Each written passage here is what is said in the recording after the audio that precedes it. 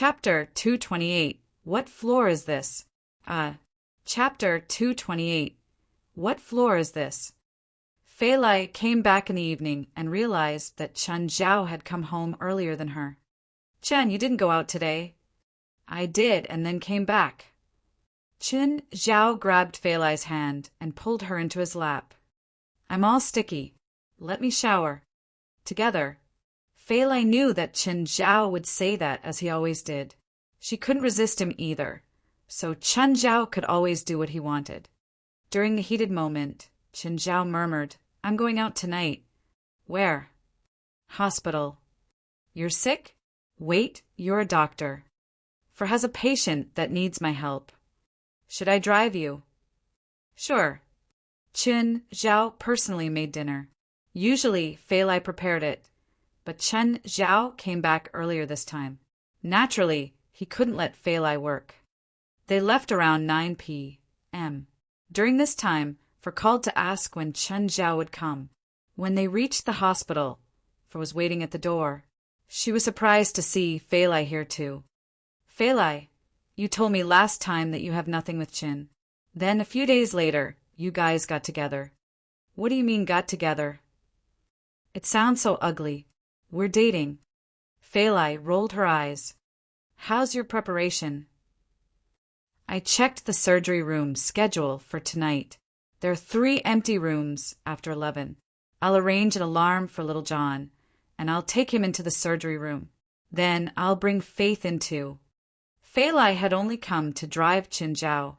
She went home after taking him to the hospital around 10 p.m. For put Chen Zhao into a surgery room and also made him change into the white coat along with a cap and mask.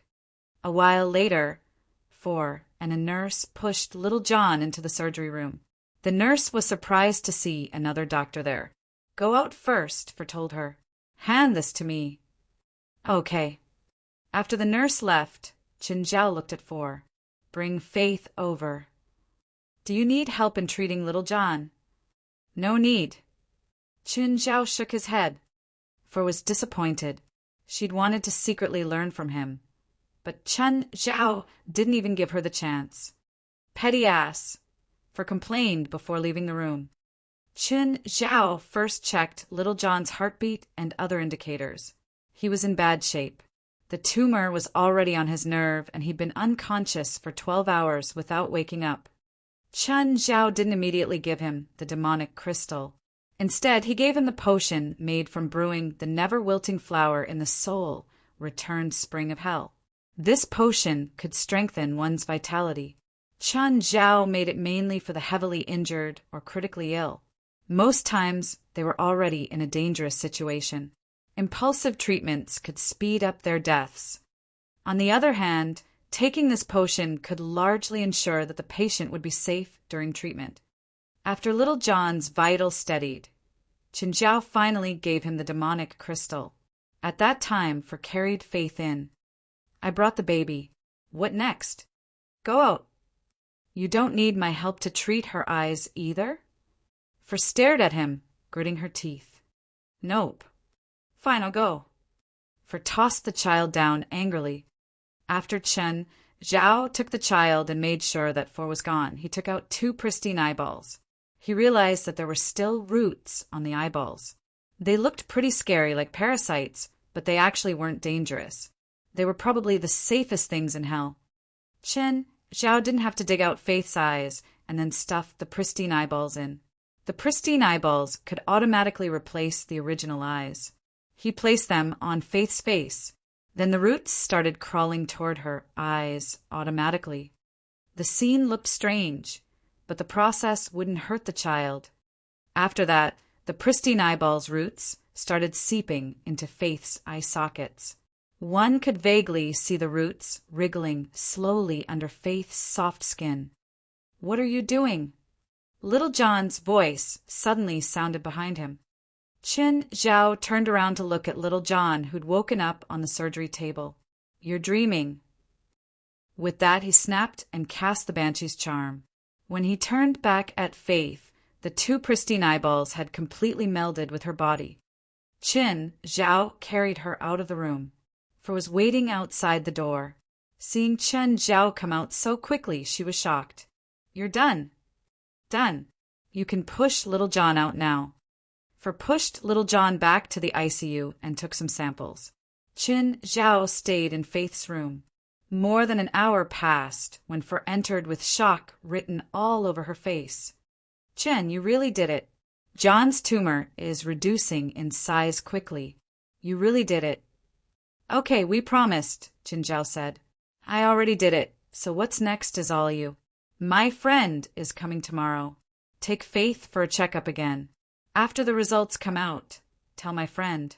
Just say that there was an error in the test yesterday, and there are no problems with the eyes. You fixed the child's eyes, too." "No shit. Otherwise, why did I spend all that effort? Why don't you tell your friend that you cured his child's eyes?" "That friend of mine isn't reliable," Chen Zhao said. "He can't keep his mouth shut." "You trust me this much?" "I don't trust you, but I have no choice. Plus, you're my sister-in-law too." Just then, a third person's voice sounded in the room. Chen Zhao and Four yelped at the same time. They saw someone standing at the window. It was Dell.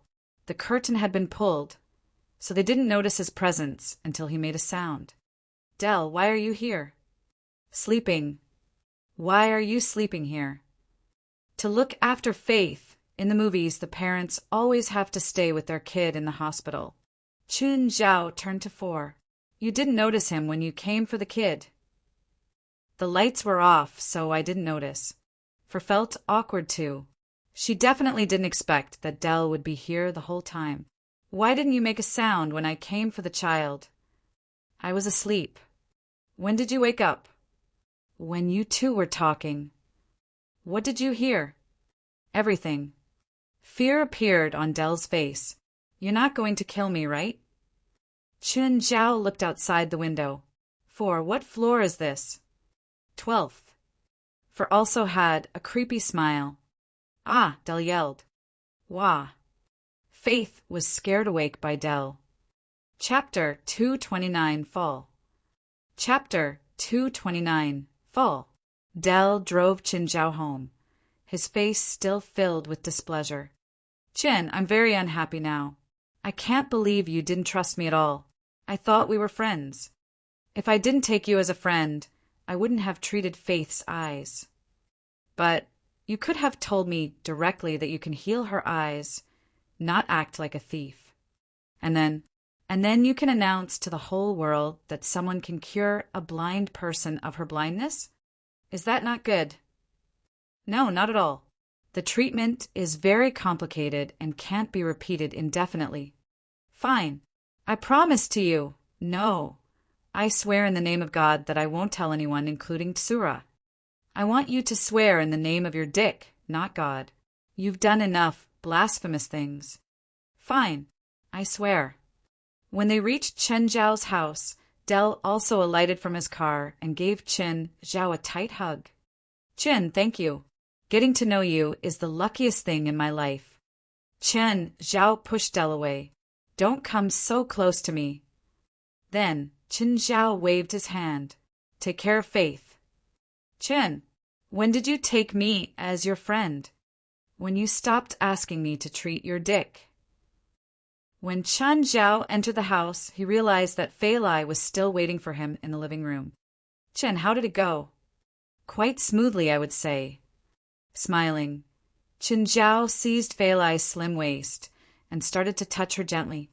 Fei Lai's breathing became heavier and heavier. Before they left, they already had sex for 2 hours. Now, Chen Zhao wanted it again. Fei Lai was speechless at Chen Zhao's endless vigor. At night, Chen Zhao was suddenly awakened by a phone call. So was Fei Lai. "You sleep. I'll go out and answer the call." Chen Zhao calmed Fei Lai down and left the bedroom with his phone. "Hi, Gaia." "Chen, I'm outside your house now." "Why? You're going to rob us?" "Anderson's in trouble. I need your help." "What happened to him?" "He went for underground boxing. Now he's severely injured." "Wait for me to put on some clothes." Chen Zhao could not care about his bearing. Chen Zhao had quite a good impression of Anderson in the fitness center. He was a very family-centered man. Chen Zhao had heard that he was raising his kid by himself. Whenever Chen Zhao invited him for a drink after their training, Anderson would reject him politely. The reason was always that he had to go back and take care of his child. Also, Anderson was a strong and sincere person. Fei Lai, a patient, is in urgent need of my help. I'm going out. Do you need me to drive you? No, just sleep. My friend is driving me there. Be careful then. Chen Zhao grabbed his toolbox. When he left the house, he immediately saw Gaia's car outside. He felt that he really had to get a driving license. Having to be fetched by others all the time was really inconvenient. In particular, Chen Zhao was very uncomfortable that Fei Lai had to sometimes drive him at night. After he boarded Gaia's car, he immediately asked, "Where's Anderson now?" "In my fitness center." "Why not the hospital?" Gaia glanced at Chen Zhao. "He's an illegal immigrant." Huh. Chen Zhao did not expect that. Anderson was a white man. In America, most illegal immigrants were Asian, Latino, or African, especially Latino, since the two places were nearby. He's both a Latino and German, but his ancestral home is in Mexico. He's already been here for 4 years. Are you very close to him? I brought him here from Mexico. What's your relationship? He's the older brother of one of my students. Since he got here, he has been a coach in my center. But why would he go for underground boxing? He wants to get his son a legal identity. It's expensive. Chen Zhao finally understood why Gaia would sometimes train with Anderson. Anderson was definitely not rich enough to hire Gaia as his coach. After all, Chen Zhao had to pay Gaia a few $1,000s for a month's training. It was not cheap. The car stopped below the fitness center. The entire building was covered in ominous darkness. Suddenly, a person fell from the sky. Bang! Both Gaia and Chen Zhao were astonished. Anderson. Gaia reacted first. She immediately charged forward, but Anderson was already lifeless. Chen Zhao stood beside Gaia and shook his head. He's dead. Anderson was totally dead. Chen Zhao did not even have the time to save him. Seeing a familiar person fall and die before him was certainly not a pleasant experience.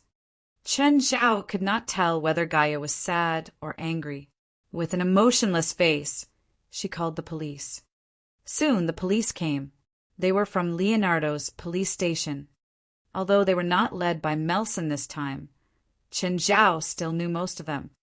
Chen Zhao and Gaia were brought back to the police station and questioned. Because Gaia had a driving recorder in her car, they had no suspicion. Gaia told the police most of the facts. On the other hand, Chen Zhao just said that he did not know what was going on. Early in the morning, they left the station. Anderson's death report was also out. He had committed suicide. Chen Zhao did not know what kind of pressure could force Anderson to make such a decision. In fact, not too long ago, he was also himself a homeless foreigner. If he did not meet Ethan that time, he might have ended up in the same place as Anderson. Surviving in a foreign country was no easier than surviving in the wild. Getting a good life was yet an even bigger challenge. If one did not have any skills, the most likely possibility was for one to end up living on the street. He still has a child, right? Chen Zhao asked. I'm planning to adopt his kid. Gaia stared blankly before her. Doesn't that child have an uncle? He died on the battlefield. If you need anything, call me. Gaia glanced at Chen Zhao and then nodded. Just then, Chen Zhao received a call from Ethan. Chen, client for you. This is the address. After bidding Gaia goodbye, Chen Zhao headed for the address. It was not a new client. When Chen Zhao saw the address, he knew that it was Daly Simpson and her adopted daughter Vil. Chen Zhao knocked on the door. As the door opened, he saw roughly the same scene as he had the last time. The living room was in a mess. Daly had a bruise on her forehead and Vil was sitting on the sofa. Did World War III just happen here? Chapter 230, Unhappy Coincidental Meeting. Chapter 230, Unhappy Coincidental Meeting. Mr. Chin, I must work in the morning, Daly Simpson said. Treat me first. I can't go to work with an injured face. The mother and daughter were both injured. Clearly, Daly didn't plan on giving in to her stepdaughter. She cared more about her career than her stepdaughter. However, judging by Vil's swollen face and messy hair, Qin Zhao felt like she had heavier injuries than Daly. I'll treat your daughter first. Treat me first. I need to work. I can't go to the TV station with bruises. Qin Zhao glanced at Daly and ignored her. I'm paying you. Daly yelled angrily. In real life, she wasn't the mature and charismatic woman that she was on TV. You better think carefully or I'll report you for child abuse. Qin Zhao barked. Daly stopped talking. She'd always been protecting her image. If she had a child abuse scandal, her career would be over, so she admitted defeat and didn't argue with Qin Zhao again. Qin Zhao sat beside Vil while the girl looked at him. I remember you. You saved me last time. Does it hurt here? Qin Zhao gently pressed the bruise on her face. She flinched. Yeah. Vil's injuries weren't too serious. Qin Zhao applied the ointment he created. Other than the bruises on her face, Vil also had burns on her arms, but they weren't bad. Basically, a woman and a girl fought and neither were let off easily. Qin Zhao went to treat Daly next. She was really pissed, but she wasn't willing to anger Qin Zhao now. He could really call the cops. Child abuse wasn't just a civil dispute. It was a crime that she could be sued for. $3,000, thanks. Daly practically shot flames out of her eyes. All right, Ms. Simpson, I took pictures of your daughter's injuries. I hope there won't be a next time. Otherwise, I'll send the pictures to the police. For the sake of your future, please control your emotions. Mister, can I have your number? Vil looked at Qin Zhao with innocent eyes. However, she definitely wasn't innocent or naive. Even Cheryl was more innocent than her. This girl wasn't going through puberty. She was practically evolving into a demon. There probably weren't many girls her age who could fight with their stepmothers. She was probably the only one who could do it, so successfully too. Qin Zhao didn't take her side out of pity. It was because she really did need treatment first. Plus, Qin Zhao hated Daly's self-centered attitude. When he left Daly's house, he saw a woman in front of the apartment across from him. The woman glanced at him. Qin Zhao glanced at the woman. When the elevator came, Qin Zhao went in immediately. He recognized the woman, and he was sure that she recognized him too. Her name was something like Irwin, and she had a sister named Shalian. Back when he treated Shalian, Qin Zhao had stupidly thought that it was just a sister fight. They ended up being rivals of a gang. The two sisters had killed dozens of people, shedding a river of blood. The moment before the elevator closed, Irwin entered. She put one hand on the elevator wall, cornering Qin Zhao. Mr. Qin, we meet again. Qin Zhao realized that he was stuck. Irwin was tall, probably only an inch or two shorter than him. She was also wearing stilettos. Her female suit had a low collar, without any tight clothing under, and a short skirt.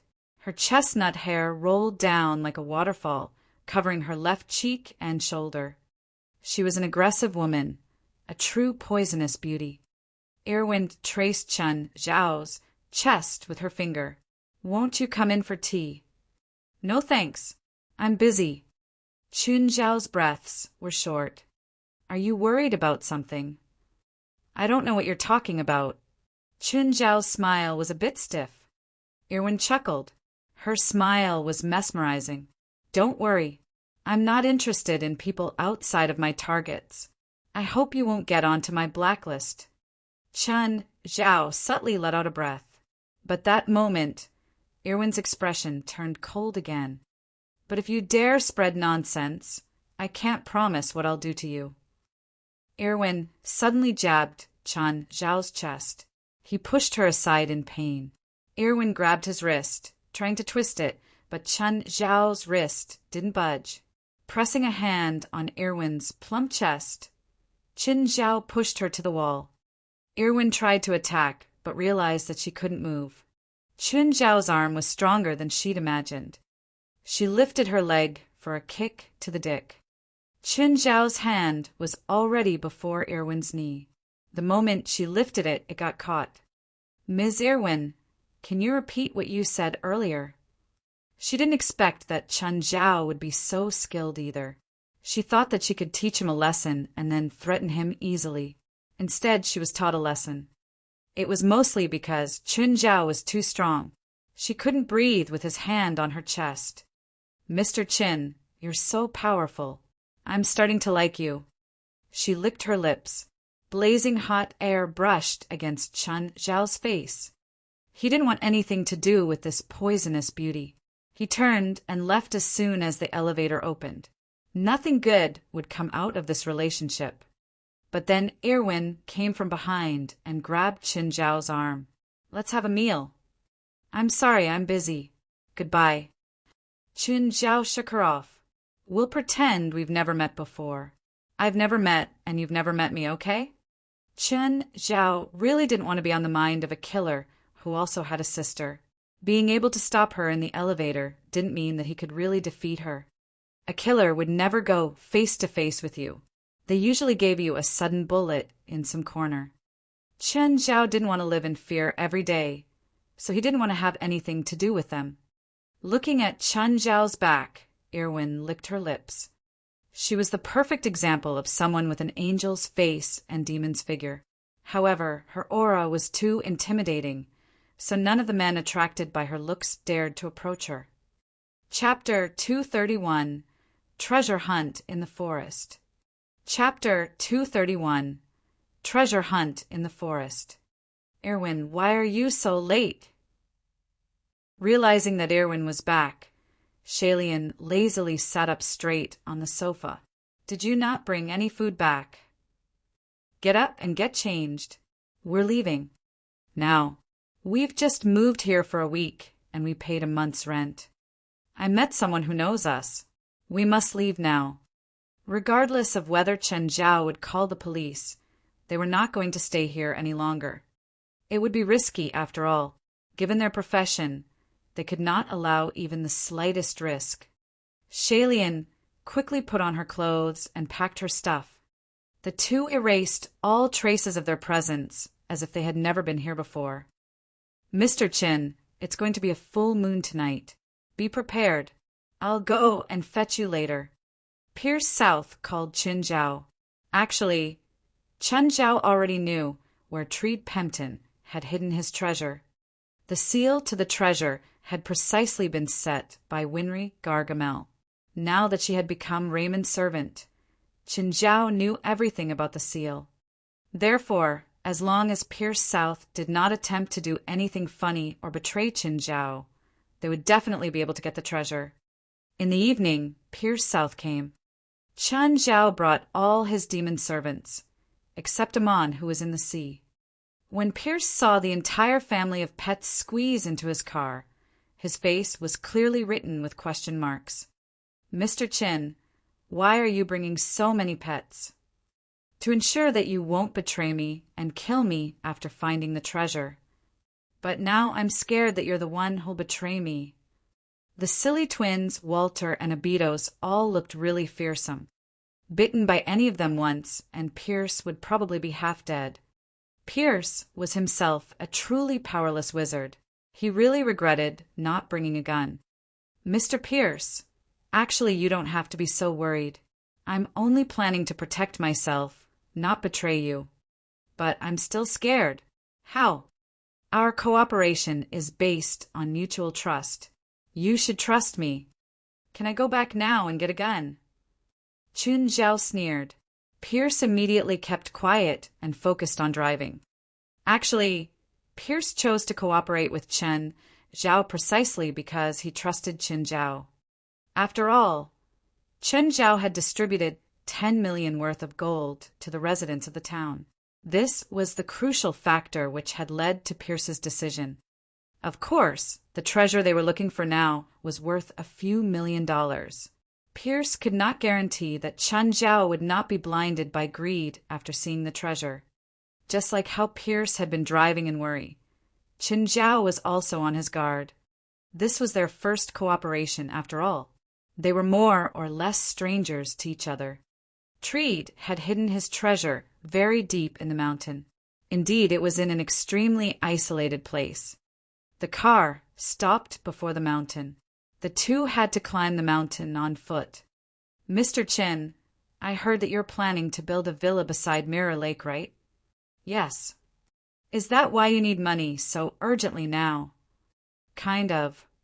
While Chen Zhao already had enough money for the villa, a house alone was clearly not enough. He needed more money in order to maintain a high quality of life. "How about you? Are you taking this risk also because you need money urgently?" Qin Zhao asked. "It's for my company. My company needs more money, so I have to come here." "Puff, you're really fit. Are Eastern sorcerers all so fit?" "You just have to exercise more often." Qin Zhao rolled his eyes. Unlike in a novel, sorcerers did not have to be physically weak. It was just like how an excellent student could be physically strong too.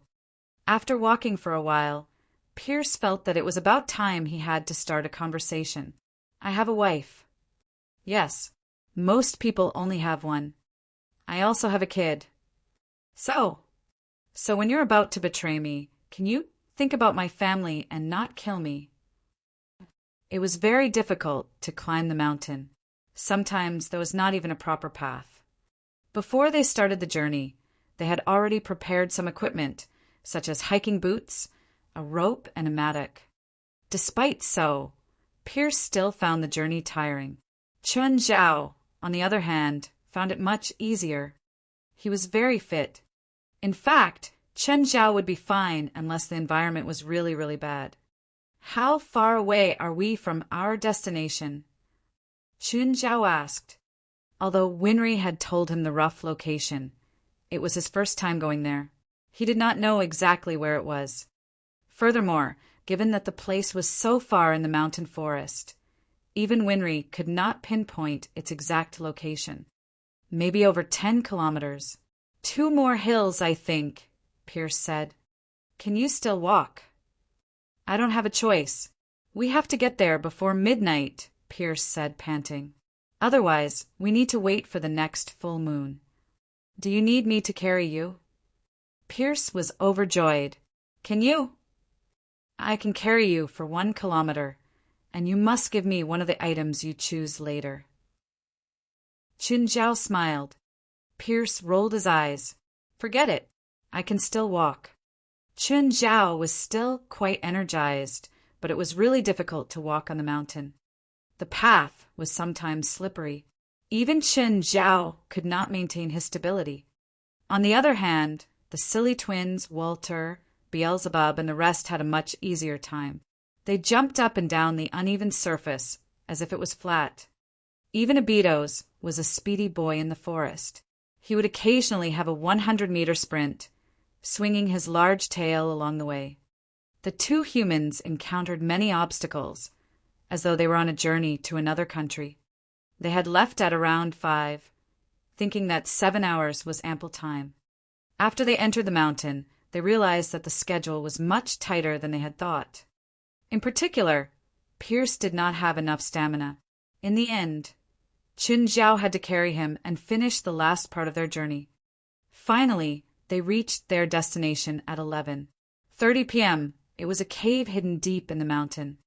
High, humid, and isolated, the place was enveloped in an uncomfortable and stressful atmosphere.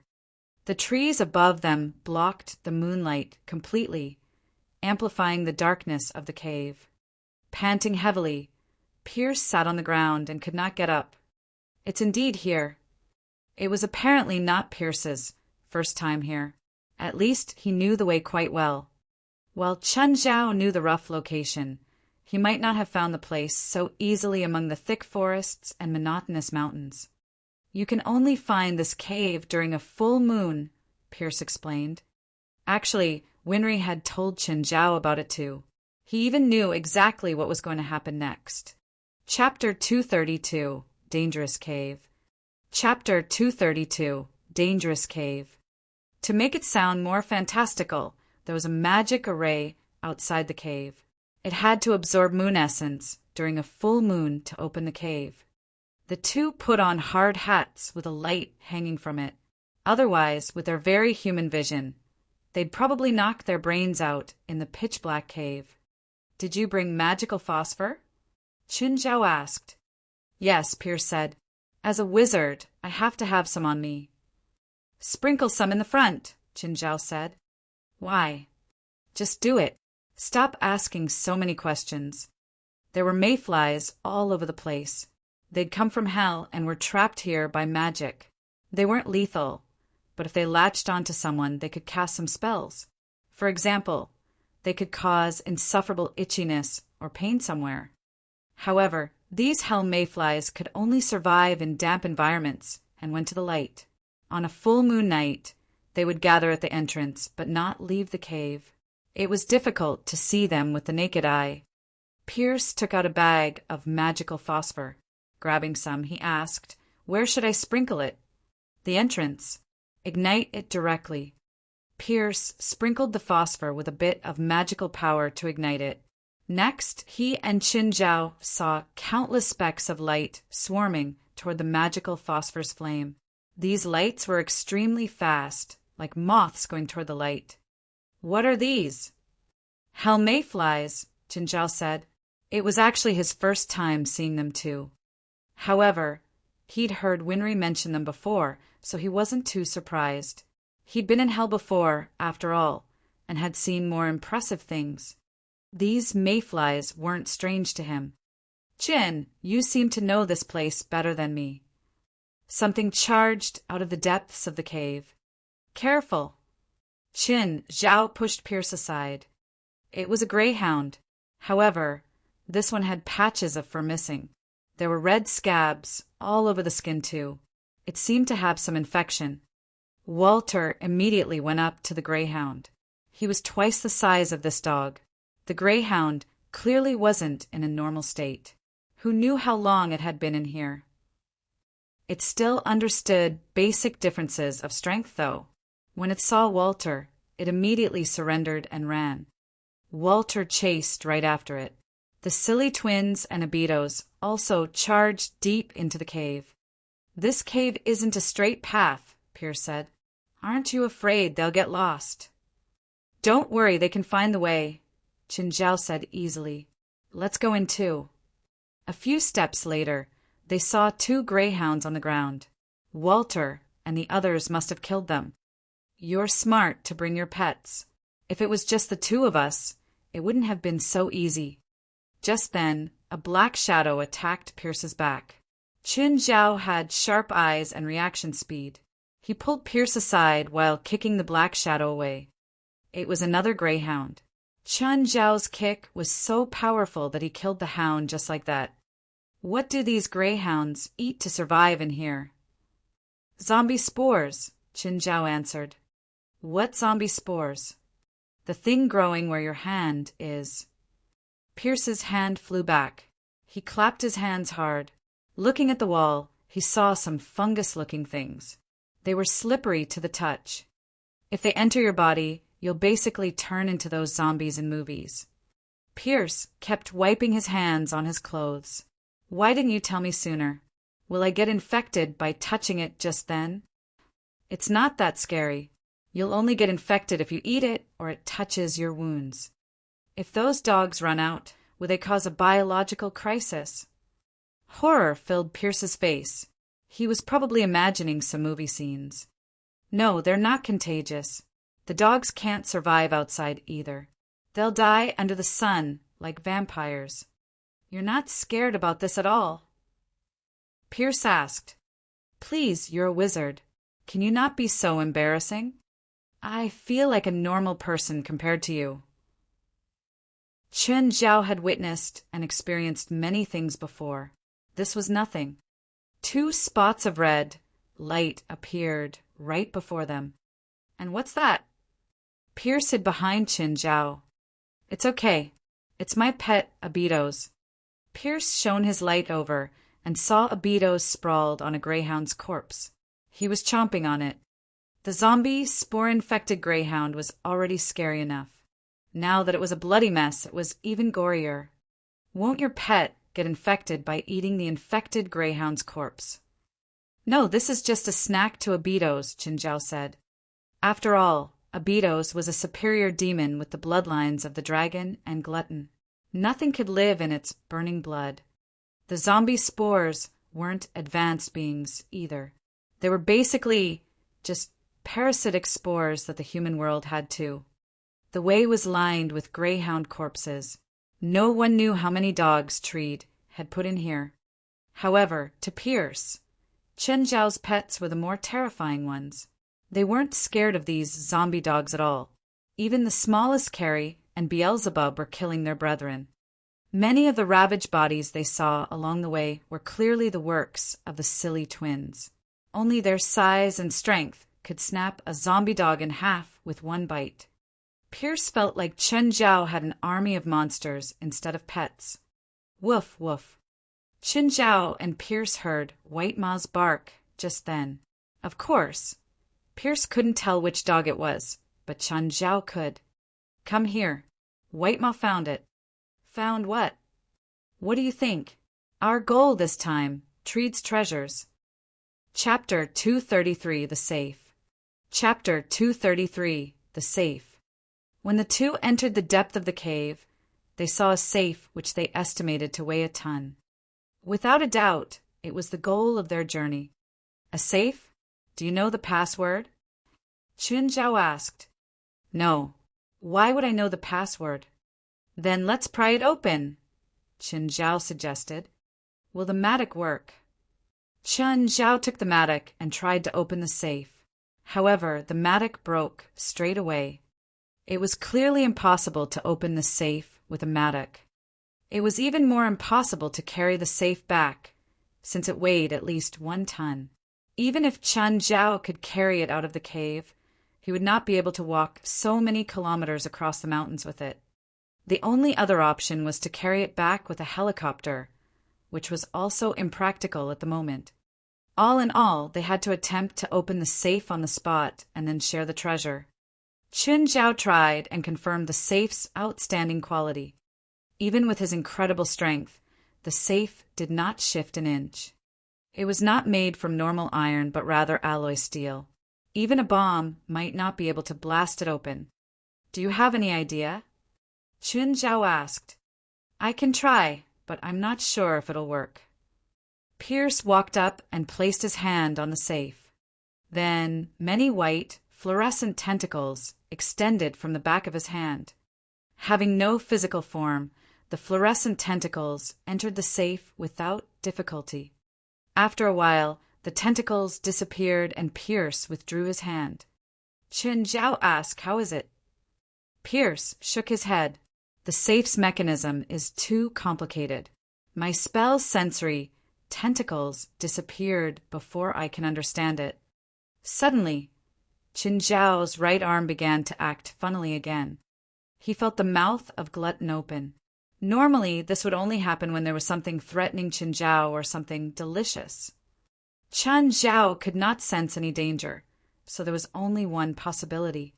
There was something in the safe that the mouth of Glutton wanted to eat. Without warning, Chen Zhao's right arm lifted up.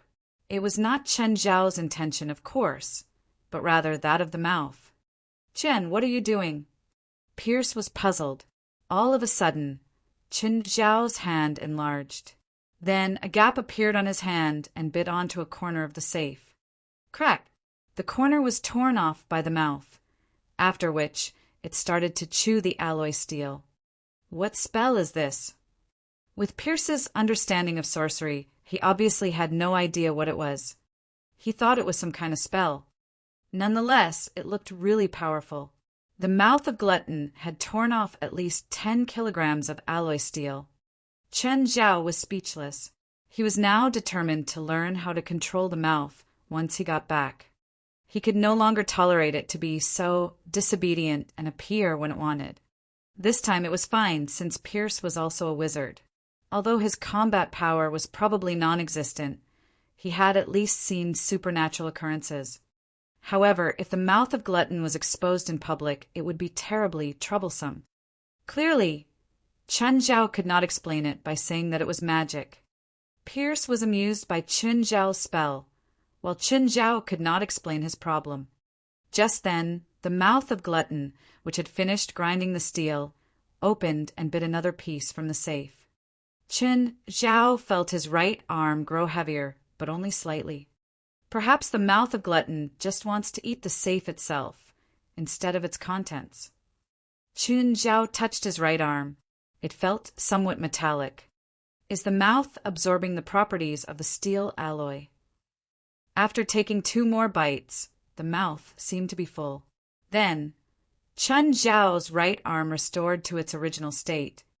The mouth had eaten at least 100 kilograms of the safe. The safe was also open since 1/3 of its door was now missing. Pierce took out all the things from the safe. To be honest, there was quite a lot of stuff. Among them, a very special painting managed to attract Chen Zhao's attention. It was stored like how ancient Chinese paintings were usually preserved. Its 2 ends were framed in rare rosewood and then rolled up. It was also covered in plastic to prevent it from getting wet. Chen Zhao removed the cover and unrolled the painting. It was a splash ink landscape painting with the inscription Wenlan Shanjing, which could mean Wenlan Mountain View. Wenlan Shanjing? Is this the name of the place or the painter? Chen Zhao had never heard such a painter before and also did not know whether the painting had any value. Nevertheless, judging from the texture of the painting, it should be quite an antique. Are you going to pick this painting? Pierce asked. Chen Zhao thought about it. All right, the painting it is. Then I'll pick one too. This. Pierce took an antique pocket watch. I want this. Chen Zhao picked up a book, which was supposed to be a diary according to its cover. Its pages were already yellowish-black. Chen Zhao only had one standard. Pick whatever that looks old. The 2 took turns to take their trophies from the pile in silence. There were over 30 items in the collection. Both of them took more than 15, but there was one left. The 2 played rock, paper, scissors, and Chen Zhao managed to get the last item. As for who earned more, Chen Zhao could not tell. He did not even know how valuable the things he had chosen were. The 2 put their prizes in their own bags, after which they headed back. After another few hours in the mountains, Chen Zhao and Pierce finally made it out. Chin, you're a great partner to cooperate with. Pierce could finally relax. Chen Zhao really did not intend to betray him. If Chen Zhao did, Pierce would probably have become his pet species by now. Actually, Chen Zhao had also been on guard, since it was their first cooperation. When he returned home, Fei Lai saw him covered in dirt and mud. Chen, how's the treasure hunt? Fei Lai knew that Chen Zhao had gone to look for treasure. Great, they're all here. Chen Zhao put his bag down. What are these? Fei Lai could not understand the value of the collection as well. I'll go and ask a professional later. Don't you need to sleep? You didn't sleep for the whole of last night, right? I still feel fine. Are you going to work? Yup. Clean Walter and the rest too. They're all dirty. There's even blood. Don't tell me they ate Pierce South. Fei Lai also knew that Chen Zhao was not that kind of person. She was merely joking with him. Of course not. I didn't want them to have diarrhea. Chapter 234. The Valuable and Valueless. Chapter 234. The Valuable and Valueless. Mr. Doman, I have a collection with me right now. I can't determine its value. Can you help me appraise them? Of course. Thinking a bit, Chen Zhao decided to keep the Splash Ink landscape painting. After his house was built, he could use it to decorate his bedroom. He would bring the other items to Mr. Doman for him to appraise. In the afternoon, Chen Zhao went to Mr. Doman's house early with the items.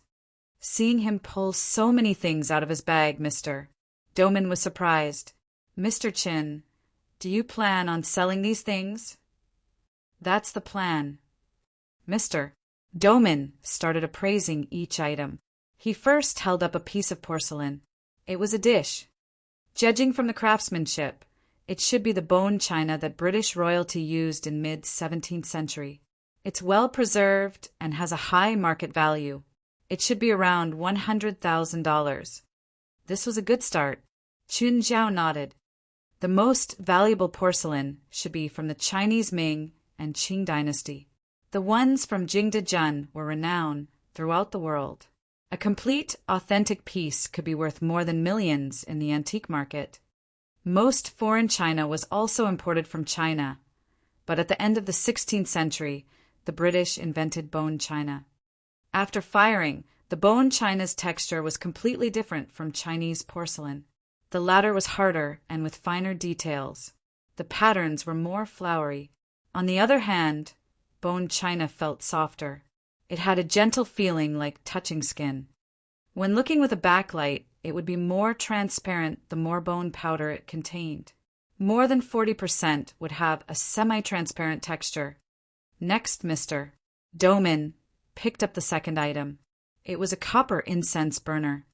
Judging from the craftsmanship, this should be an incense burner used by Spanish nobles in the 13th century.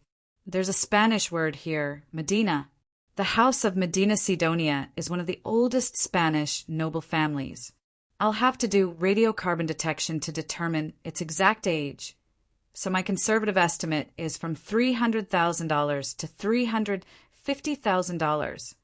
Hearing this price, Chen Zhao was overjoyed. The china that he'd had the most hope for was only $100,000, but this incense burner could actually be sold for more than $300,000. Mr. Doman picked up the ratty old notebook. Flipping through the pages, he said, "It's also in Spanish. It's a nautical diary from the 17th century.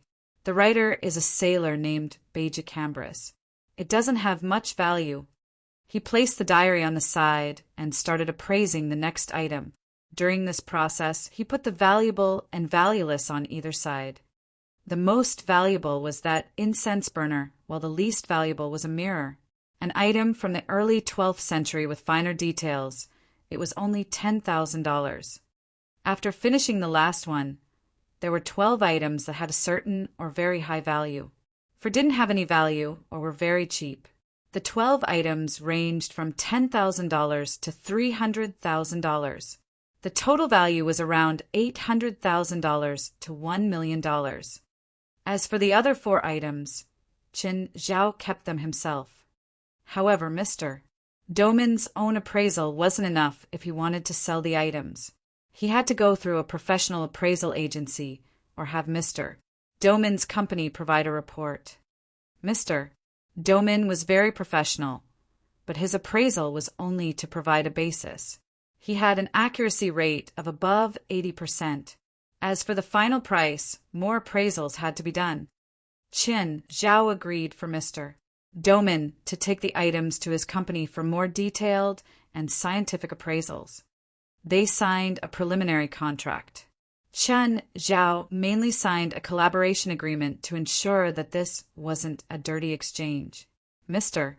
Doman also had priority acquisition power and paid $300,000 as a deposit.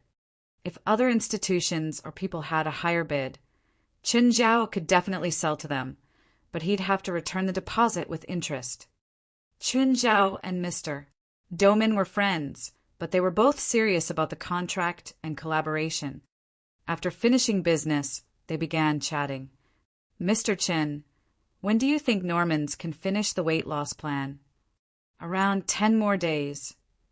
"You had her go from 308 pounds to 154 in 20 days, but it'll take 10 more days to go from 154 to 130.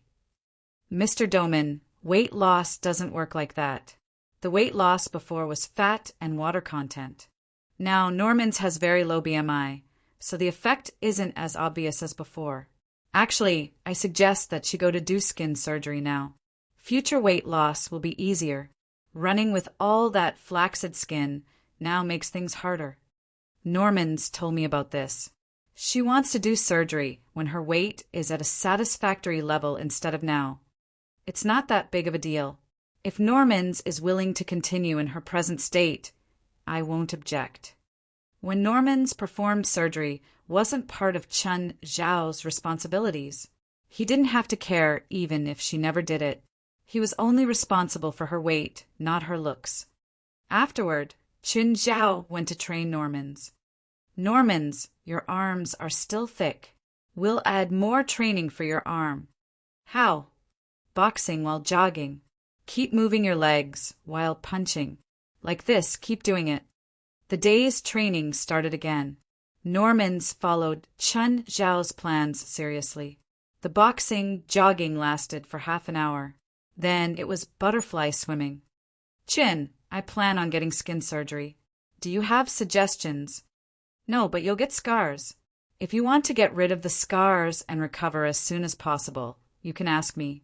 I can provide those services too. Asshole. Norman's gritted her teeth. I definitely won't let you do it. After the weight loss ends, I'll never give you another job. As you wish. Chin Zhao shrugged. Don't eat spicy food after surgery and don't touch water for 3 days. We'll take a break 1 day before the surgery. Why? This relaxes the muscles. If you exercise as intensely as today, your muscles will grow taut. After the surgery, your muscles might be in the wrong place. That'll be annoying. It's best if you get a massage to relax your muscles too. Chapter 235 Breeding. Chapter 235 Breeding. Hey, Chin. Fei Lai realized that Chen Zhao had brought a few items back. Did you not manage to sell them? Sold most of them. These are valueless, so I brought them back. Chen Zhao threw the 4 items onto the table and then leaped toward Fei Lai. Chen, do you realize that Walter has grown bigger again? How heavy is he now? Have you measured it? Chen Zhao asked. I remember it's 65 kilograms the last time. Haven't weighed him recently. Walter, go take the electric scale and weigh yourself, Chen Zhao instructed. Waving his tail, Walter left and returned with the scale in his mouth. He placed it before Chen Zhao and Fei Lai and then stood on it. 78 kilograms, he's indeed much bigger. Chen Zhao was also surprised by Walter's growth. I didn't realize it earlier either. Today, I brought Walter to the HQ. The Coastal Rescue Team has bought 2 more adult German Shepherds, and I realized their difference. Chen Zhao gave a bitter smile. They obviously had difference. A normal German Shepherd weighed 30 to 35 kilograms, and at most 40 kilograms. Walter was more than twice as heavy as a normal German Shepherd. Nevertheless, Walter was still smaller and lighter than the silly twins. Fei Lai did not compare him to the silly twins anyway. She had, after all, witnessed their extraordinary appearance. On the other hand, she still took Walter as a normal dog. Fei Lai also realized that Walter was becoming increasingly intelligent. Usually, even the smartest animal can only perform linear thinking instead of complex thinking. For example, after some training, a dog would stop, walk, sit, stand, or eat when being told. If he is told, however, that there is a car in front and he should stop later, he would not understand it, even if he could understand human language itself. Complex thinking exists mostly in primates, such as monkeys. A small number of birds, dolphins, and whales also have high thinking complexity. Only with complex thinking can an animal learn how to use tools. For example, monkeys would use stones to crack the hard shells of nuts. Walter could similarly perform complex thinking. He was indeed very clever. What a smart boy. Qin Zhao rubbed Walter's head. Walter lowered his head in enjoyment, his face filled with a lazy expression. Seeing Walter's affectionate behavior, White Ma immediately jumped onto the sofa and also stuck his head into Fei Lai's arms. With a bitter smile, Fei Lai also stroked White Ma's hair. Qin Zhao widened his eyes at White Ma. If you dare to touch the sofa with your dirty paws again, I'll rip your skin off. White Ma withdrew his head in sadness and avoided Qin Zhao's stare. Fei Lai was like a mother trying to protect her child. He didn't do it on purpose. Why are you so fierce? Qin Zhao was really free for a few days. Gaia's boxing lesson had ended. Norman's was in the hospital, preparing for the operation. Qin Zhao had been going to Ethan's motel. Ethan had introduced him to 2 clients, one of which gave him 20,000. The other one was only 1,000. Qin Zhao was not a picky person. He would accept both big and small clients. Anyway, as long as he was free, he would accept any clients, provided he could earn at least his travel expenses. Qin Zhao also signed up for a driving course. He found it really troublesome to not have a driving license and a car. Hence, he planned to get his license as soon as possible, and then buy a car. Qin, we're running out of dog food. Go to the supermarket and buy some when you're free, Fei Lai called Qin Zhao. When Qin Zhao went to the supermarket, he met a resident of the town. He recalled the person's name to be Dosa. That time, Qin Zhao had saved him from the fire ground. Dosa and his family had even visited Qin Zhao's house to thank him. However, Qin Zhao was not really close to them. In the whole town, the only family that Qin Zhao was close to was Bant's. When Dosa saw Qin Zhao, he walked up and greeted, "Qin, how are you doing?" "I'm fine, thank you." "Qin, can I discuss something with you?" Dosa looked at the silly twins who were beside Qin Zhao. "What? Black Ma and White Ma are male, right?" Dosa clearly knew about them. After all, the silly twins had been treating the entire mountain town like a fun fair. Everyone in the town knew them. Moreover, Azina would sometimes bring them and bully the kids in the town. The silly twins had quite a bad reputation.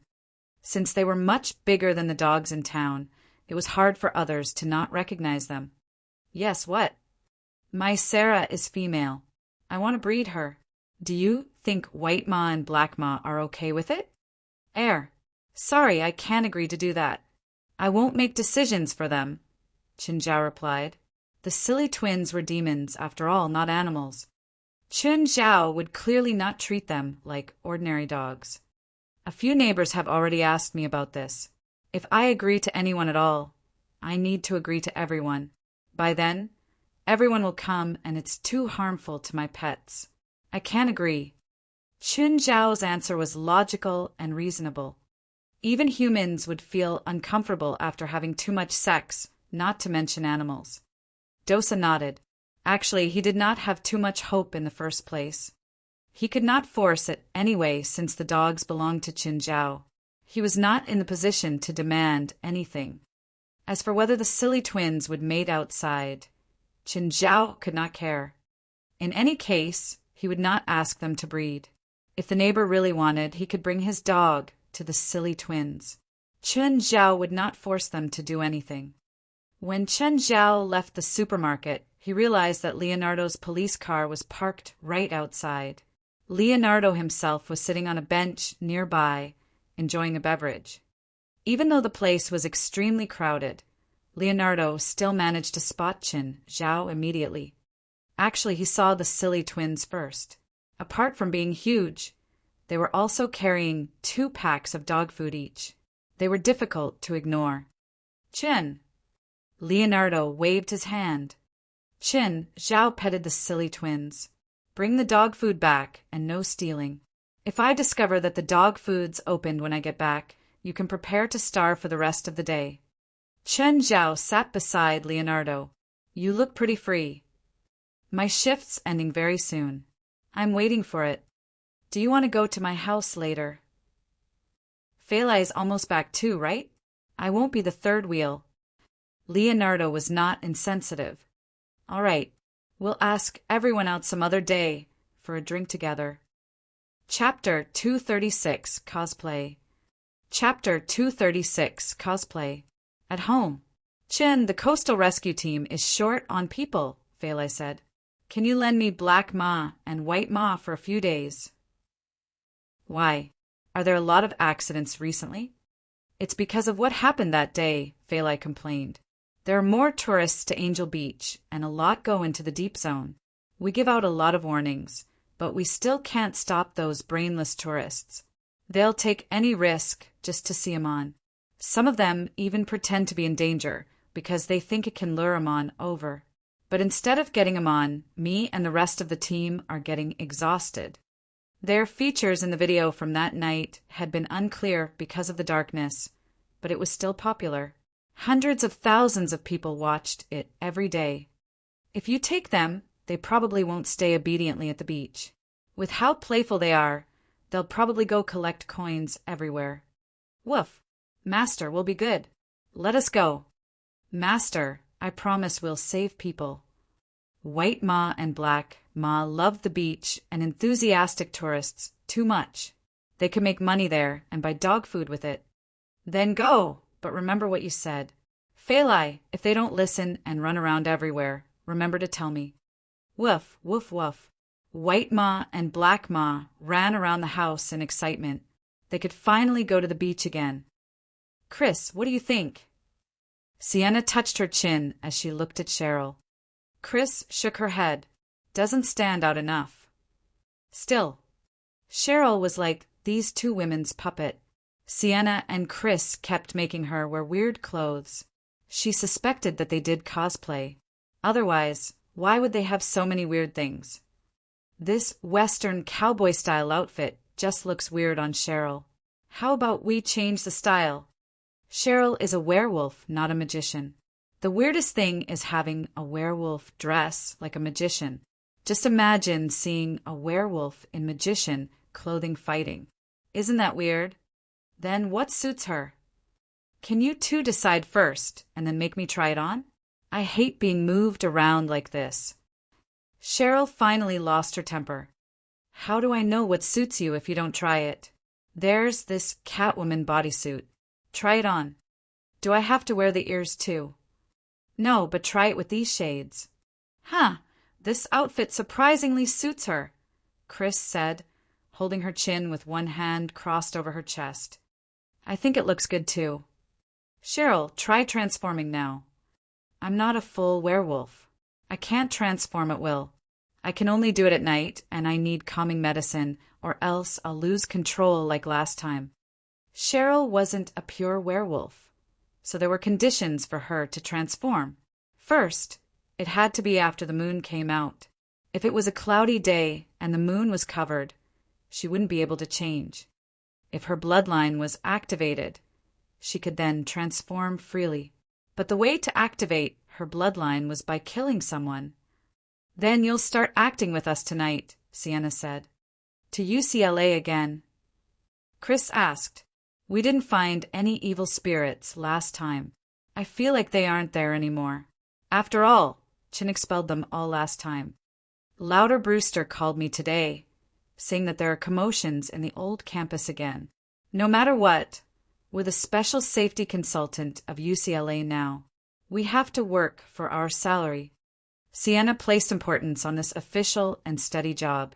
Back then, she could only find 1 or 2 jobs around $1,000 each month and didn't try very hard. Most paranormal activities were because the client was being dramatic. This job was different though.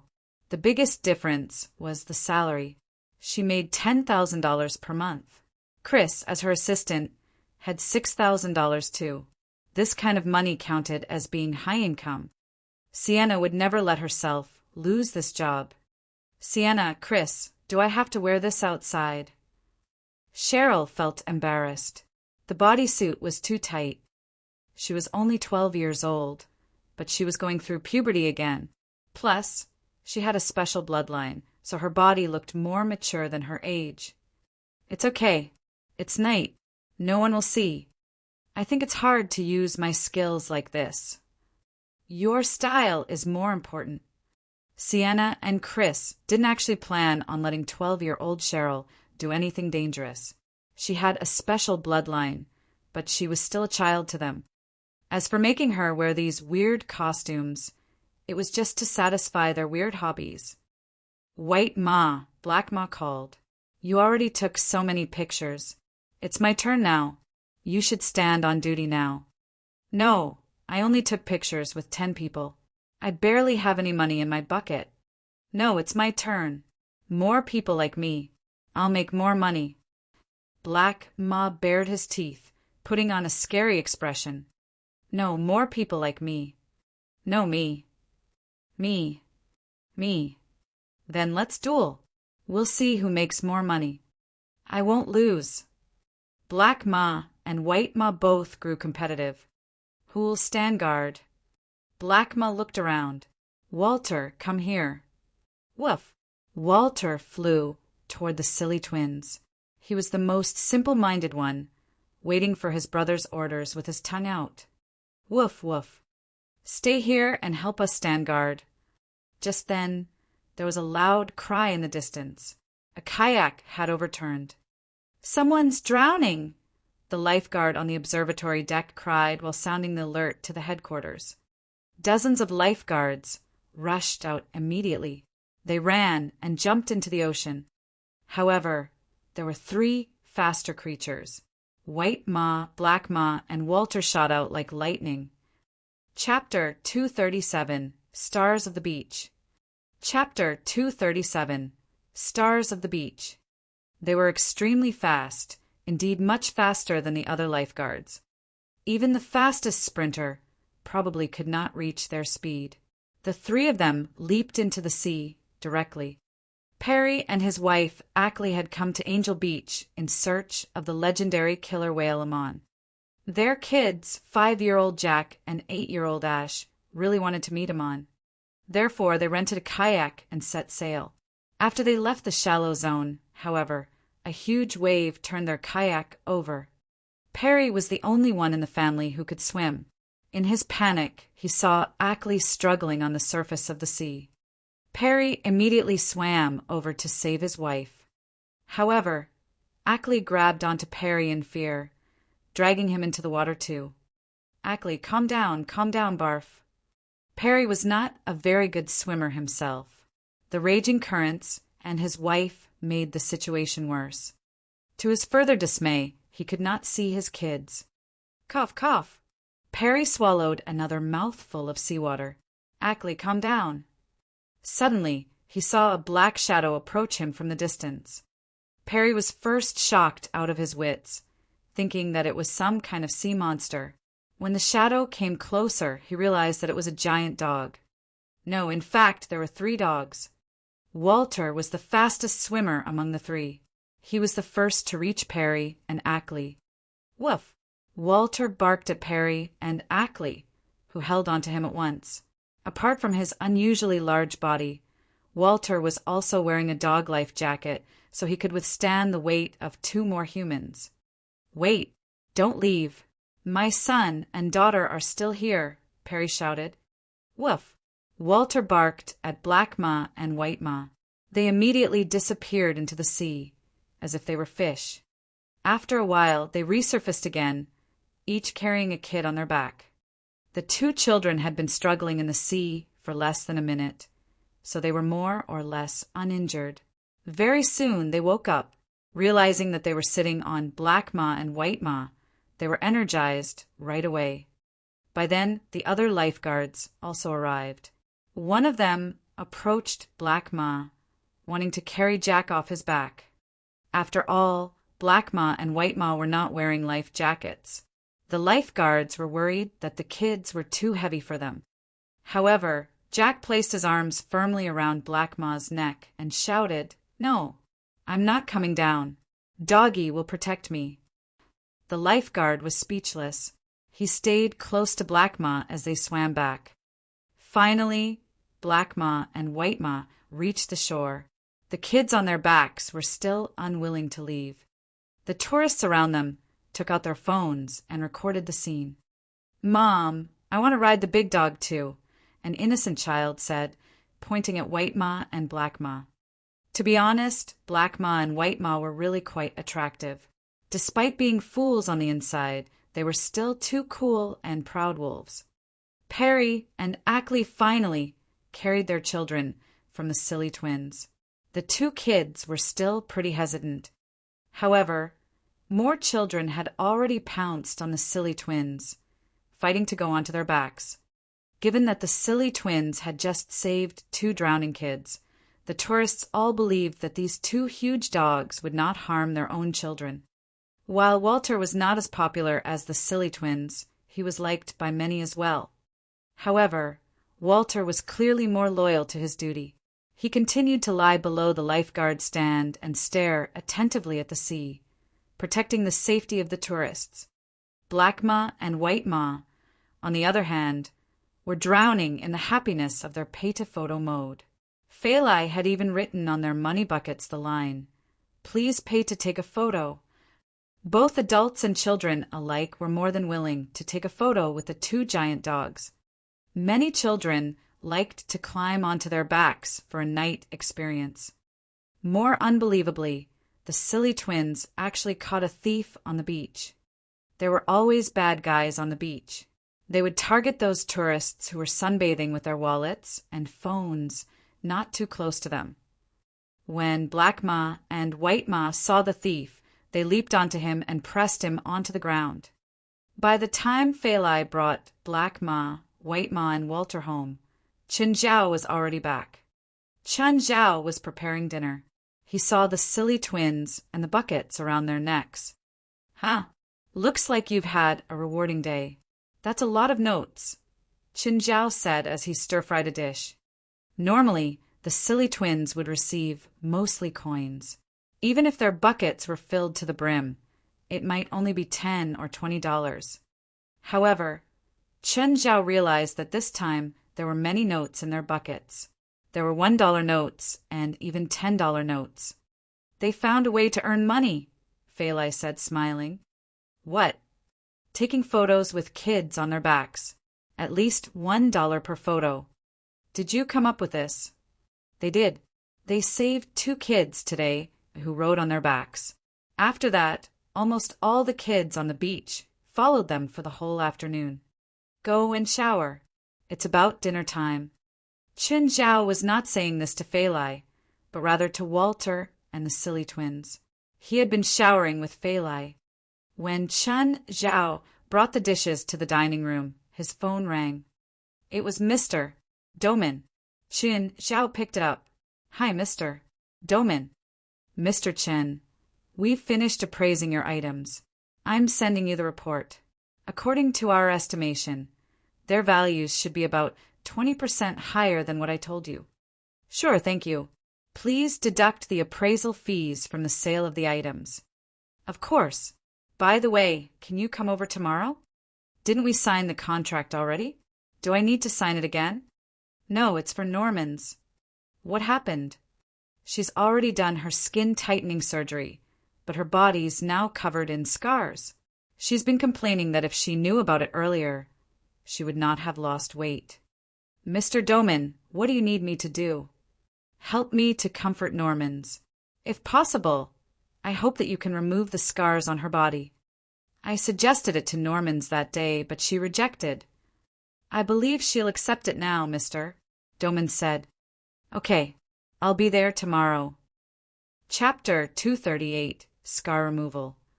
Chapter 238, Scar Removal. At 10 in the morning, Chen Zhao went to Mr. Doman's house. "Good morning, Mr. Doman." "Morning." He handed Chen Zhao a check. "Chen, this is the money for your collection. This is a supplementary contract. The collection will be auctioned in the spring. If the final bid is 50% higher than what you sold it to me for, I will give you 10% of the additional profit." These supplementary contracts were common in the art market. The original owner would sell the items to an auction company. If the company auctioned it off for a very high price, the original owner obviously wouldn't be happy. He could sue the company, thinking that they'd scammed him. These conflicts were annoying and really tainted the auction industry's reputation. Now, the companies would all sign a supplementary contract after buying the items. This way, everyone was happy and no one would cause trouble. Chun Zhao accepted the check. It was $1 million. With the $300,000 in deposit, he'd made $1,300,000 in total. He was quite satisfied with this profit.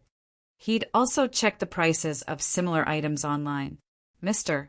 Doman's prices were pretty fair. Mr. Chin, do you have a way to heal the scars on Norman's body? Yes. Chun Zhao nodded. Usually, surgery wounds were difficult to heal. Many people would cover it up with makeup or clothing. Using laser was another option, but it wouldn't recover completely. Laser recovery turned the scar into a thin line, but it was still obvious. These scars would never heal completely. It would follow the person for life. I'll pay you $100,000 for you to remove Norman's scars. I can do it, but I don't need the money, Qin Zhao said. Mr. Doman hadn't charged him for the appraisal, so Chun Zhao had to repay him. Usually, art pieces and vintage collections had an appraisal fee of around 5%. Mr. Doman was also a businessman. Since he could appraise the items for free, Chun Zhao couldn't be so nitpicky either. When Chun Zhao opened Norman's bedroom door, she was sitting in front of the window in her bra. She'd returned to the peak of her looks now. Her figure was still plump, but it didn't look bad at all. After the skin surgery, her skin was thinner and finer than before. Chun Zhao could even see the blood vessels under her skin. He didn't know if Norman's had decided to get a boob job too. He didn't find her breasts to be so obvious before her surgery. Now they looked quite proud. When Chun Zhao came in, Norman's expression darkened immediately. Don't you know how to knock? I'm your coach, Qin Zhao said, chuckling. I have the right to see you whenever I want. I don't need you anymore. That's not up to you. Qin Zhao shook his head. You're only done when I say you are. I'm not in the mood to fight, but I'm in the mood to talk to you about this. Stop annoying me. Your dad invited me over to help you remove the scars, Qin Zhao said. I asked the doctor. He said that these scars can never be removed completely. Oh, I see. I accepted $1 million from your dad. We also agreed that whether you accept the treatment or not, I won't return the money. Qin Zhao shook his check in front of her face. Norman's expression grew furious. You scammer. That's robbery. When did I scam you? You're the one who doesn't want my service. How can you blame me? What will you do if you fail to get rid of the scars? If the treatment fails, Qin Zhao said, that'll be my own problem. Okay, when do we start? We can start now, Qin Zhao answered. What do I do? Strip and lie down. Strip? You asshole. You want to do perverted things, don't you? Please, it's not like I've never seen you naked. There's no point in freaking out. You've changed into your swimsuit so many times these days, too. It's different now, Norman said, face red. You think you've changed because you got rid of some chunks of fat? Qin Zhao rolled his eyes. Norman's glared at him. In the end, she took off her bra and walked to Qin Zhao, arms over her chest. What now? Lie down. Qin Zhao rolled his eyes again. Norman's cheeks were as red as apples. Naked, she lay down before the man. This made her entire body heat up. She started feeling a man's hand caressing her stomach. Hey, stop lusting. Change to your back. Huh.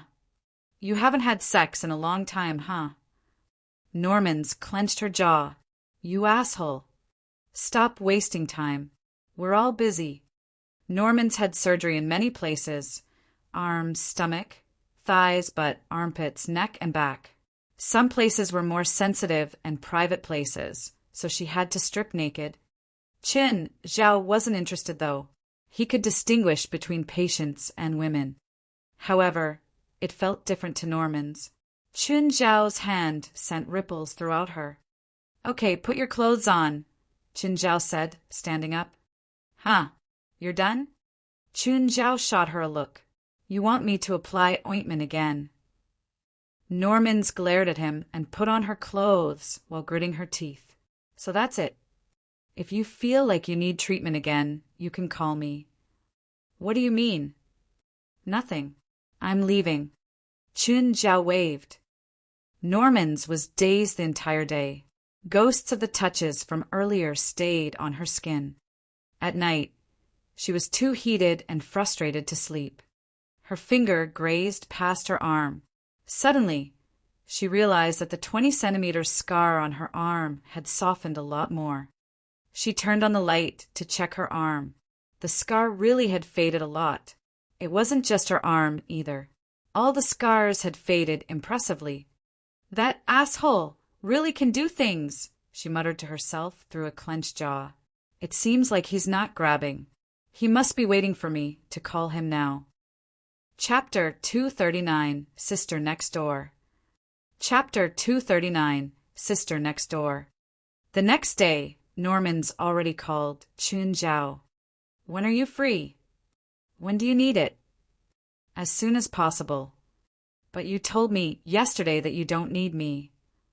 Are you coming or not? Fine.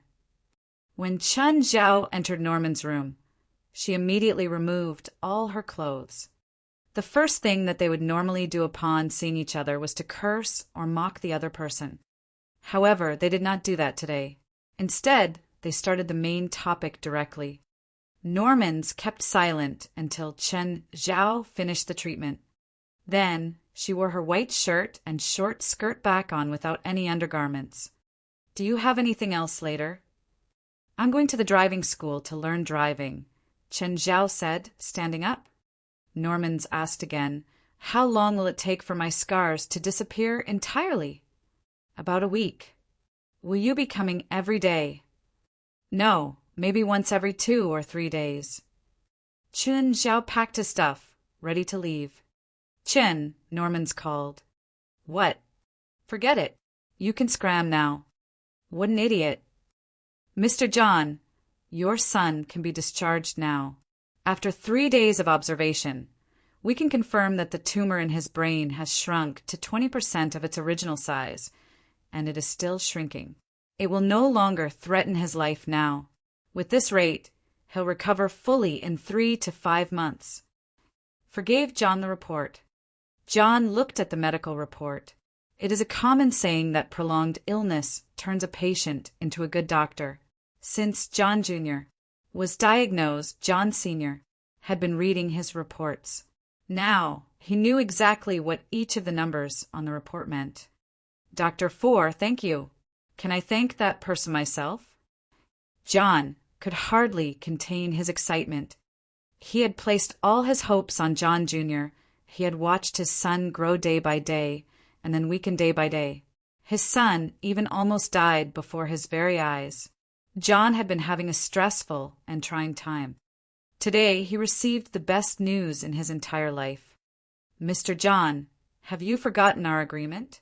I didn't heal little John. Neither did anyone. It was God who healed your son. For stared at John with a serious look. I only want to thank him. I don't have any other. Mr. John. All right. Although John did not manage to thank that doctor personally, he was still overjoyed. When John brought his son home, his housekeeper walked up and said, Mr. John, Mr. Risvar has been waiting for you in the living room for quite a while. Okay, tell him that I'll be right there. Even the housekeeper could tell John's delight. Koi, ask Danny to play with you. I need to go and see Uncle Risvar. Okay, Dad. In the living room. Risvar was surprised to see John with a rejuvenated smile. Risvar, long time no see. When did you come to the States? The two of them hugged each other briefly. Just yesterday. John, you look really happy. I heard that Koi's condition has worsened, but your face says otherwise. Koi's recovered. He's been discharged. Recovered? He had tumor resection? Risvar asked in surprise. Ha! Anyway, he's fine now. Laura came with me too. Can you tell me who Coy's doctor is? As you know, Laura's condition is probably the same as Coy's. John looked very hesitant. Before he left the hospital with Coy, he had promised to keep it a secret. However, Risfar's question put him in a difficult position. Laura was his younger sister. Risfar was also his good friend in college.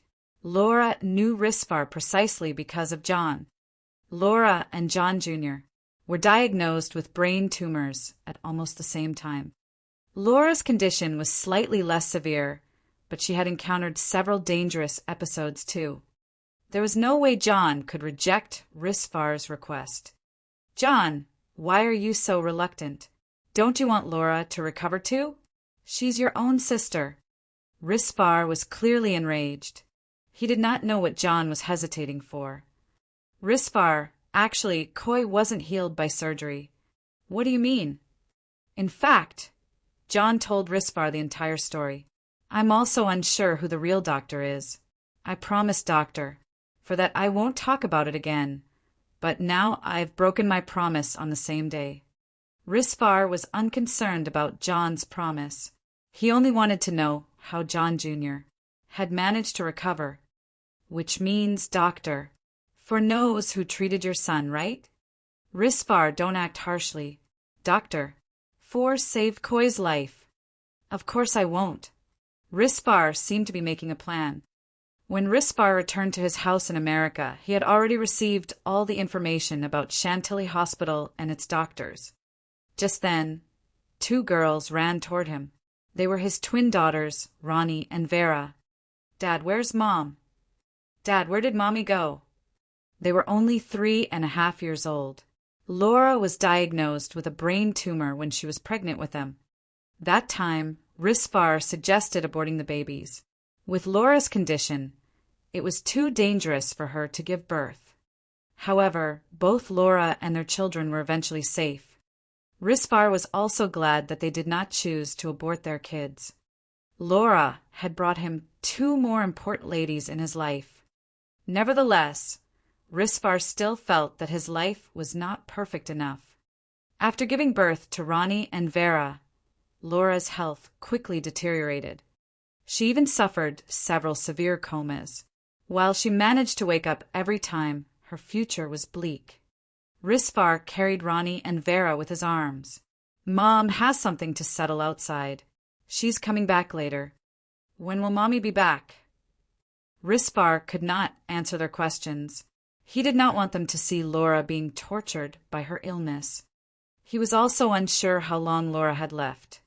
Didn't you want to play with Brother Coy? He went home today. I also miss Brother Coy. Then we'll go find Brother Coy tomorrow, okay? Tomorrow. Ronnie and Vera suddenly hesitated. Do you have something else tomorrow? Dad, can you bring Brother Coy here instead? Why? Because we've promised Faith that we'll go to her house tomorrow. Who's Faith? Faith lives door next. She's our little sister. Chapter 240, Your Dog is So Small. Chapter 240, Your Dog is So Small. Faith is right next door. You can go over whenever you want. No, we agreed with Faith to see whose dog is bigger. Risfar was speechless. A child's world was honestly impossible to understand. Just then, a black Doberman ran out.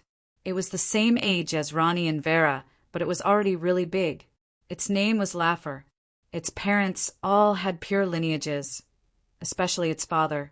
It had won a gold medal at a world dog contest. Its mother was the largest Doberman in the world. Laugher was born with excellent genes. After maturing, its shoulder height was 80 centimeters tall, and it weighed 50 kilograms. It was already bigger than other adult Dobermans. It didn't have its mother's super height, but it was still a giant amongst giants. How big is that little Faith? You're bullying her. She's not one yet, but she said Laugher is tiny. I don't think so. Yeah. Laugher is the biggest and coolest. Risfar felt that this was just bullying. He planned on visiting his neighbors to apologize. After all, his kids should be the older sisters. They couldn't treat little kids like this. Ronnie and Vera took Laffer into the yard to play. Risvar saw through the floor-to-ceiling window that they jumped into the pool while Laffer stood on land, panicking. Laffer was scared of water. It hadn't experienced it before, so it was afraid. Whenever it saw the two kids playing in the water, Laffer would bark, but never dared to jump in. The scene was laughable. This was another characteristic of Dobermans. They were friendly to humans. Actually, dogs all knew how to swim. It was a natural ability. Manus, find out for me who's living beside us. Mr. Risvar, there's no need. I've already checked before you moved in. Your neighbor is a playboy. He's CAA stockholder named Devin Dell. He's 28 years old. Risvar changed his outfit and went to visit his neighbor. After all, he didn't come just for Laura's condition. He also planned on entering the American market. He would live here for a long time, so socializing was necessary. At least, he hoped he wouldn't have a bad relationship with his neighbors. Risvar brought Ronnie and Vera along to the next-door neighbor. He rang the doorbell, and a voice sounded from the machine. Who is it? Hello, is this Mr. Devin Dell? I'm Risvar. I just moved in next door, and I hope to become acquainted. Sure, the door's open. Please come in. Faith, don't put the corn snake in your mouth. You can't eat it. Mary, please help me watch her.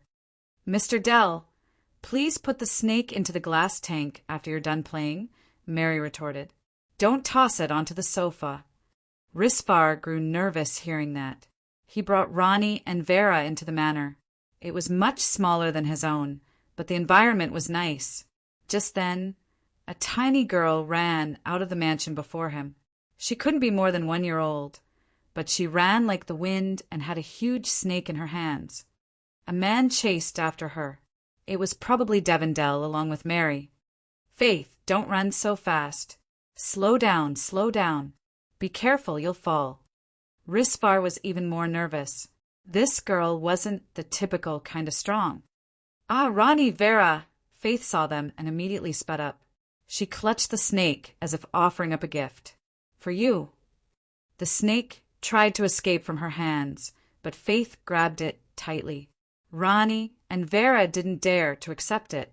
Thankfully, Dell and Mary ran over now. Faith, don't hurt the corn snake anymore. Don't you see how pitiful it looks? Risvar composed himself and looked at Dell. Hello, Mr. Dell. Hello, Mr. Risvar. Puppy, puppy, puppy. Faith suddenly called at Laffer. Come here. Faith waddled over, trying to grab Laffer, but the dog wriggled away and ran to Risvar's side. Mr. Dell, do you have a dog too? No. Dell shook his head. Your daughter seems to really like dogs. My friend has dogs. He brings his pets over when he visits, and Faith always rides his dogs around. Are his dogs big? There are big and small ones. No wonder. Ronnie and Vera came home saying that Faith wants to compete whose dog is bigger tomorrow. Really? Dell turned around. Faith, you want to compete with Ronnie and Vera? But you don't have a dog. I don't, but Uncle does. White Ma, Black Ma, and Walter are mine. All mine. Your uncle might not be free tomorrow. It's okay. Can we steal Black Ma, White Ma, and Walter? But they might not be at home. Risvar waited patiently as the father and daughter spoke.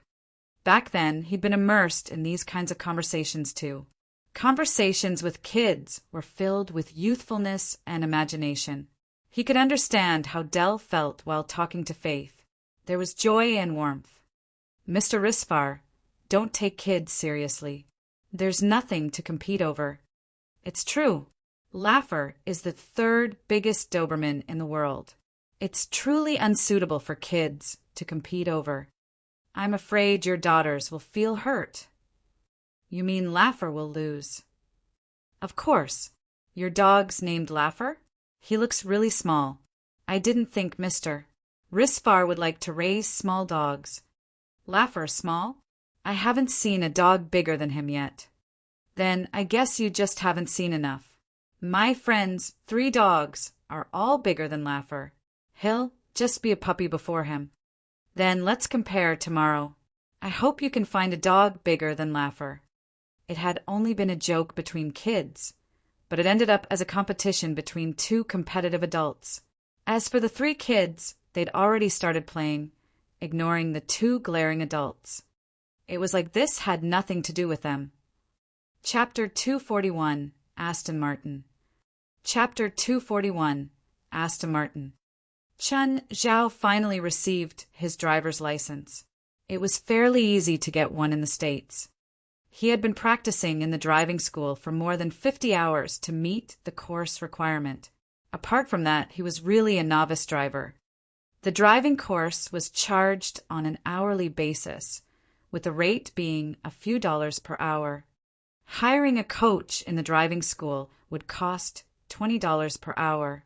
Of course, one could also choose to learn from any adult who had a driver's license.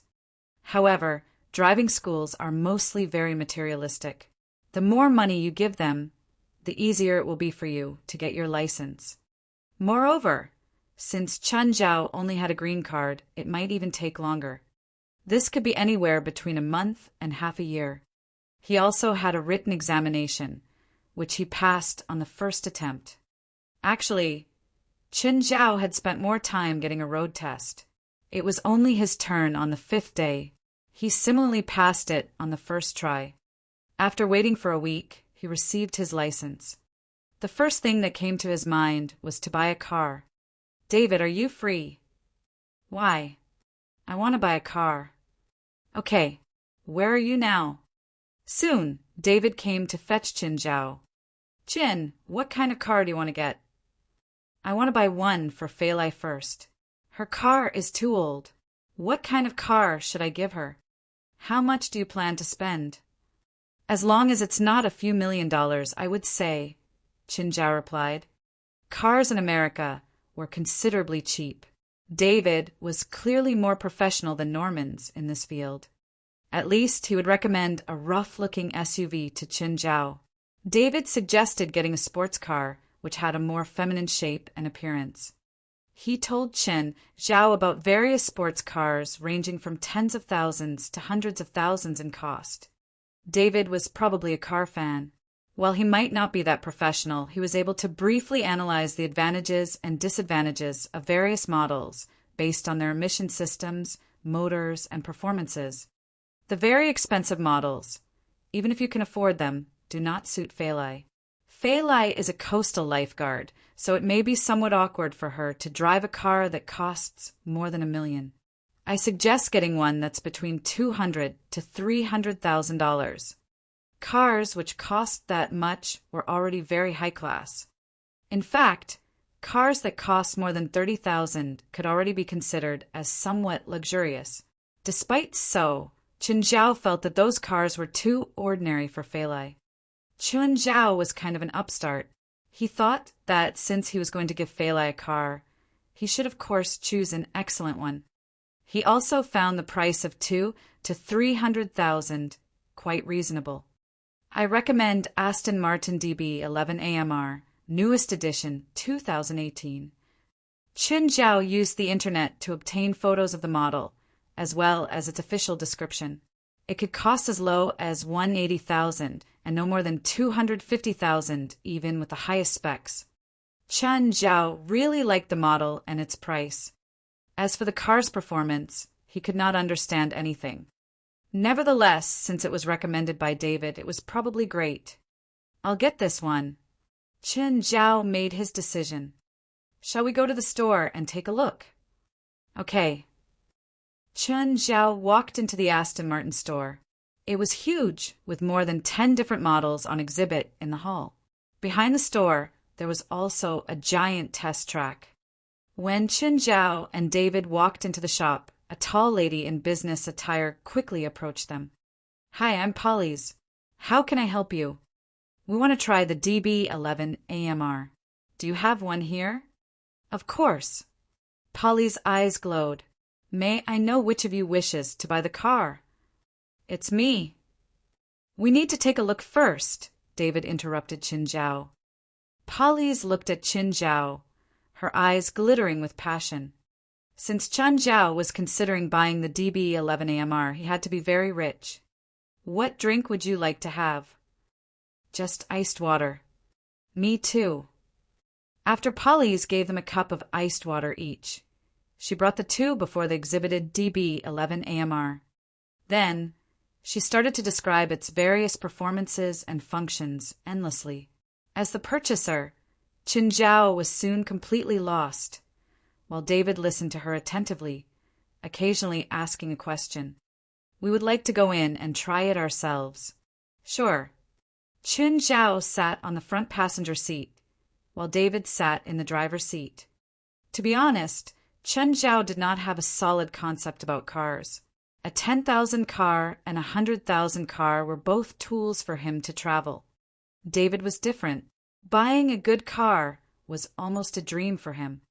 After they left the car, Qin Zhao asked, "Do you have a red one here?" "Do you want a red one?"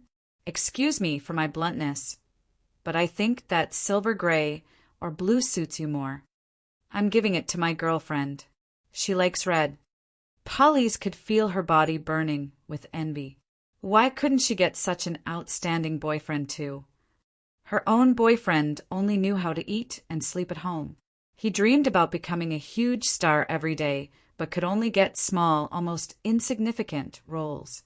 Polly's really wanted to drag Qin Zhao into the restroom immediately. "We indeed have a red one, but it has the highest specs." "Okay, how much is it?" 250,000.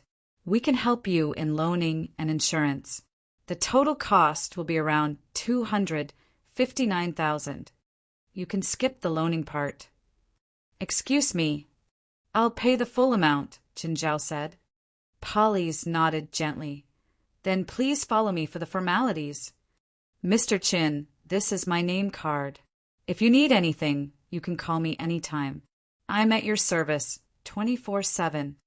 Qin Zhao could understand the hidden meaning in the sentence. Smiling, he took the name card. "Thank you." He had stopped messing with other women. If it was in the past, he would definitely not let this high-quality lady off. After paying the full price, Polly's only had to handle the insurance for Qin Zhao. The whole procedure took less than 20 minutes. Before long, Qin Zhao and David left in the car. Polly stared at Qin Zhao's back with much resentment. David could not afford such a car, so he enjoyed himself in Qin Zhao's car. "Oh yeah, I need to buy another car for myself," Qin Zhao said. "What, another one? I told you that this car's for Feilai. How much do you plan to spend for your own car?" "I'm getting an SUV. I only need it to be big enough. Do you not have any other requirements?" "No." Qin Zhao's requirement was easily satisfied by most SUVs. Qin Zhao bought a Ford SUV which cost 20,000, after which he asked David to drive the car back to his house. Now, Qin Zhao had to send the Aston Martin DB11 AMR to Feilai. Chapter 242, Gifting a Car. Chapter 242, Gifting a Car. "Feilai, I'm on the highway beside the beach. Come out for a second." "Huh? Why are you at the beach?" "I miss you." A while later, Feilai walked over from the beach. She wore a swimsuit with a life vest. As part of the coastal rescue team, she had to be ready to go into the ocean for rescue at any moment, so she always wore the life vest when working. When she walked over, she was confused. Where was Qin Zhao? Didn't he say he was here? Why wasn't he here? Feilai called him. "Qin, where are you?" "I'm here." "Where?" "On the road." "How come I don't see you?" "Do you see a red car parked there?" Yeah." Feilai obviously saw a new sports car parked on the side. "Look inside." Confused, Feilai turned to look. There seemed to be someone in there, and the person was waving at her. It was Qin. Feilai walked over quickly. Qin Zhao had already opened the door. "Qin, how come you're in here?" Why can't I be in the car? Whose is it? Yours. Stop joking. My gift for you. Huh. Fei Lai gaped at Chen Zhao with disbelief. Chen Zhao had never gifted her anything after they started dating. She never expected that his first gift would be a car. She obviously recognized the Aston Martin logo. The car had to be a few $100,000, right? Like it. Fei Lai already had her arms around Chen Zhao's neck. She pressed a kiss on his lips. Chen Zhao hugged Fei Lai's thin waist. Want to try? You drove it over. Yeah, but you don't have a license. I just got it. You've been practicing these past few days. Yeah. People always said that guys loved cars, but women actually loved cars more. Fei Lai impatiently got in. She tested the driver's seat that still had the scent of leather. She had to admit that her ratty old car couldn't compare to this new car's feeling. The smooth steering experience, the gentle arcs like the curves of a woman's body. Fei Lai had no reason not to fall in love with the car. When they went home, Fei Lai drove the new Aston Martin, while Chen Zhao drove her old car. Chen Zhao kind of regretted buying her this sports car. Fei Lai had already transformed into a race car driver. The first time she tried it, Chen Zhao was sitting next to her. She slammed down on the gas pedal, and Chen Zhao's legs were weak when he got off. Thankfully, Fei Lai didn't drive too quickly on the way home. Chen Zhao followed behind her. Chen, we have a guest. Fei Lai saw another car parked on the side of the road. That's mine. What? You bought 2 cars today? Yes. Why didn't you buy yourself a better one? I usually have to bring white Ma, black Ma, and the others, so I need a bigger car. This one suits me better. But you buying such an expensive one for me makes me uncomfortable. We're a family. Don't say that. Chen Zhao only saw cars as a transportation tool. He didn't put too much love or dreams into it. To him, even the most expensive car was still only a car. There was a difference in value, but they were the same in essence. Some people loved houses, some people loved cars, and some loved both. That night, Fei Lai was more enthusiastic than before. It was like she wanted to repay Chen Zhao. But just as they were having sex, Chen Zhao's phone rang. He didn't want to answer, but it kept ringing. Take it, Fei Lai panted. It's so annoying. Chen Zhao unwillingly reached over and finally got the phone. Hello. Chen, help me out. It was Dell's voice. I'm busy. And don't you know that it's immoral to disturb people's rest? You sound out of breath, Dell said. Next time I go to your place, I'm going to stuff your head into the toilet. Chen Zhao said menacingly. Dell immediately shoved the phone at Faith, who said in her baby voice, Uncle Chen. Oh, Faithy, what's wrong? Uncle, can you help me when Ronnie and Vera? Sure. How can I help? Give me black Ma and white Ma. Sure, no problem. When? Tomorrow. Sure. Good night, Faithy. Who is it? How come your voice changed? A girl. I knew it. I've seen her body before. You asshole. Thinking of another woman's body when you're lying on me. She's not even 1 year old. I hate you. The next day, Chen Zhao brought the entire family. The back seat was very spacious. The back of the third row could be laid down to form a small platform. White Ma and black Ma couldn't run around, but at least it was better than being stuffed inside Fei Lai's car. They could also open the skylight and stick their heads out. None of these bastards kept calm inside Chen Zhao's car. With a crash, the glass windows on both sides shattered. Black Ma, I saw you. This is a new car. New car. Chen Zhao stared at the rearview mirror, a bit angry. This car only cost $20,000, but it was still a new car. Even a rebellious kid wouldn't do this. If Chen Zhao was able, he would definitely beat them up now. Knowing that he'd made a mistake, Black Ma finally grew more obedient. The car reached Dell's home. Seeing the unfamiliar car, Dell thought it was some stranger. When Black Ma stuck his head out of the broken window, Dell recognized him immediately. He went to open the gates so the car could come through. Chin, when did you buy a car? If you need one, I can gift you one. This model is too low standard. Please, it's not like I haven't seen your cars before. You only have sports cars. None of them can fit Black Ma and White Ma. Chin, Zhao pointed at the windows. Plus, it'll definitely be more expensive and annoying to replace a sports car's windows. Ah, Uncle Chin, you're here. Faith ran out like a puppy, but she couldn't keep her balance at all. When she reached Chun Zhao, he caught her.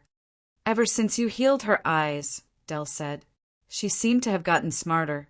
She even learned how to speak quickly. Yeah. Chun Zhao wasn't sure if the pristine eyeballs had caused this.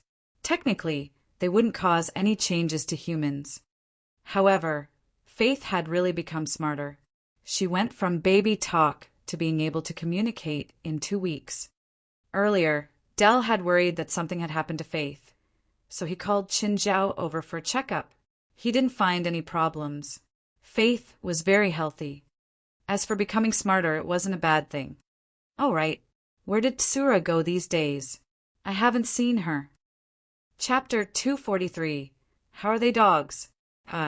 Chapter 243. How are they dogs? We broke up. No, we divorced, to be accurate. Why? This isn't the life that she wants, Dell said, looking at Faith. To be honest, Dell had really changed a lot after adopting Faith. He was more responsible, to say the least.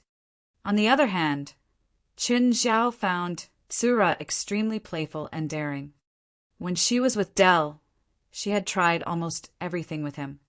Chun Zhao had to say that Tsura was truly the definition of easy virtue. Of course, as her boyfriend, Dell was not much better than herself in the past either. Ah! Suddenly, they heard Mary's scream from the house. What happened? Chun Zhao and Dell immediately ran into the living room. Mary, what happened?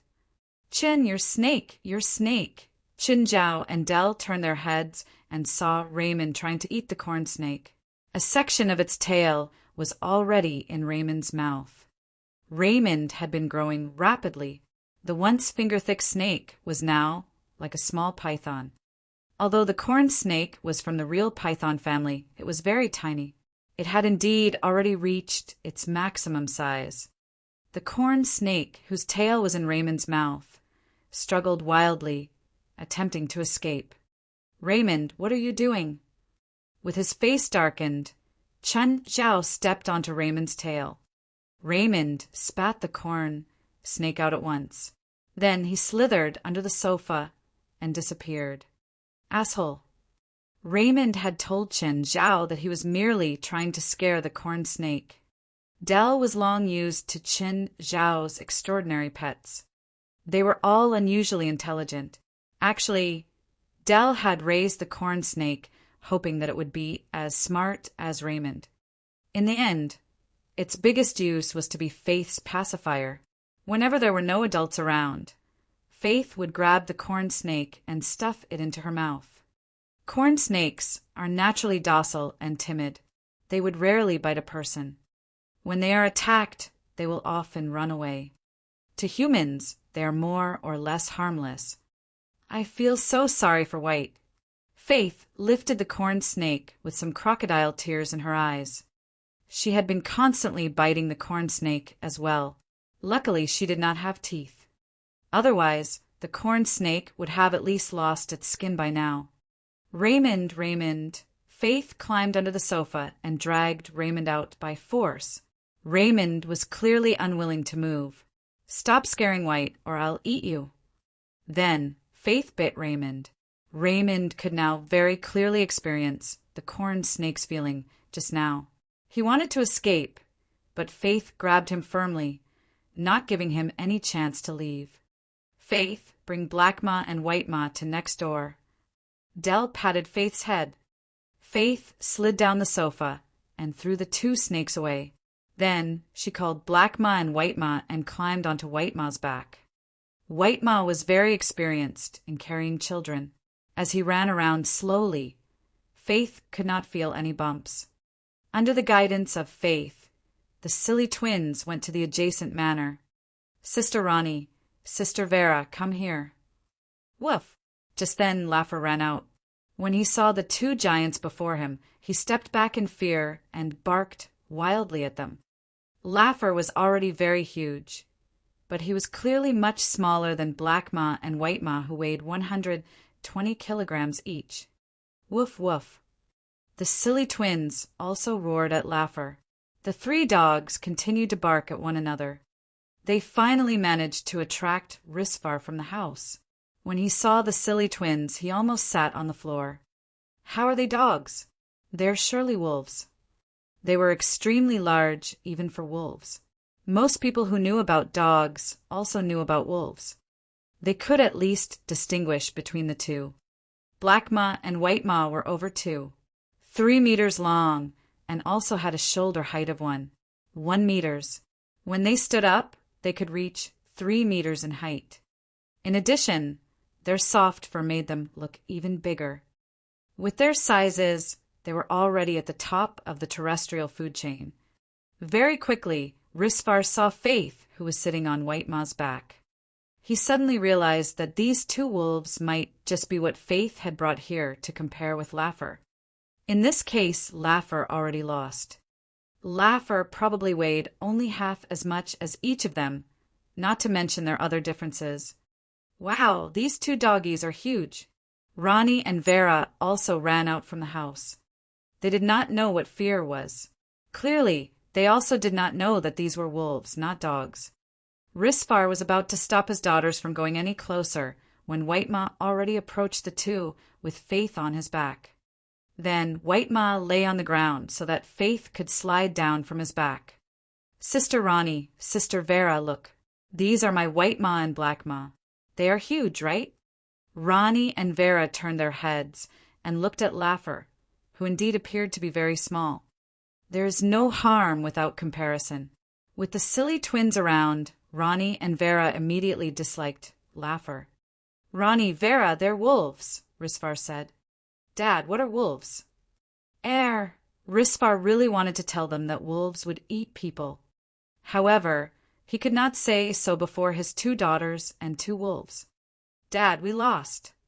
Ronnie looked at Risfar. Dad, I want this kind of dog too. His fur is so soft. Risfar did not know what to do or how he could get two wolves for them. It was not really because the silly twins were too big. In fact, even in the natural world, there were also wolves that could reach the size of Black Ma and White Ma. It was really because of their nature. Risfar did not even dare to let her daughters go close to a tamed wolf. Faith pointed her finger. Black Ma, help me bring my milk bottle here. Black Ma ran out of the manor. After a while, he returned with the bottle in his mouth. Surprise flashed across Risfar's eyes. He's very smart. If he could get wolves that were this intelligent, he would not mind keeping them as pets for his daughters. Faith, are these two dogs yours? Blinking her large eyes, Faith sucked her milk bottle and said in an innocent voice, They're both mine and Uncle Chen's. Are their names White Ma and Black Ma? Yes. How does your uncle train them? What's train? Risfar realized that Faith clearly could not understand what he was trying to say. Why are they so clever? They're this clever since the start, Faith replied confidently. Well, she still can't understand me. However, Faith added, Uncle, I know what you mean. Are you asking me how Uncle Chin usually teaches Black Ma and White Ma? Yes, do you know? Chapter 188. I can't control my right hand anymore. Chapter 188. I can't control my right hand anymore. I won't be able to defeat you? This is hell. I don't need to be stuck in that rotting body anymore, and my power won't be restricted by time. I've also eaten my souls here. I am completely different from before now. Confidence is good, but have you thought about what will happen if you lose? I won't lose. How about you turn around and ask for my friend's opinion? Your friend. Winry Gargamel suddenly felt a huge shadow loom over her. She turned around and saw the most horrifying and hopeless scene in both her previous and current life. She'd heard from the spirits that wandered the area that this huge snake before her now was the Lord, a terrible demon lord. Winry had once seen this demon from afar when she'd first fallen into hell. Whenever Raymond ate, he would swallow some spirits in the desert and leave when he was full. Whoever was eaten by him, well, that sucked for them. Whenever Raymond appeared, all the other spirits would hide from him. Let me introduce to you my friend, Raymond Stees. Chun Zhao smiled at Winry. Human, how should I punish her? I don't want to kill her yet. I have some questions to ask. Raymond spat out a mouthful of acid onto Winry. She immediately started screaming as smoke rose up from her body. She fell to the ground in pain. Are you sure this won't kill her? Chun Zhao asked with some regret while looking at Winry. This is how I store my food. My numbing poison will seal off her consciousness and she won't rot. It's like how you humans use refrigerators. Okay. Chun Zhao saw a 10-foot-tall figure beside Raymond.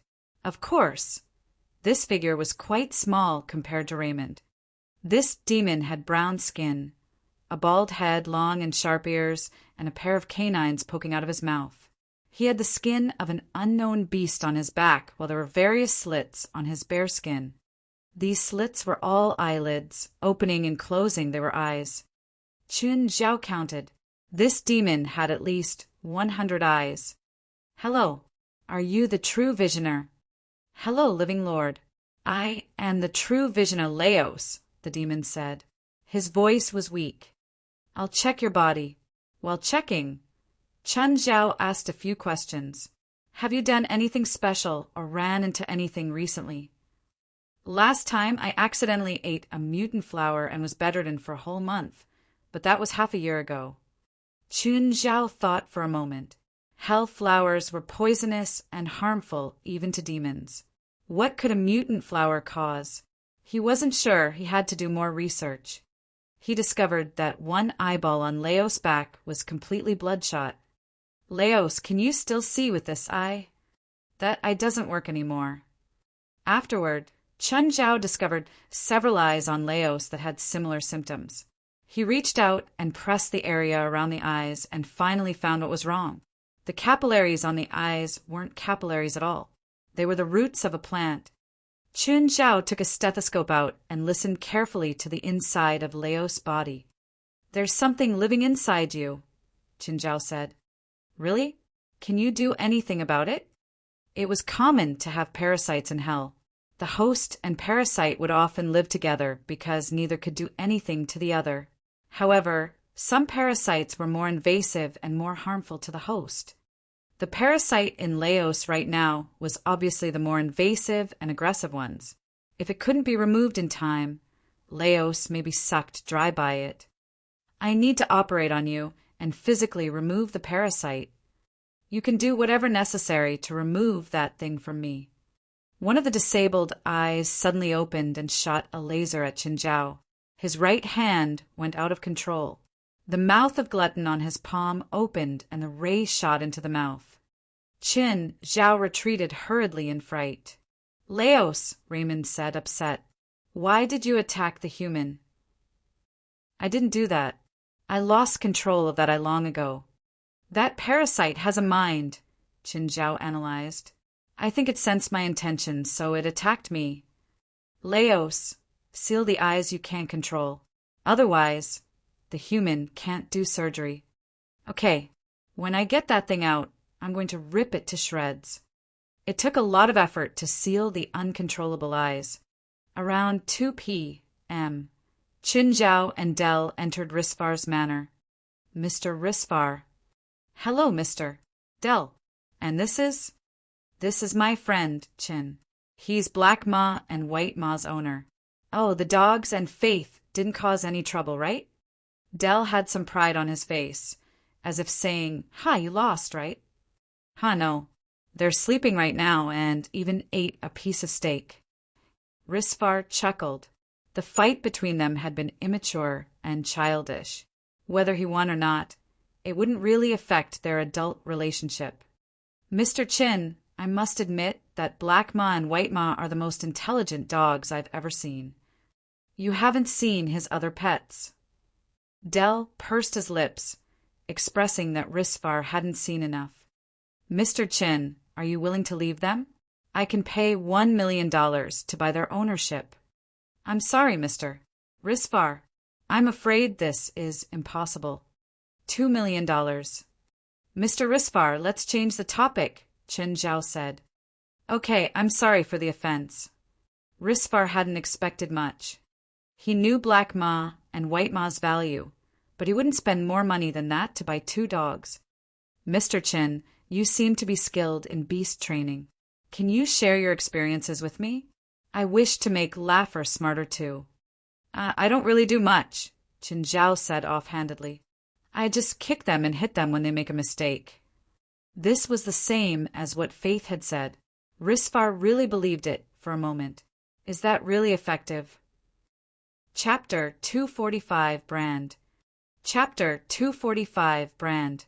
First, you have to let them know what scolding is, Chen Zhao added. It was clearly impossible. Risvar stopped asking about it, since Chen Zhao was obviously unwilling to tell him. Chen Zhao and Del brought Faith and the silly twins back.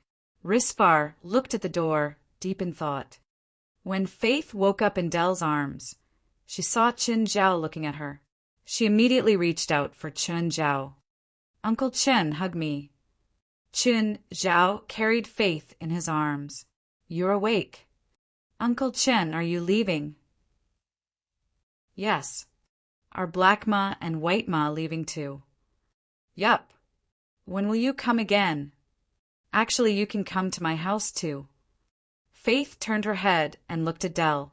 Dad, can I go to Uncle Chen's place? Of course. Del clearly could not say no. Chen, why don't you stay for a meal together?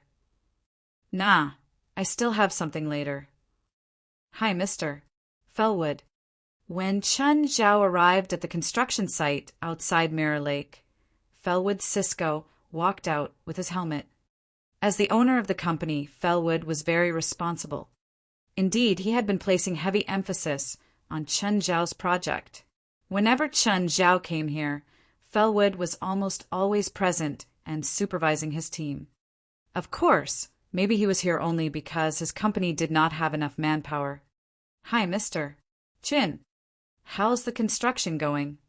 We've already added concrete and reinforcement to the foundation. Currently, we're intercepting the lake water outside the main building. Fellwood tried his best to explain to Chen Zhao. Chen Zhao knew why they had to intercept the lake. Because part of the building was designed to be in the lake itself, they had to block the water before they could build that part. Mr. Chin, to be honest, the pH of the soil here is really bad. Many plants which we plan to grow probably can't survive. Do you have any suggestion then? When we build the building, we'll be digging up a lot of silt from the lake. I can ask my workers to spread the silt in the surrounding region. The silt will make an excellent soil for plants, but it will only cover the area adjacent to the villa. Places further away will still look barren and monotonous. Then help me to dig more silt and cover a larger area, even if you need more money for it. Mr. Chin, I'm happy to help you, but we have no right or capability to change the lake that much. Is there not a solution at all? There is. I've studied the geographical environment here. The river connected to Mirror Lake eventually flows into the Los Angeles Inland River, but it's too narrow for bigger ships. You can consider widening the river, which will allow for easier water transportation. If you have a yacht, this will allow it to come in too.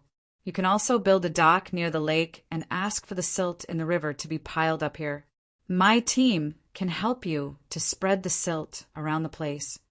According to your plan, I need to hire a water engineering team, right? Yes. How much will that be? According to my estimate, Dredging the river should cost around $300 for every 10 meters. It's about 25 kilometers from here to the inland river. 1 kilometer costs $30,000, so I need to spend about $750,000. Am I right? I know a water engineering company. I can help you to contact them, Fellwood said. Also, I can get you the project at $500,000. Chun Zhao looked at Fellwood. It was only 2/3 of the original cost. Do you have any requirements? Chun Zhao asked. I hope that my team can build the small dock too, Fellwood said. How much does it cost to build a dock that can accommodate a yacht? $100,000. I need to ask about it. Chun Zhao had already made up his mind, but he did not know the market price. Therefore, he was going to ask a professional person if the price was reasonable. Of course, Fellwood could tell that Chun Zhao would probably agree. He really understood Chun Zhao's mindset. Given that Chun Zhao was willing to spend more than $1 million to build a luxurious villa, he certainly had a harsh requirement on the environment. When he heard any flaws, he would surely be willing to spend more money to remedy them. Brewster found Smith's apartment. He realized that the door was open. He first knocked on the door. There was no response. Brewster pushed the door open. He was immediately greeted by a wave of pungent smell and piles of rubbish. Brewster frowned. He knew that Smith was not a tidy person, but he did not expect it to be so bad. Brewster shouted, Smith, are you there? It's me, Brewster. Smith looked very dispirited.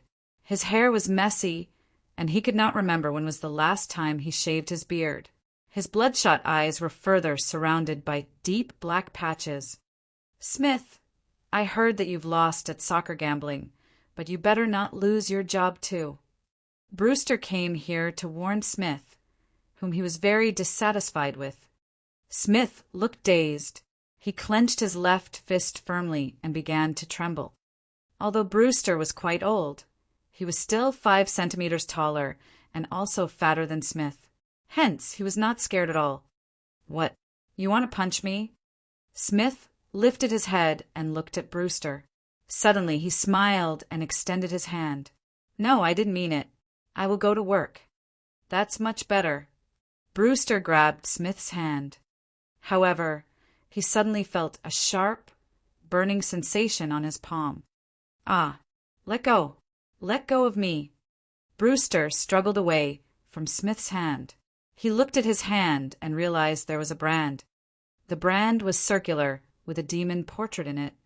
What did you do? What did you do to me?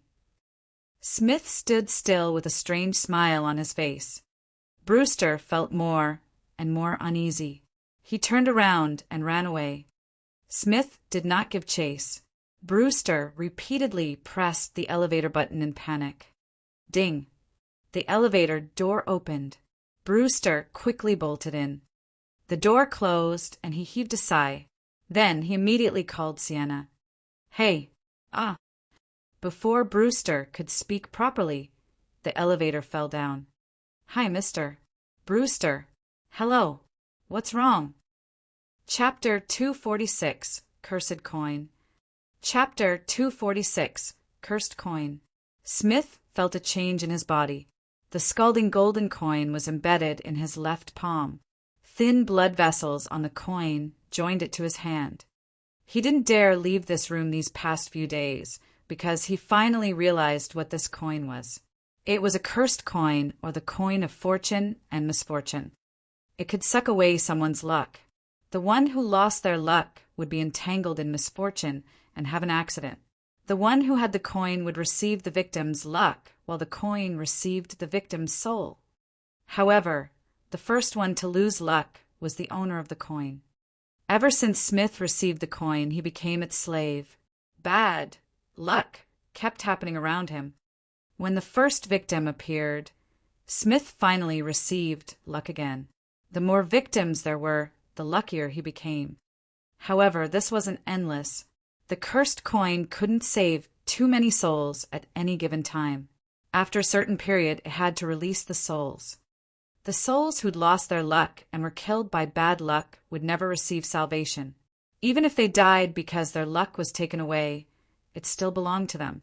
When they were expelled or purified, the luck that belonged to them would disappear as well.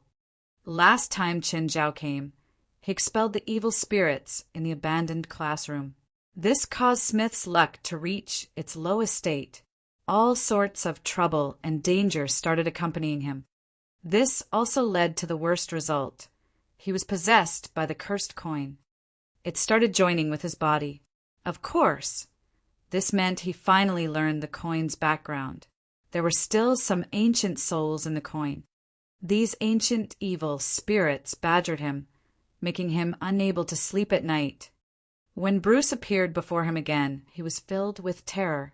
Right now, Bruce appeared in the form of a soul. He couldn't resist Smith's cursed coin and was swallowed completely by it. "Let me go! I don't want to die! I don't want to die!" Bruce's voice echoed throughout Smith's mind. It was a wail that would never be quieted. When Sienna hurried to the site, she only saw Bruce's body get lifted out of the elevator. His death had been tragic. Sienna also saw David. David. "Sienna, how come you're here?" David walked over. "What happened? How did Principal Bruce die?" "Elevator accident. The cable snapped and he fell from the 12th floor. You know him?" "He hired me as UCLA's special safety consultant, but we didn't have an official contract. It was just a verbal agreement." Sienna was close to a breakdown. If Bruce died, it meant that her and Chris' job would be gone too. "I think that his death is unnatural," she continued. "The moment before he died, he called me, but the accident happened before he could speak." "You mean he was killed by an evil spirit?" "It shouldn't be an evil spirit. They won't kill people in the daytime."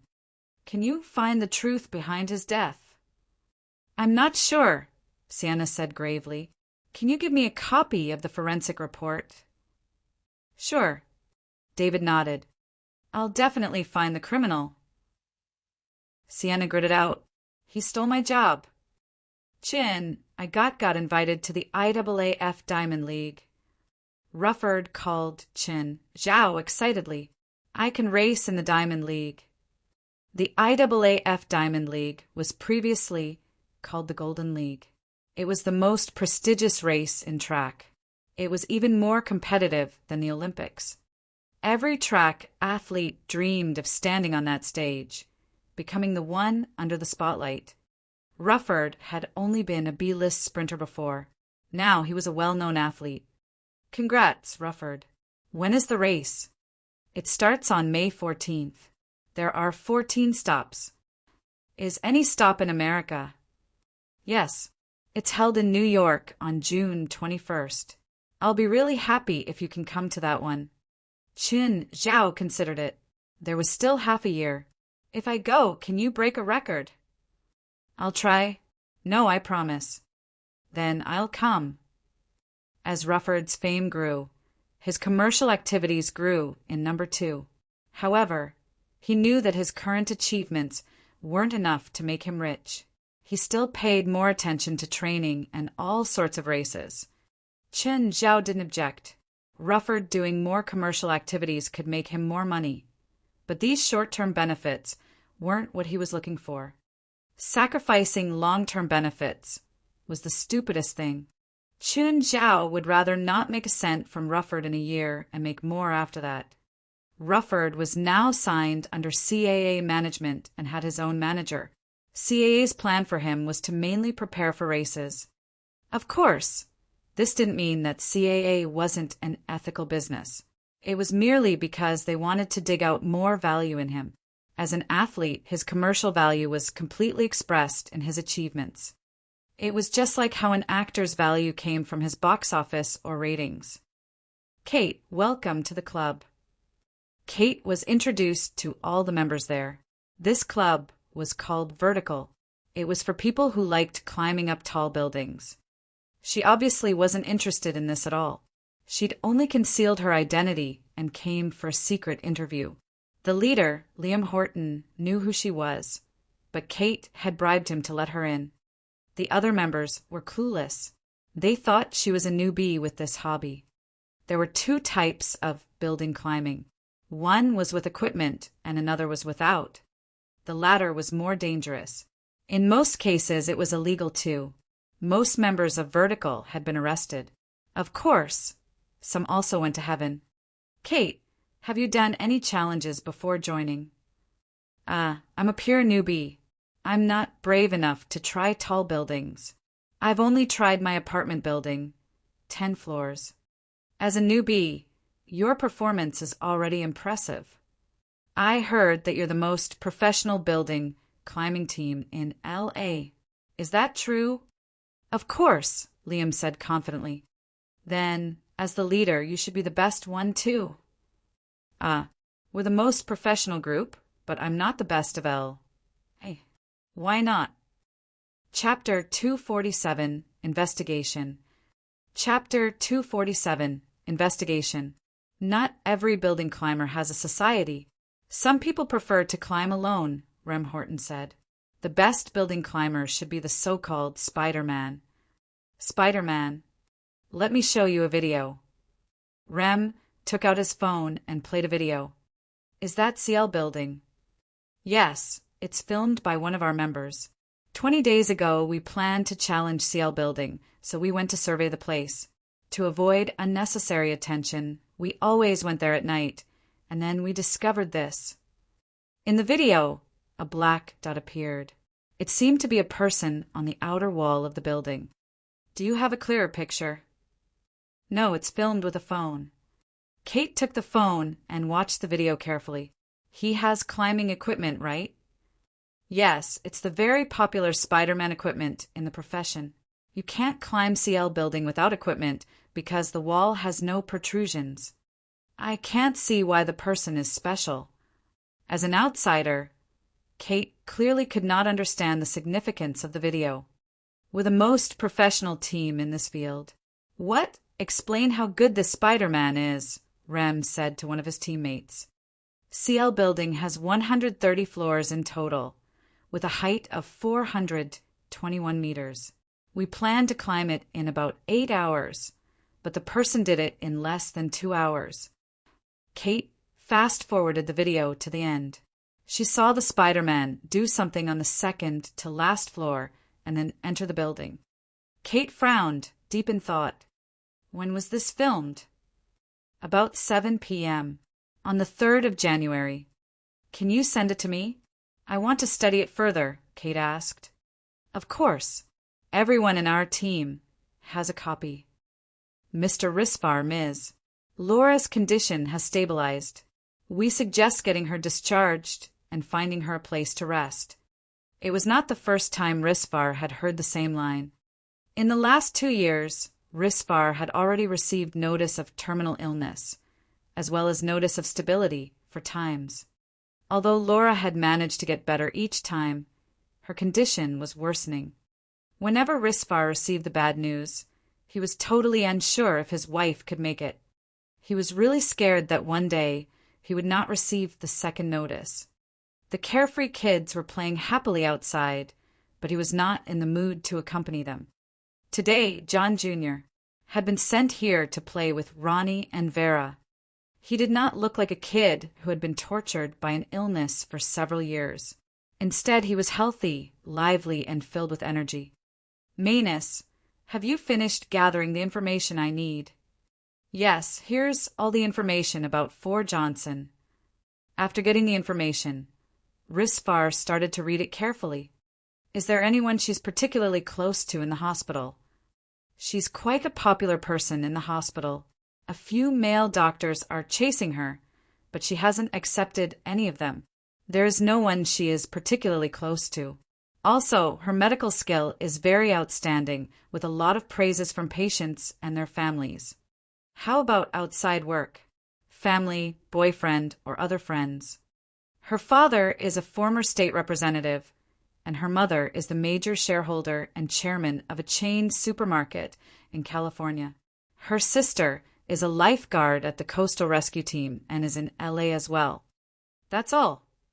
There is also some irrelevant information. I thought you won't be interested in it. I said I want detail information. The more detailed, the better. All right.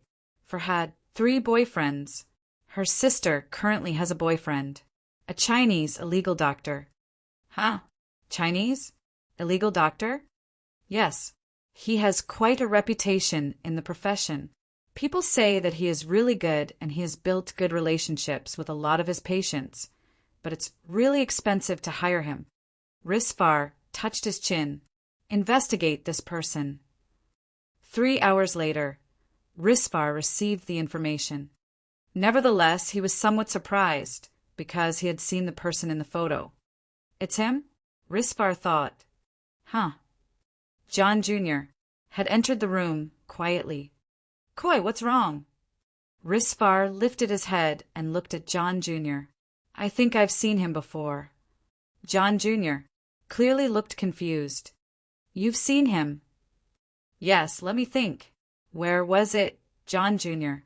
tried his best to recall. Oh, it was in a very, very bright room. There was also a little girl. I was on a bed and the girl was lying on another bed. Risfar frowned. Really? I only remember that much. When was it? A few days ago. I fell asleep at home and Dad sent me to the hospital. I kept sleeping and I suddenly opened my eyes and saw that uncle. Then the uncle said that I was dreaming and I can't remember anything else. Risfar was even more puzzled. It seemed like John Jr. had really been dreaming.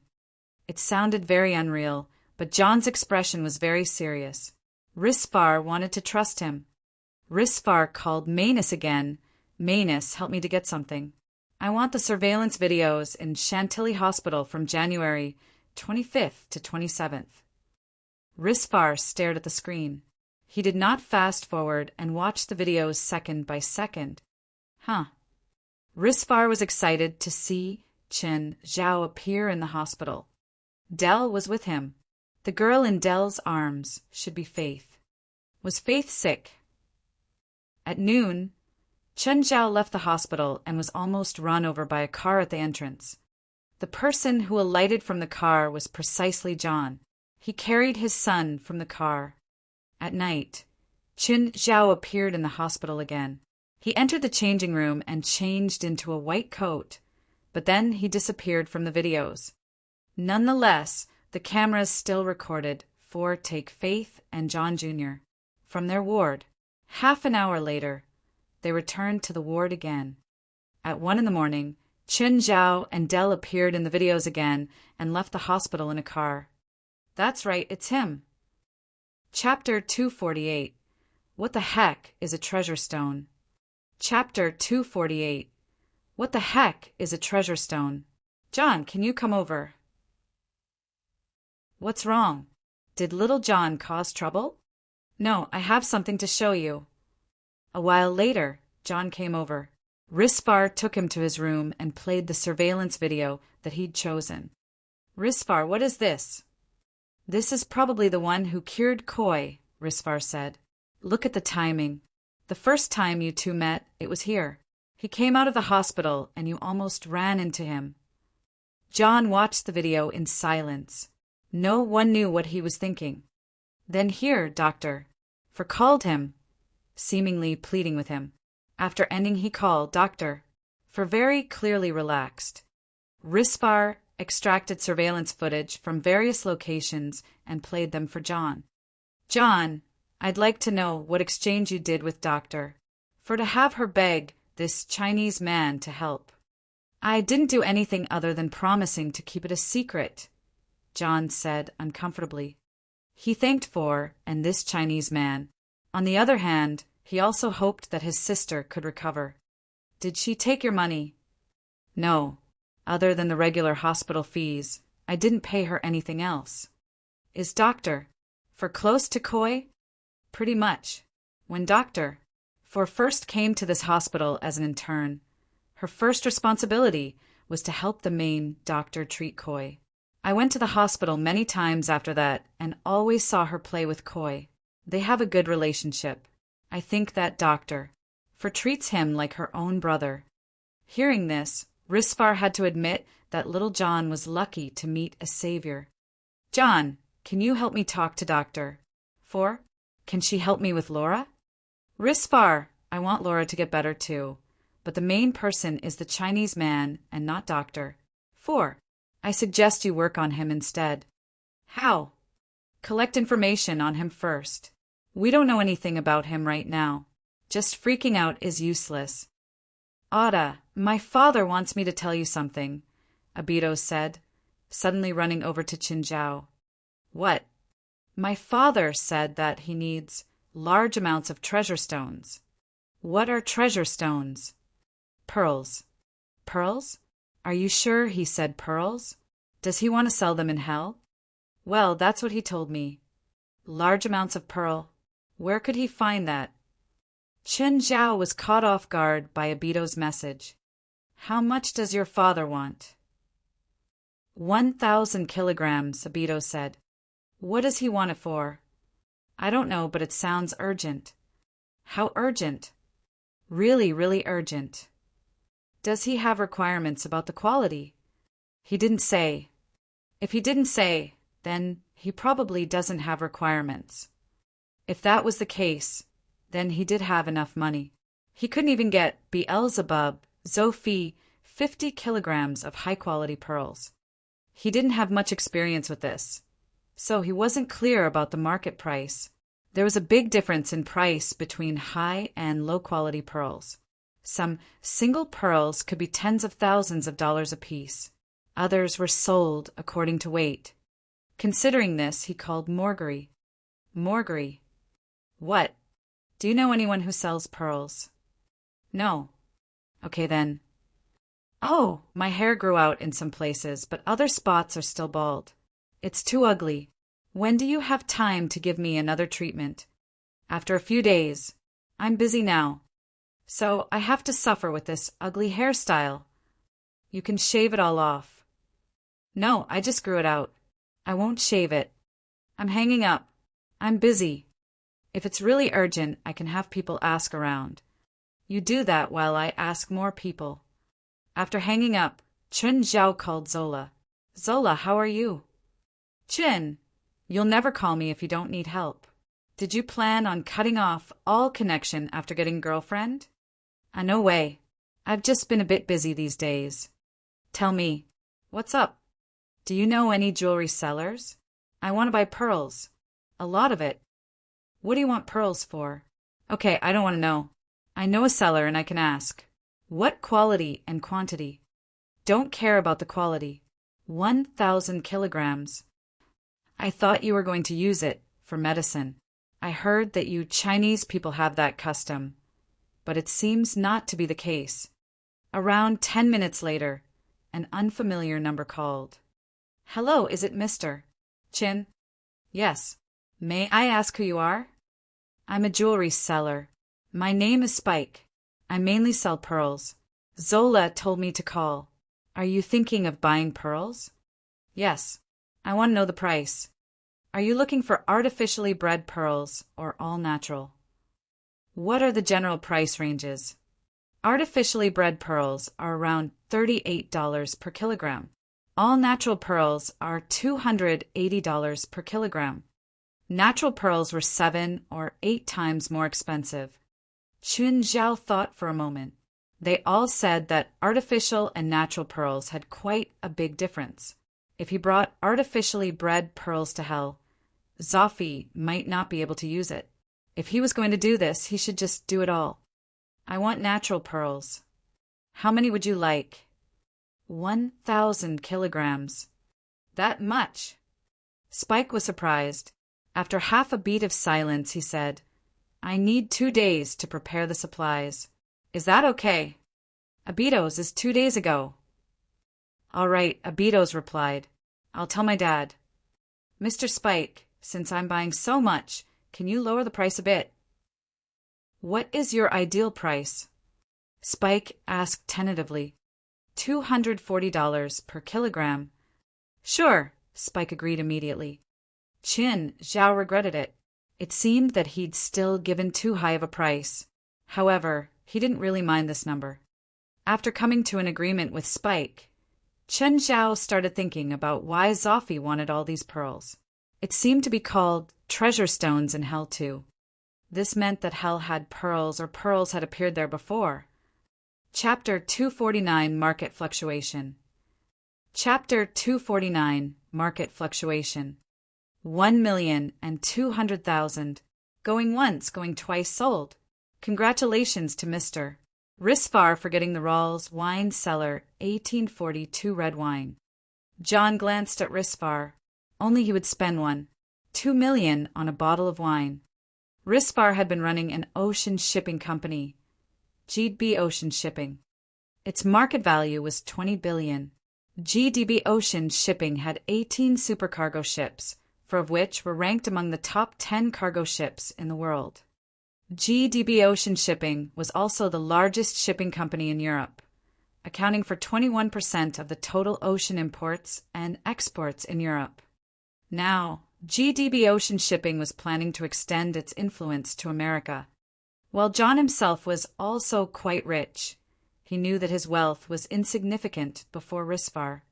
Risfar held 25% of the shares in GDB.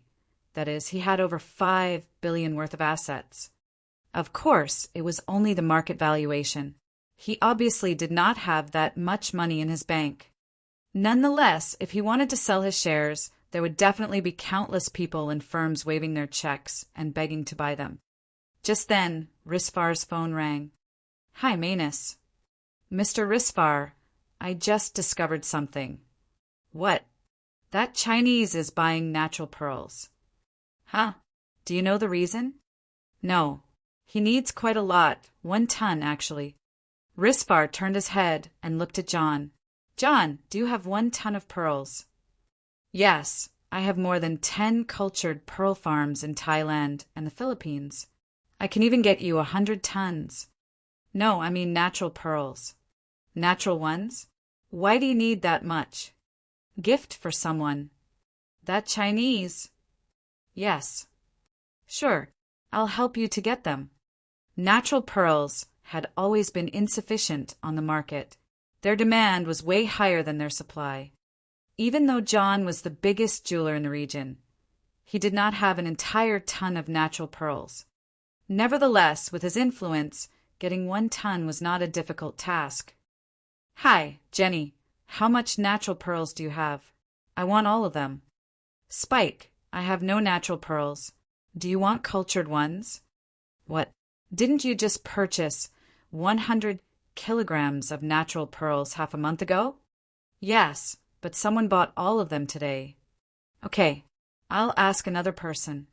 Spike asked another jeweler, Rolling, I need some natural pearls. Sorry, I've sold all of them. What? To who? Mr. John. He's purchasing natural pearls. I've sold all my pearls to him. All right. Spike did not give up. He asked a few more jewelers, but only received the same reply. Why is Mr. John buying natural pearls? Could there be some insider information that the price of natural pearls is going to increase? Spike would not have thought so if it was cultured pearls instead, since their supply had always been greater than demand. On the other hand, natural pearls had been in short supply. Therefore, if a pearl field encountered a storm or a big jewel brand had some plan, the price of natural pearls would increase. This was precisely Spike's guess. Otherwise, why would Mr. John and that Chinese buy natural pearls? There must have been a leak of insider information, although Spike had yet to receive the news. After some consideration, Spike made his decision. He would also purchase more natural pearls. In addition, he would contact all the jewelers in the eastern region too, instead of just Los Angeles. As for that Chinese, Spike did not want to sell him anything already. Mr. Chin, I'm sorry, but I think our deal cannot continue. Why? There has been a fluctuation in the natural pearl market. All the jewelers are hoarding natural pearls, and I can't get any. How much do you have? I'll buy those first and think of another way for the rest, Qin Zhao said. How much money will you give? The original price you said, $280 per kilogram. That's not the current price anymore. Then how much is it? Chen Zhao was somewhat impatient. $350 per kilogram. Chen Zhao was very frustrated, but he still gritted his teeth and accepted the price. Fine. Wait, I said it wrongly. It's 400 per kg. Spike thought that since Chen Zhao had agreed so easily, his price must be too low.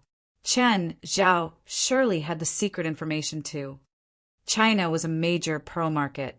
Perhaps Chen Zhao knew something precisely because China was about to make a big move. It's robbery. Chen Zhao shouted, annoyed. No, it's the market. We had no contract and have not finished our deal, so we can still change the price. I can, and so can you. I don't want it anymore. Chen Zhao did not like being fooled by others. Then goodbye. Spike hung up. Chen Zhao was so angry that he almost smashed his phone on the ground, but he eventually did not, considering that he had just bought it recently. Boss, we've bought enough pearls. However, because of this, the price of natural pearls has changed greatly. Now it's already $340 per kilogram. We have also spent more money as a result. So hi? Is there insider news? No, we've confirmed that it's because of your purchase. A lot of jewelers think that there's actually some insider information. John laughed. He usually would not trade natural pearls, but as the largest cultured pearl supplier in the region and the owner of the famous jewel brand Alita, he still had a big influence. When other jewelers realized he was buying large amounts of natural pearls, it was normal for them to think that he had some insider information. Nevertheless, when they discovered there was nothing after 2 days, the price would fall back. Then release fake news to remove some of the individual jewelers from the game. As the main player, John could easily control the market. His every action could cause people to become suspicious and the market to fluctuate. John took his phone and called Risfar. Mr. Risfar, I've enough pearls. Call him directly. Me? Shouldn't it be you? John was confused why Risfar would give him the opportunity to help Chen Zhao. Although John was really grateful for what Chen Zhao had done, he could return the favor later. Why did Risfar ask him to call Chen Zhao directly? Chapter 250, Red Wine. Chapter 250, Red Wine. Zola, that pearl seller you introduced to me is an asshole. What's wrong? Zola was confused. She didn't know what had happened. Chen Zhao told her about Spike raising the price for no reason, adding more emotion and details. Hearing this, Zola furrowed her brows. I see. I'll make sure to get an explanation. Zola and Spike were only work partners. However, Zola worked in high fashion. Her brand used some jewelry and accessories. In essence, Zola was Spike's source of income. If she stopped working with him, Spike would definitely have great losses. After tattling, Chen Zhao felt much better. Just then, he got a call from an unfamiliar number. Hello, who is it? Hello, I am John Longshaw. Hello, mister. John Longshaw. Do I know you? I heard that you need pearls. Huh? How do you know? Chen Zhao was confused. I have a batch of natural pearls on me, John said. 1 ton. Do you need it? What price? $180. $180. That's it? Are you sure? I heard that the price in the pearl market is very high now, much higher than this. Chen Zhao was guarded. After all, with such a low price, the man might be trying to scam him with artificially bred pearls. This is the true market price. The rise in price these past 2 days is because of my purchases. John was actually able to give it to Chen Zhao for free. He bought all the pearls for $200,000. Selling it to Chen Zhao for $180 was already a big loss.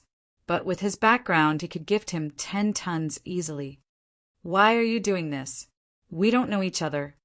I know you, and that's all that matters. If you need the pearls, I can send them to your home. Are you serious? Yes. How can I pay you? You can pay after you receive it, John said, chuckling. You can find a professional to check and send me the money after you're sure there are no problems. Okay, my address is 13 Banana Street, Mountain Town. Please wait at home. My package will be delivered within the hour.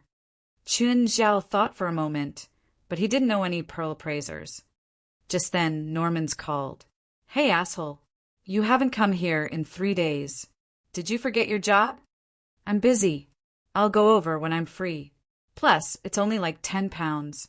You can do it by yourself in 2 days. There's no one to talk to when you're not here.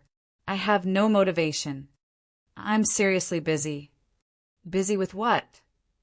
All right. Do you know any jewelry appraisers? What jewelry do you want appraised? Pearls. I bought some and need a professional to appraise it for me. I'm coming. Coming for what? I'll help you. Are you sure? Don't scam me. Do you want help or not? Yes. Please come. You came over before, so you should know where I live, right? Norman's hung up and hurried over. 30 minutes later, she was here with Wouter.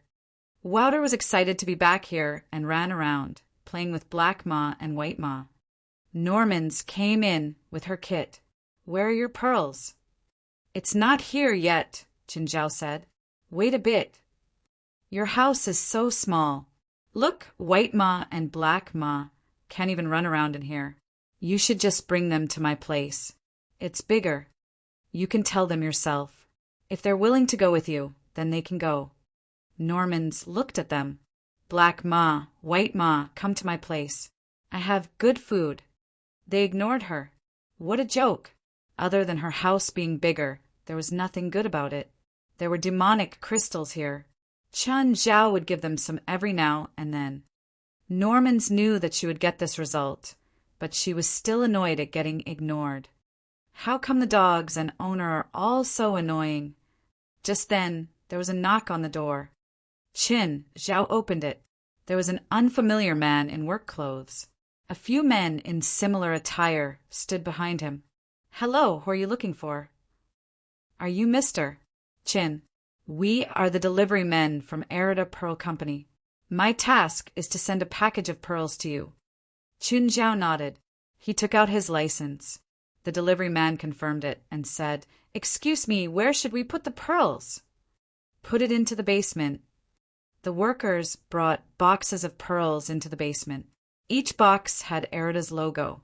They all contained 2 kilograms. Hey, asshole, how many pearls did you buy?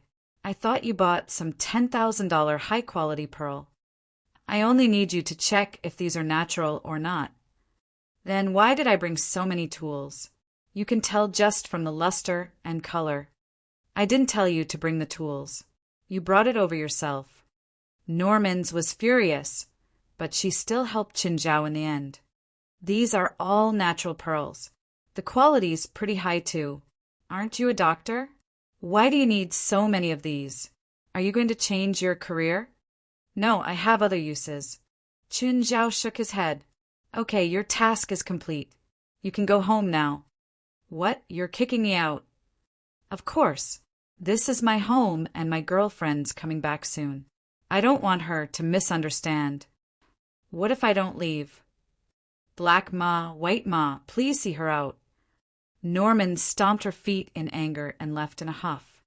Chun Zhao put all the pearls into the spatial ring and called John. Hello, Mr. Longsha. I received the delivery. Please send me your bank account. A car parked outside at that moment. Del Risfar and their kids hopped off. Uncle Chin, we're here to visit you. Faith greeted Qin Zhao. She brought the 2 older girls into the house. Mr. Longsha, I have guests. I'll send you the money later. After hanging up, Qin Zhao went to welcome Del and Risfar. Mr. Risfar, how come you're visiting? My daughters want to see White Ma and Black Ma, so I brought them here. Mr. Qin, you won't mind, right? Of course not.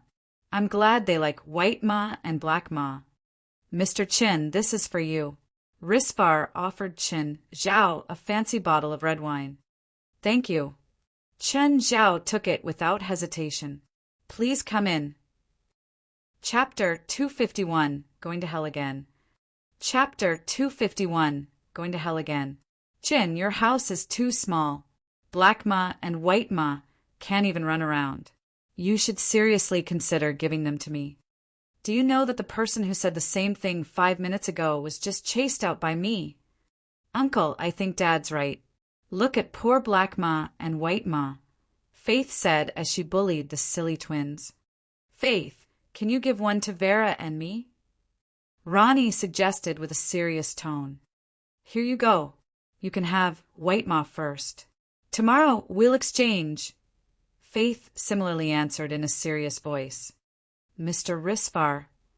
Call me Johnny, Risvar said. Is Johnny your surname? No, Risvar is my surname, but only my family calls me Johnny.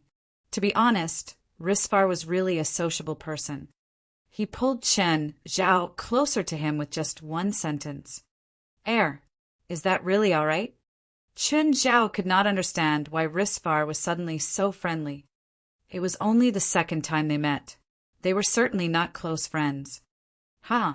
Actually, I'm just hoping that the next time Ronnie and Vera show up here, you won't reject them.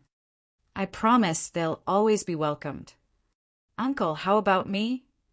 Sitting on the floor, Faith raised her head and looked at Chen Zhao in envy. Of course you are too. Faith, let me show you a magic. Ronnie pulled Faith away. Then she put her hands together and performed the thumb removal magic. Actually, Ronnie's performance was very unskilled and childish. Nevertheless, Faith was still amused and cheered loudly. Uncle, Dad, Sister Ronnie's performance is awesome. Faith shouted in excitement. Sister Ronnie, how did you remove your finger? I can do it too. Dell was the most childish person among the three adults. In fact, he was childish in many areas. For example, his performance was even worse than a 3-year-old girl. I see it. Daddy didn't remove his finger. He used his right thumb, Faith exclaimed. That doesn't count. Daddy is so stupid. Distressed, Dell pulled Chin Zhao's arm. Chin, show the magic too. I don't know any magic. That was exactly what Dell wanted. He would only feel comfortable after seeing Chin Zhao being despised by Faith as well. Don't disappoint Faith. Just perform something. Fine. Chin Zhao opened his hand. There is nothing on my hand, right? Yep, there's nothing. Chen Zhao clenched his fist and then opened it again. There was a pearl. Wow, that's amazing. Faith, Ronnie, and Vera all clapped loudly. Dell immediately walked up and searched Chen Zhao's body. Where did you hide the pearl? Stop touching me. Chen Zhao slapped away Dell's hands. You hid it in advance, right? Chen Zhao clenched his fist again.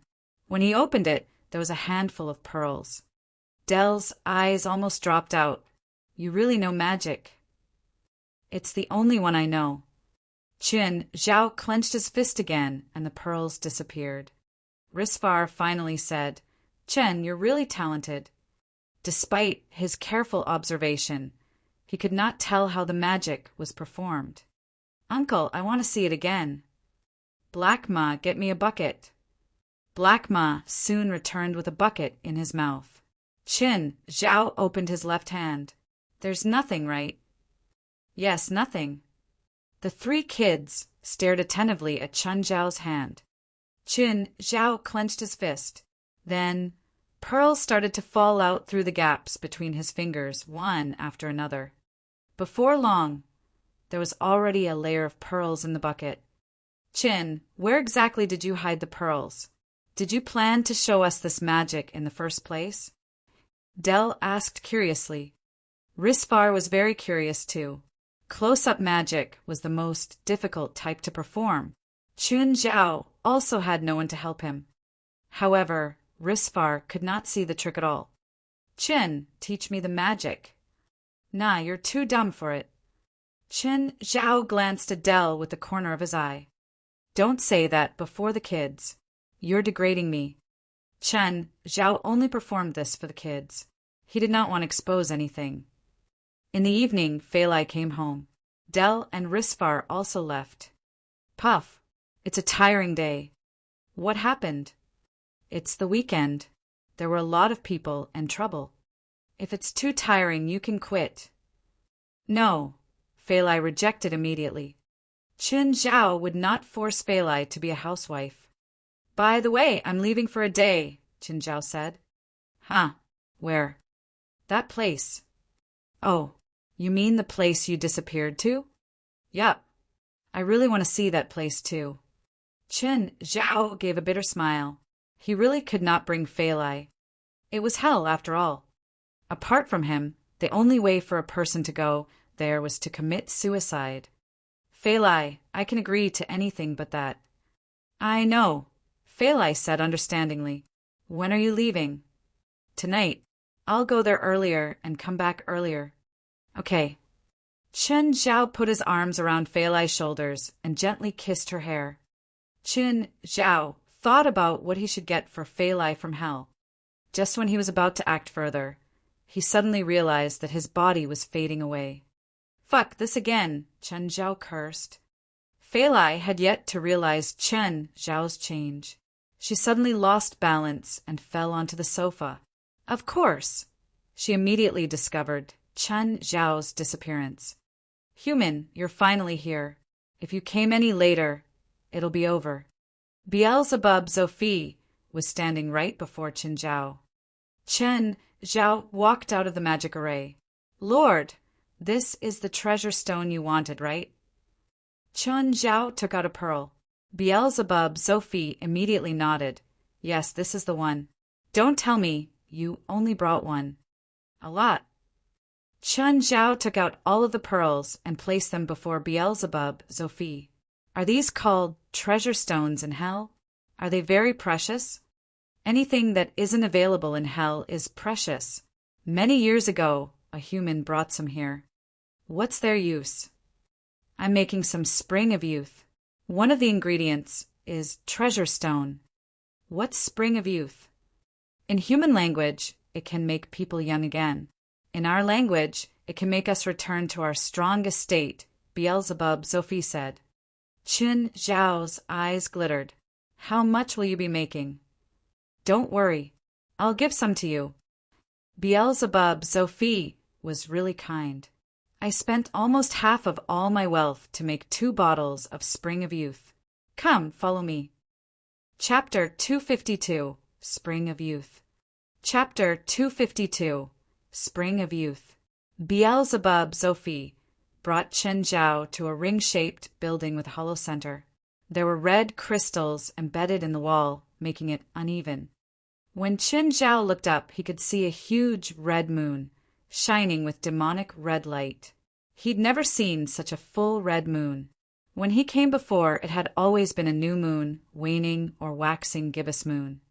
Beelzebub Sophie stood before a furnace in the center. It shone with green flames. Then he started tossing the pearls in. The flames in the furnace darkened from the original green.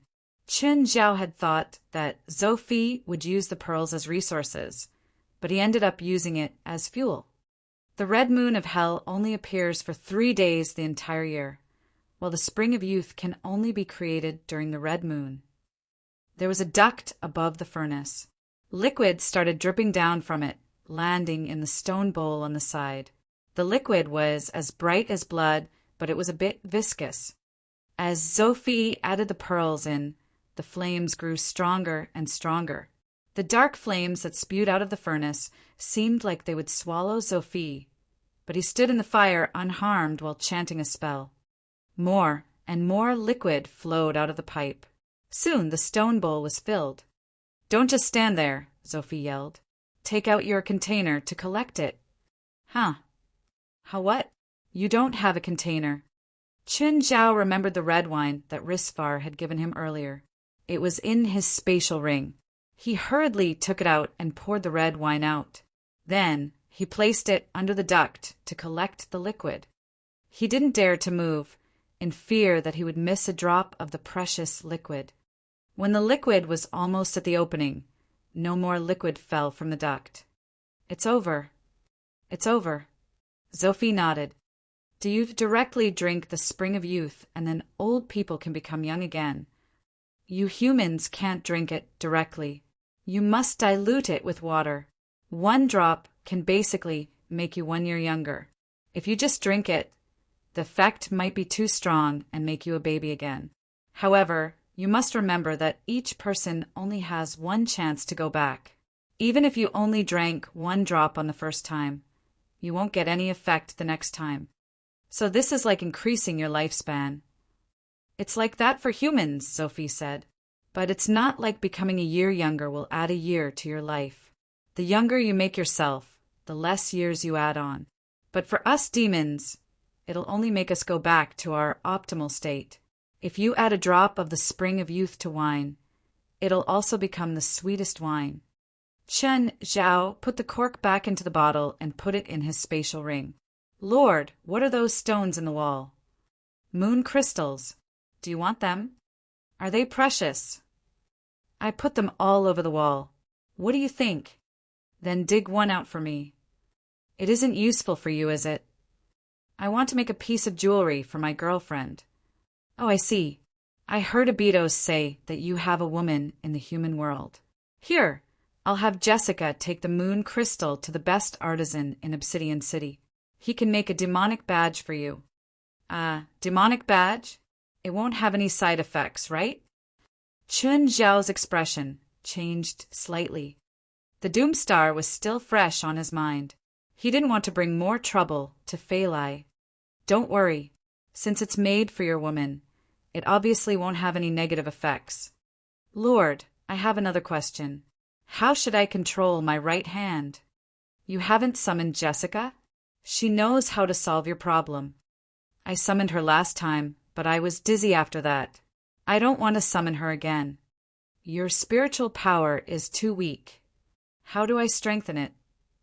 Use more spells. Don't you humans practice to exercise your body? That's a dumb method, but it's very effective. You can try summoning Jessica more often. This will strengthen your spiritual power faster. Sophie paused. Looking at Chun Zhao's right hand, he added, My blood flows through your right arm. It doesn't have a consciousness and can only act with instinct. If you can learn Soul Collection, you'll be able to control it. I don't know Soul Collection. Chun Zhao had never heard of this spell before. I'll give you the rubbing of this spell. Just then he was attacked by the smell of meat. Chun Zhao took a deep breath. Smells delicious. Let's go. Oris killed a dragon just for you. Chun Zhao and Sophie walked out of the ring-shaped building. They saw Oris shortly after. Her mouth was open, and she kept blowing out fire to cook the 8 or 9 meter-long dragon. Chun Zhao was speechless at this roasting method, but it was really hell-style. Human, you're here. Seeing Chun Zhao, Oris gave Chun Zhao a warm hug with her 3-meter-tall height. Human, I made this just for you. If you eat its flesh, you can become stronger. It won't make me turn into some horned and scaled creature, right? Haha, I like your humor, Oris laughed. Oh, if I can't finish, can I take it to go? Of course, but you better remember that no one other than you and your demons can eat it. Why? People without demonic blood can't take dragon meat, especially one cooked with my breath. He had to admit that the dragon's meat tasted delicious. It might also be Oris' unique cooking techniques. Chun Zhao had a great appetite and ate a dozen kilograms. But looking at the dragon that weighed a few tons, he probably couldn't finish until next year. Thankfully, he could take it back and let the other demons get a taste. He stayed a full 24 hours. Chun Zhao received the spell rubbing of soul connection and the pendant made out of the moon crystal by an artisan that Jessica had found. It was a beautiful pendant with a red gem. There were at least 100 carats of heart-shaped moon crystals. It shone with a mesmerizing and strange red light. The chain was created out of some unknown silver-white metal. It felt like it didn't exist. You wouldn't feel it when wearing it. Its name was the Red Moon Heart. Of course, it was also a demonic badge. Its function was that it would never be lost. Okay, this was honestly the most useless demonic badge. Chapter 253, Red Moon Heart. Chapter 253, Red Moon Heart. Ah! Fei Lai screamed. Chen Zhao's abrupt appearance almost made Fei Lai jump into the air. It's me, Chen Zhao quickly comforted. Are you trying to scare me to death? Fei Lai calmed down. Sorry. Chen Zhao was also speechless, but he immediately took out Red Moon Heart. It's for you. Wow, it's so beautiful. Fei Lai could not move her eyes away. No women could reject such a piece of artwork. Red Moon Heart was the most gorgeous and thrilling accessory Fei Lai had ever seen. Is this ruby? No, but it's definitely more valuable than ruby. It's the only piece like it in the world, Chen Zhao said. Is it very special? Yes, it's called Red Moon Heart. Once you wear it, it will belong to you forever. Nobody can steal it away. The power of magic. Yes. So I won't be able to take it off. No, you can take it off, but it will never be lost. Put it on me. Fei Lai could not wait to wear the gem. As Red Moon Heart hung before Fei Lai's chest, it seemed to glow even brighter. It feels so special. I can only feel the presence of the gem, but not its weight. You look amazing. Fei Lai opened her mouth slightly and started to pant. She waited for Chen Zhao's next move. Chen Zhao felt that he had become stronger, perhaps because of the dragon meat he had eaten. He did not realize his change in hell, but now that he was back in the human world, he almost could not feel Fei Lai's weight. Chen Zhao lifted his arms gently and pulled Fei Lai toward himself. After a long battle, Chen Zhao was still not satisfied, but he stopped because of Fei Lai's begging. At night, Chen Zhao was sleeping with Fei Lai in his arms. Suddenly, Blackie's head floated out from the wall. Chen Zhao was shocked out of his wits. Even though it was not the first time, he was still not used to it. Blackie, what do you want? Chen Zhao acted quietly, afraid that he would wake Fei Lai up. I need your help tomorrow. What? Remember, I told you I have been casting Hell Knell on a vegetative man. Yes, why? Help me to heal him. It was Blackie's first request. In the past, it had always been Chen Zhao who needed Blackie's help. Hence, Chen Zhao had no reason to reject Blackie, although the person was in a vegetative state. Chen Zhao had no prior experience at all. He did not know how to treat the person. All right. After consideration, Chen Zhao decided to agree for now.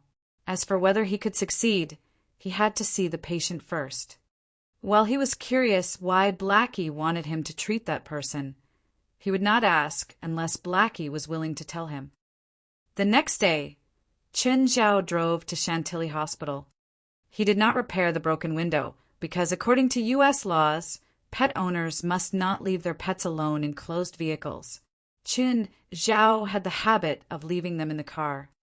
If someone discovered that there were pets in the car, he or she might just smash the window.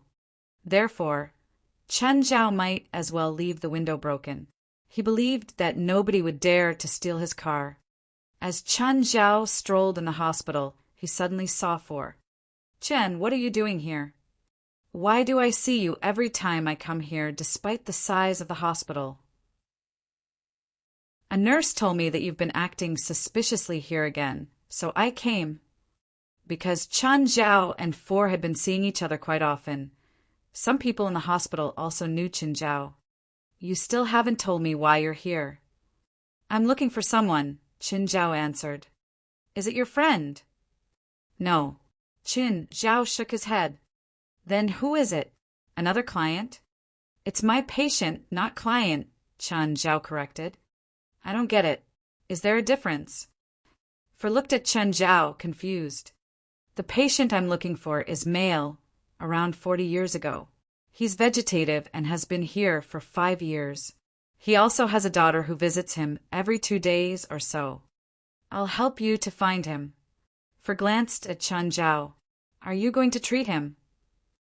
I want to see his condition first. If possible, I might heal him, but I'm not experienced in treating vegetative people either. There were at least 1,000 hospitalized patients in the hospital. Given that Four was not a neurologist, it was normal that she did not know the person Chen Zhao was talking about. Anyway, For still helped Chen Zhao to find the patient. WAE leaders. 5 years ago, he fell into a coma after a severe car accident. He's still vegetative now. Is it him? Yup. For brought Chen Zhao to the ward. It was a standard ward with 4 beds. However, only one of the beds was occupied at the moment. A woman was sitting beside the patient, massaging his muscles. When Four and Chen Zhao walked in, Suma Leaders turned her head around, puzzled. Yes. Hi, he is the new neurology expert in the hospital. He has awakened many vegetative people in the past. It's his first day here, so he would love to take a look at all the vegetative patients in our hospital. Hi, I'm Suma Leaders. This is my father. Can you please wake my father up? I can't promise you anything, but please can I check his condition first? Having lain in bed for more than 5 years, WAT's muscles had badly wasted. He was extremely weak and fragile. Do you have his medical reports in the past few years? Yes, but I don't have them with me now. Can I give them to you tomorrow? Sure, Qin Zhao nodded. After examining WAT's body briefly, Qin Zhao and Four left the ward. Qin, how did you choose your patients? You don't even know them, right? It's a request from a friend. Just like the request from you last time, Qin Zhao said. Can you wake him up? I'm not sure, Qin Zhao admitted. Qin Zhao had never had a vegetative patient before. To be honest, he did not even know what he should do to the patient, let alone cure him of his state. Just then his phone rang. Hi, mister. Qin, I'm Spike. Can I talk to you, please? There's nothing to talk about. Qin Zhao was about to hang up. Mr. Qin, please give me a minute. Please. Fine, a minute. I would like to sell you all my natural pearls at the original price. I don't need them anymore. $180. It's the lowest price in the market. I said I don't need them anymore. I've already bought what I needed. Chapter 254 Artificial? Natural. Chapter 254 Artificial? Natural. Mr. Qin, you can't do this to me. Do you know what I put in to help you buy natural pearls? How can you do this to me? Spike was freaking out. He'd really lost too much this time. He'd thought that there would be good news in the natural pearl market, so he'd been buying them up crazily these days. But before good news came, he heard that Mr. John had already stopped buying natural pearls. By the time he processed this, it was already too late. He'd borrowed from the bank with high interest to buy the pearls. The market price for natural pearls recovered to the original price. This wasn't the worst part. The worst part was that even though the price had recovered, the market order hadn't. The market wasn't that big since no one really needed natural pearls. With the recent rises and falls, no other sellers would touch natural pearls in the following period. The items were stuck in his hand now. If he waited a few months, he could definitely sell them. However, the bank's interest couldn't wait. Each day was pressing at his limit. Plus, the thing that he regretted the most was that Zola's fashion company, his original partner, had ended the contract. This affected his business greatly. The bank also started chasing after his debt because of this. Qin Zhao scoffed. You were the one who wouldn't sell to me, so I bought them from someone else. Now you're blaming me? Mr. Chen, it's my fault. Please forgive me. Please give me another chance. 1 minute's up. Goodbye. Qin Zhao hung up. He didn't want to waste time with Spike. The man had asked for this himself. It wasn't like Chen Zhao wanted to mess with him. If Spike hadn't done those things, he might not have gotten rich overnight, but he still would have made a profit. Qin Zhao didn't know how much Spike had lost. He didn't want to know either. It had nothing to do with him. He got into the car after leaving the hospital and drove to Ethan's. Sitting at the counter, Li Qing saw Chen Zhao and immediately went over. "Mr. Qin, this is the peace knot that I made for you. It's just a little gift. Please take it." "Huh. Chen, Li gave me one too," Ethan said from the counter. "Does it actually work?" "It's the thought that counts." Qin Zhao accepted the peace knot. "Thank you." Chinese people usually hung a peace knot in their cars. It was a custom and habit. Qin Zhao looked at the knot. It was very detailed, unlike the machine-made ones usually sold in China. Li Qing must have made it herself. Qin Zhao discovered that he couldn't figure out how it was made. "Auntie Li, your weaving method is so detailed. I think you can make some to sell at the motel. You'll definitely have a market." Li Qing shook her head. "I can't just make a few. I've only made these 2 in 2 months. Is it that hard?" "It's handed down the generations. Kids aren't even willing to learn. Now that it's in my hands, the tradition might get lost." There was an undertone of sadness in her voice. Chen Zhao didn't know if it was for the craftsmanship or the loss of her child. Coastal Rescue Team. "Fei Lai, your necklace is so pretty." A female lifeguard looked at Chen Zhao's pendant. She couldn't look away. The other women crowded around too. "Is that a real ruby?" "No way. How much would such a big ruby cost?"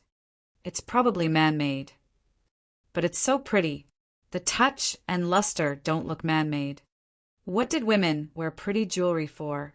In addition to adding to her beauty, it was also for showing off. Fei Lai wasn't an exception.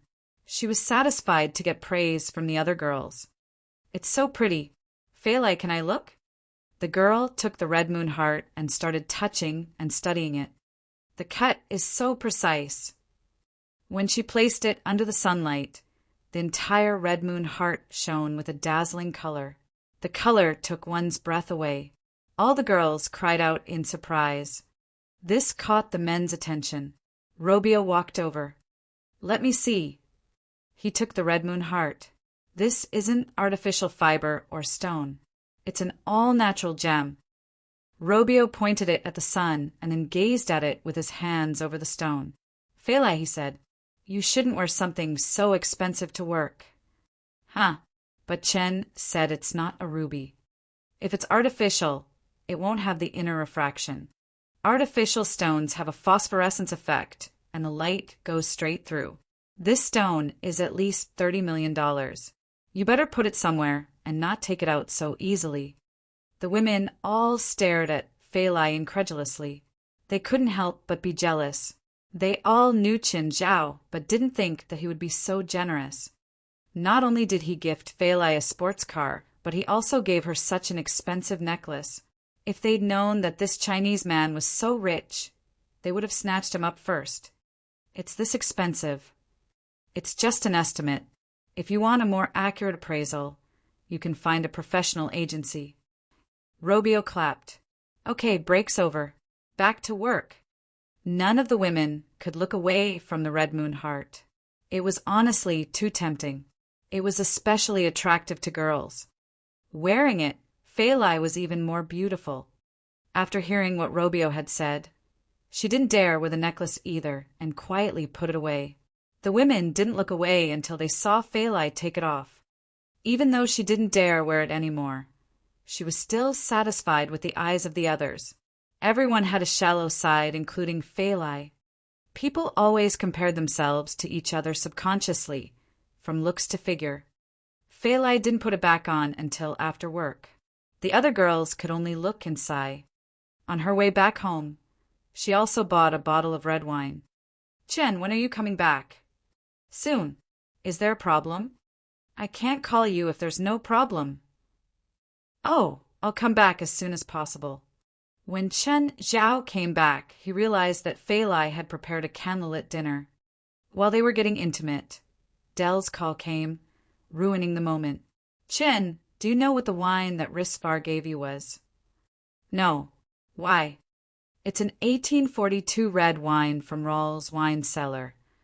And that bottle had just been sold for $2 million at the spring red wine auction. The one who bought it was Risvar. Qin Zhao choked. Chapter 255 Six-Pack? Chapter 255 Six-Pack. Qin, what's wrong? Fei Lai looked at Chen Zhao, confused.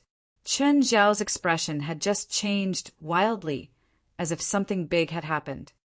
I feel like I've just lost $2 million, Chen Zhao said with a long face. Dell continued to hurt Chen Zhao on the other side of the phone. Chin, you can't just enjoy that wine yourself. Do you want me to go over, or do you want to come here? Maybe tomorrow. Fei Lai and I are having candle dinner now. What? Have you already opened the wine? Don't finish it. Leave some for me. Don't worry, we didn't open that bottle. Why didn't you tell me earlier? Chen Zhao complained. I only found it out just now. It was too late anyway. Chen Zhao had already poured the $2 million red wine away himself. Nevertheless, he still took out the original bottle and poured the Spring of Youth into another bottle. Chen Zhao left a bit of the spring in the bottle and poured the leftover red wine from the dinner in. According to Beelzebub Zophie, adding the Spring of Youth to wine could increase its quality. Chen Zhao hoped that Dell would not notice any difference. The next day, at noon, Chen Zhao went to Dell's house with the wine. Chen, have you already drunk so much? Realizing that there was only half a bottle left, Dell's face was filled with pain. You should be glad that there is still some left. Chen Zhao rolled his eyes. My wine contains the Spring of Youth. Don't think it's worse than the wine from Rawls' wine cellar. Mr. Risvar gave it to me. Let's call him here and drink together. Are we really calling another person here when there's only half a bottle? I won't be drinking. Chen Zhao rolled his eyes again. A person could only benefit from the Spring of Youth once. He did not want to use it this early. Chen Zhao planned to use it only when he and Fei Lai were much older. The wine was a gift from Risvar after all. It was reasonable for Chen Zhao to invite him over to return the favor. Black Ma, go and invite Mr. Risvar here. To be honest, Chen Zhao did not understand why Risvar would give him such an expensive bottle of wine. They had only met each other twice. Soon Risvar came. Black Ma was also carrying Ronnie and Vera on his back. Chin, did you ask Black Ma to invite me here? Yes, what did he tell you? He said, woof woof. Can you translate it? When Risvar saw the red wine on the table, he smiled. Johnny, why did you use such a good bottle of wine to Chun instead of me? He doesn't even know about wines. I would rather pour it away than give you. Why? Did I offend you? Who knows which bitch you'll share the wine with? In just a week, I've seen at least 10 women enter your manor. Chen Zhao poured Risvar and Dell a glass of wine each. Risvar looked at Chen Zhao. Chen, are you not drinking? Fei Lai, and I already drank half yesterday. To be honest, it's a waste for either of us to drink it. Fine. Wish you and Fei Lai happiness. Risvar lifted the wine glass. He had already smelled the spreading aroma. The wine was even better than he thought. The extremely intense smell really matched the price of the classic collection from Rawls' wine cellar. Risvar took a sip. The sweet taste of the wine filled his mouth immediately. It was an alluring feeling. Risvar could not help heaving a long sigh. Great wine. Chen, are you really not drinking? Risvar had another sip. He suddenly realized something. He had drunk the wine from Rawls' cellar before, but it did not feel as good. Rawls' wine cellar only produced a few bottles of wine each year, which were all sold in auctions. The red wine from Rawls' cellar tasted sweet and gentle. However, because it was made in redwood barrels, it would have the smell of redwood. This is not from Rawls' cellar. Nevertheless, the wine was even sweeter and more intense than the original. The aroma filled and stayed in Risvar's mouth for a long time. Risvar lifted the wine glass and looked at the wine under sunlight. The wine was very bright and had no impurities at all. Under the refraction of sunlight, it looked as shiny as ruby. What a great wine! Risvar looked at Qin Zhao. Qin, it's not the original wine, right? Qin Zhao was surprised that Risvar could tell the difference. Can you tell me which cellar it's from? I've never had such wine before. It's excellent. Nice. Del suddenly grabbed the bottle and drank from it direct. Qin Zhao quickly snatched the bottle from him. Damn, you can't drink like this. Why? It's just a bottle of wine. You need to taste it slowly. Nobody drinks like this. Also, how are we supposed to drink after you put your mouth around it? Luckily, it was in Del's house and they were all friends. If it was in public instead, Del would probably be dead by now. While the wine was quite intense, it was clearly not as strong as hard liquor. As Del and Risvar drank the wine, they eventually fell asleep on the sofa. Perhaps they were drunk. On the other hand, Qin Zhao played with the kids in the courtyard. There was still about 1/3 of the wine left. Del and Risvar slept for about 2 hours. It was more like a nap. Risvar woke up. When he opened his eyes, he felt as if the world had been renewed. He was clear-headed and rejuvenated. Risvar glanced at Del, who was still sleeping. Risvar was somewhat confused. He remembered very clearly that they had been drinking here. How did they fall asleep? He had quite a high alcohol tolerance. Even half a bottle of vodka would not make him drunk, not to mention red wine. Risvar walked to the courtyard and saw Qin Zhao playing with the kids. Qin, sorry, I don't even know why I fell asleep. Maybe you were too tired, Qin Zhao said, smiling. Risvar would usually not drink in the day. If he did, he would certainly not work, because it would affect his thinking and judgment. However, today he drank in the day and felt that he had an endless amount of energy. He felt as if he was back to being 20 years old again. All his cells were filled with vigor. It felt rather strange. It was like a person who had been carrying weights for many years. He suddenly removed all the weights and felt as light as a bird. At the dinner table, Ronnie stared at Risvar for a while, puzzled. Dad, you became more handsome. No, Dad became younger, Vera corrected. Risvar only laughed it off, dismissing his daughter's lovely comments. However, when he was washing up at night, he saw himself in the mirror. Did my crow's feet just disappear? Risvar was confused. The wrinkles on his forehead were also gone and his hair had become brighter. He used to have some white hair due to his busy schedule and worry for his family. Now, his white hair was nowhere to be seen too. Risvar touched his belly. Six-pack. Since he was 30, his six-pack had been reduced to beer belly. Chapter 256, Evil from the Heart. Chapter 256, Evil from the Heart. The next day, Risvar realized that he seemed to have really gotten younger. It was more obvious than yesterday. The muscles he'd gotten during school were back on him. This feeling was very strange. Risvar kept posing in the mirror. His heart jumped. Could it have been that bottle of wine? Had Qin Zhao invited him to drink the wine to make himself get younger? Risvar was 40 years old. He estimated that he looked to be around 30 years old now. To be honest, the change wasn't that big. He just looked a bit younger. If it really was the wine, then Del had drunk more than him, so he wondered what the man looked like now. Risvar put on his clothes and ran to Del's manor. He saw a muscular young man with a bare upper body. He was sunbathing next to the pool with just his boxers. Del. Who are you? Johnny? Del looked up. He didn't recognize Risvar immediately. Del, your body.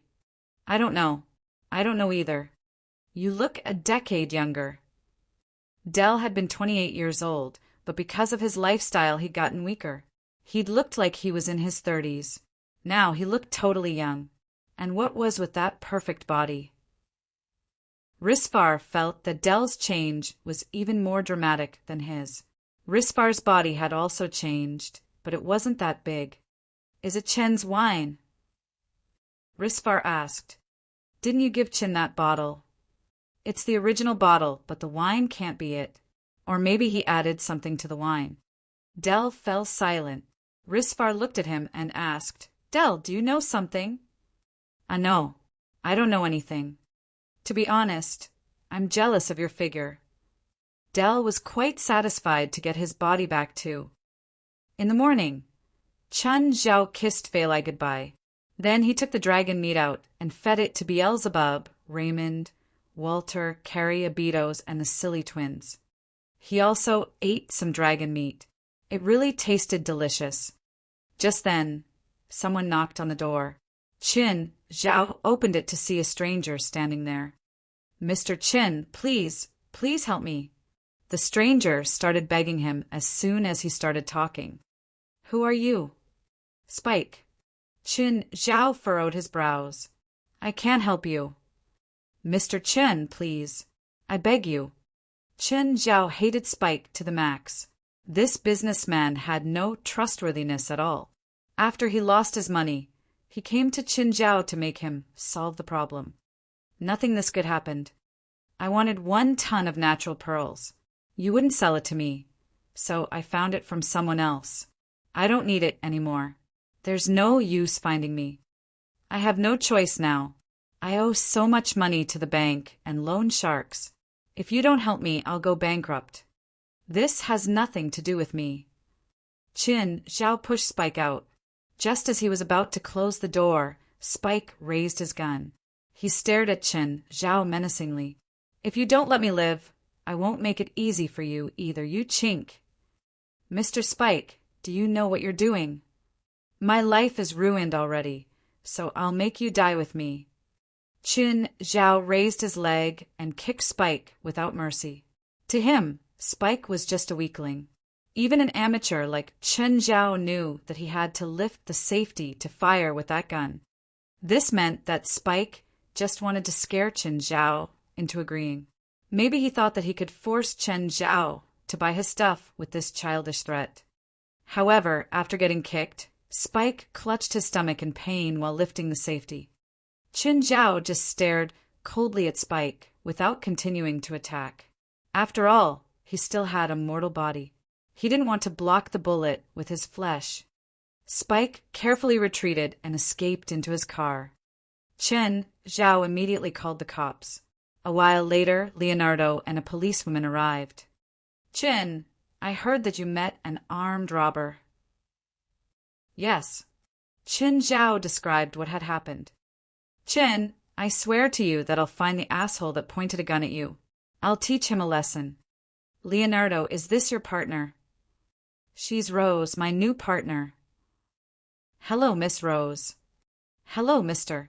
Qin. Leonardo mentions you often. I take it you two are close? Without a doubt. We won't bother you anymore. Goodbye. Bye. Qin Zhao waved. It seemed that Leonardo's spring was here too. Rose looked at Leonardo in a different way. Ever since David and Kate were captured by the Mexican gang, their feelings started heating up. They were living together now. They should find a time to meet up and have Leonardo bring Rose. It would help further their relationship. This way, Leonardo wouldn't act like he'd never seen women before and ask for numbers from any pretty girl. By then, Beelzebub and the others had finished breakfast. Qin Zhao cleaned up and took out the leftover red wine. He wanted to bring it to Ethan. Ethan had high blood pressure these days. The diseases that came with age were already obvious on him. If he had the will, Qin Zhao could help make a weight loss plan for him. However, Ethan was the type that just ate, slept, and ate. He couldn't start moving at all. Dieting would work even less. After reaching a certain age, dieting would hurt the body too much. Just then, Felwood Cisco called. Mr. Qin, we have the general shape of the basement done. Do you want to come over and check? You can tell us where you're unsatisfied with, and we'll revise it. It'll be more troublesome if we fix things after building the upper level. Okay, I'll go over now. Qin Zhao brought his pets and drove, toward Mirror Lake's construction site. Spike hadn't gone far. His car was parked in the near distance. Seeing Qin Zhao leave, Spike turned around and snuck into Qin Zhao's home. His past hadn't been pretty. These sneaky things were just everyday actions back then. He'd only started doing legal business after making some money, but this didn't mean that he'd really become a good person. Spike looked around but didn't find anything valuable. His eyes fell onto the bottle of wine on the living room table. This bottle. It was 1842 red wine from Rawls' wine cellar. There was also a ruby pendant next to it. Spike was tempted. A few days ago, this bottle had been auctioned off at $2 million. He didn't know if the pendant was real or not, though. His heart jumping. He took both the bottle and pendant. Then he ran into the kitchen and turned on the gas. Chapter 257. Your house was blasted into the sky. Chapter 257. Your house was blasted into the sky. Qin Zhao and Fellwood chatted with each other. Actually, Qin Zhao really trusted Fellwood's supervision. Whenever there was a problem, Fellwood would immediately inform Qin Zhao. If Qin Zhao made an unreasonable request, he would also explain to Qin Zhao patiently. There were 2 floors in the basement.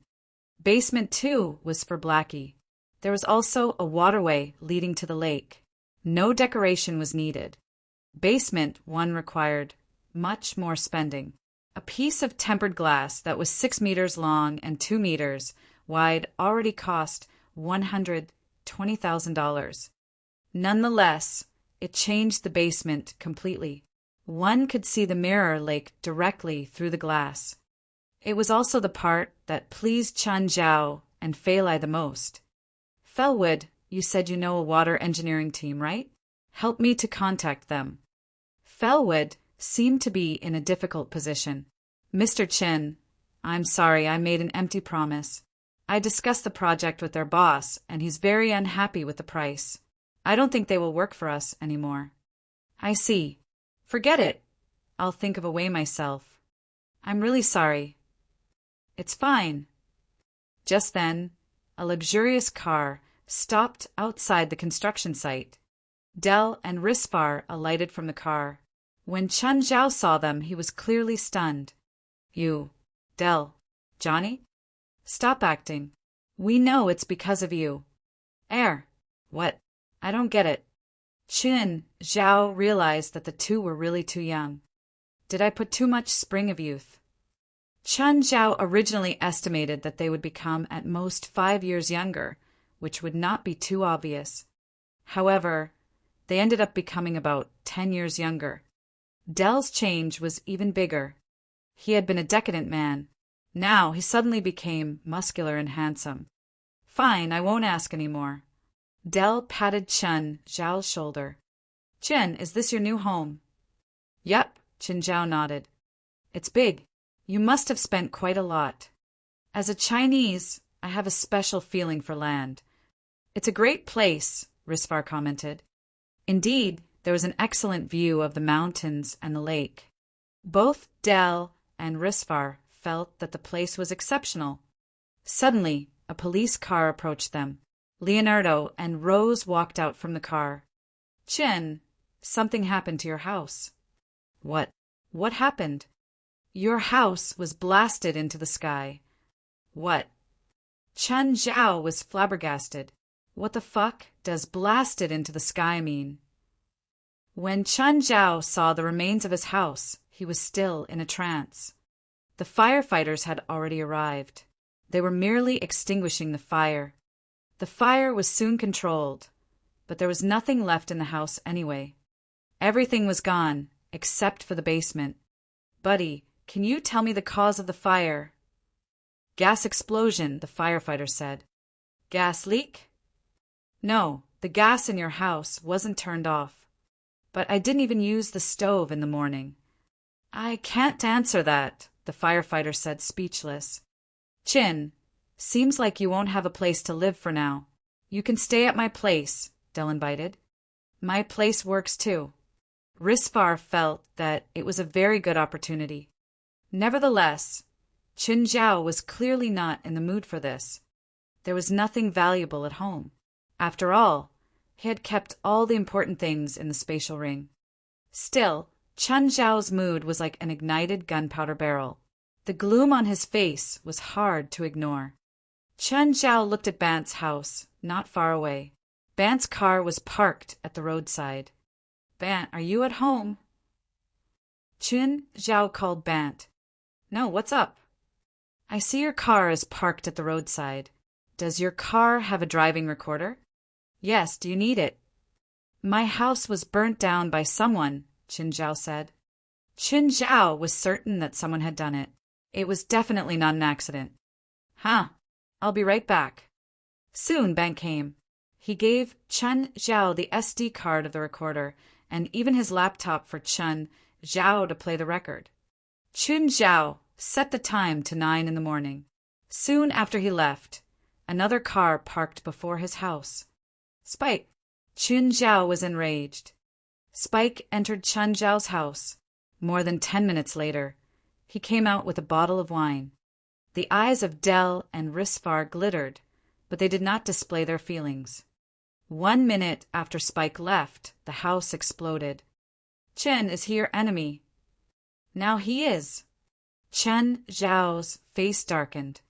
Then Leonardo and Rose brought the SD card away. Risfar and Dell looked at Chen Zhao. "Chen, what's your plan?" "Wait for the police to catch the culprit." "What else can I do?" "If you need it, I can help you," Risfar said. "I can too." Dell always had the habit of speaking before thinking. "Since he stole that bottle of wine, we can offer a high price in the black market to purchase it. He should be more than happy to sell it to us." Qin Zhao looked at them. "Do you want that bottle of wine?" It's yours. We'll return it to you, of course. If you happen to receive it, give it to your old relatives. You won't need it." "What do you mean?" "A person can only benefit from that wine once." "Can the wine cure diseases?" Risfar asked. "Johnny, is any of your relatives or friends ill?" Chen Zhao finally got it. Risfar must have found out about him somehow. Therefore, Risfar came close to him, hoping that he would treat someone for Risfar. "It's my wife." Chen Zhao thought about it. "Give me her medical history." "Are you going to treat my wife?" "You need to promise me that after your wife recovers, nobody else will ever find out about it." "Yes, I promise," Risfar said in excitement. "Give me the reports as soon as possible," Qin Zhao said. "Of course," Risfar nodded firmly. "Also, give me 24 hours. I'll find that person for you. Tell me if you want him dead or alive. I'm a law-abiding resident. I'll wait for the police to give me an answer." Qin Zhao rolled his eyes. Once Chen Zhao was alone, he immediately called Morgari. "Morgari, help me to find someone." Chapter 258, Find a House. Chapter 258, Find a House. Qin Zhao made a compromise with the agent. Qin Zhao would pay for a portion, while the insurance would pay for the rest. $10,000 wasn't much for him, but he still couldn't vent out his anger. "Haha, Qin, I heard your house got set on fire. Wanna come stay in my motel for a bit?" "Fuck off. I'd rather die than live there again." Only Ethan would talk to Qin Zhao in such an annoying way. There was no other person. He had to go out and find a house now. Since he had to rent one, he could at least get a bigger one. At the moment, he was at the real estate agency, communicating with the customer service. Just then, he got a call from Zola. "Qin, I heard that your house was set on fire." "Even you know?" Chen Zhao was surprised. "You need to find a place to stay, right?" "I found one already," Qin Zhao answered. Actually, Chen Zhao wanted to put space between him and Zola. It wasn't that she was a bad person, but that it was about morals. He couldn't be dating Fei Lai while getting with other women. Chen Zhao didn't think he was the type that could have multiple women. When he was single, he could let loose and accept anyone who was interested. Since he decided to have a stable relationship, he had to maintain it seriously. Chin, do you know that your real estate agent's company is under Manny's name and I'm in charge temporarily? Chin Zhao froze. Don't tell me that I'm in your security footage right now. No, but your information is in the database in front of me right now. All right. Chen Zhao knew he couldn't reject her. How about that mountain villa you and Daniel lived in before? How much is rent? Up to you. Chen Zhao thought for a moment and said, I lost half a bottle of wine during the fire. The pyro stole it. If found, it'll be beneficial to you or your father. Thank you. But you're not the only one who knows this. I'm quite healthy, Zola said. I don't really need health benefits. Trust me, you won't be able to reject the effects. What are the effects? I'll just say this much. Oh, right. When can my girlfriend and I move in? I already had someone go clean it up, Zola said. You can move in tonight. Are you sure you won't tell me the exact benefits of the wine? I'll tell you if you can get it. If not, then you'll be upset if I tell you. It's best if I don't say anything. Fine. I'll try my best to find it. Chen Zhao drove to Angel Beach. As soon as he parked, White Ma and Black Ma rushed out.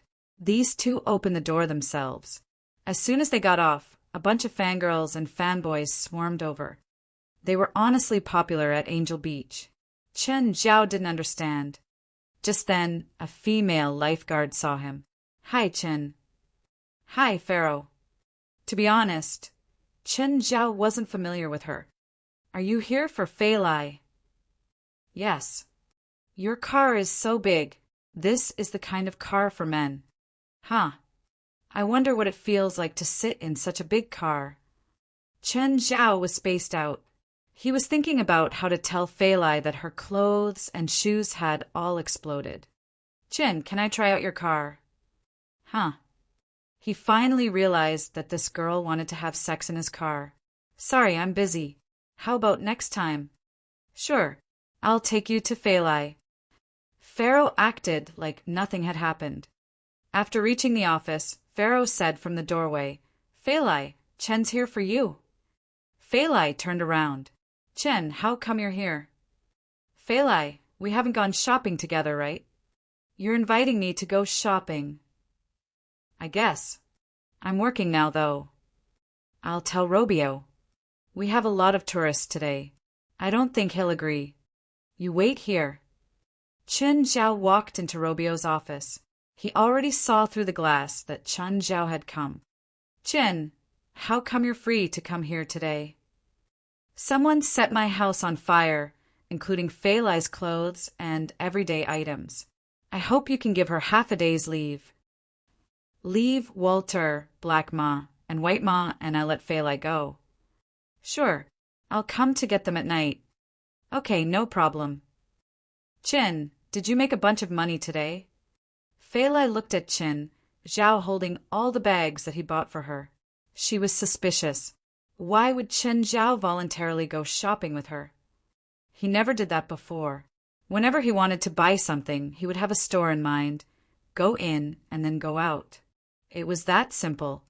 Haha. Chen Zhao's smile was a bit forced. I lost so much today, all right? Buy whatever you want. I think I bought enough today. What about lingerie? And pajamas? I already have a bunch. There's no need to buy more, especially pajamas. I've already worn it for many years. I'm not used to wearing other ones. You know that. Okay, you don't have to wear pajamas. Chen, what's wrong? What do you mean? Did something happen? No, I just feel that I should think more about you. In the past, I always rejected you when you wanted me to go shopping with you. I'll shop with you more often now. Are you sure nothing happened? Please, what can happen? Chen Zhao rolled his eyes. There's a Chinese custom that a new house needs new clothes. There's a custom like that, but there are still 2 months until our new home is completed, right? It's always good to be prepared. We'll definitely need to invite our friends over for a party. I hope the owner will be beautiful. But this is already a lot. You're holding at least $20,000 worth of clothes. It's not a lot at all. Oh, you haven't bought perfume yet. Perfume? I don't use perfume. You know that we have a lot of pets. It's damaging to their sense of smell. Oh, shoes. The brands will all have new designs for spring, right? Fei Lai couldn't win against Qin Zhao and was dragged into another name brand specialty store. Chapter 259. Our new home is definitely better than here. Chapter 259. Our new home is definitely better than here.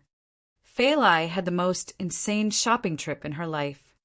Although her family was quite wealthy, she was not a crazy shopaholic. It had a lot to do with her personality. While Fei Lai liked to wear famous brands and read fashion magazines just like most women, she was a rational shopper. However, today she was forced to spend more than $50,000 on clothes and shoes. Of course, even so, Fei Lai was still rather rational. Most items she bought cost between $1,000 to $2,000. The only exception was a pair of shoes which cost more than $4,000. Qin Zhao had to put the items in his car before they could continue to shop. Fei Lai felt as if Qin Zhao was going to buy the entire street for her. Even though shopping was indeed pleasurable as a rational person, Fei Lai was worried whether the items were too expensive and whether Qin Zhao could really afford them. All right, I think we've bought enough. Fei Lai wanted to stop the shopping trip. Qin Zhao muttered into Fei Lai's ears, "Actually, I want to see you in VS undies." Fei Lai immediately flushed. Asshole.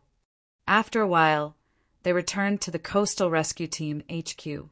When the female lifeguards saw the various shopping bags Qin Zhao was carrying, they could not move their eyes away. They were the brands every woman dreamed of getting. The things Qin Zhao was carrying probably cost more than their monthly salary. To be honest, Qin Zhao really did not want to carry the items himself. His SUV trunk was already full, so he had to put the rest in Fei Lai's car. Anyway, the scene was a huge blow to the women in the HQ. They were confident that their appearance and body were comparable to Fei Lai's. Why could they just not meet a man who was rich and willing to spend for them? The branded clothes Qin Zhao was carrying cost at least $20,000. Fei Lai, don't drive too fast today. Follow me.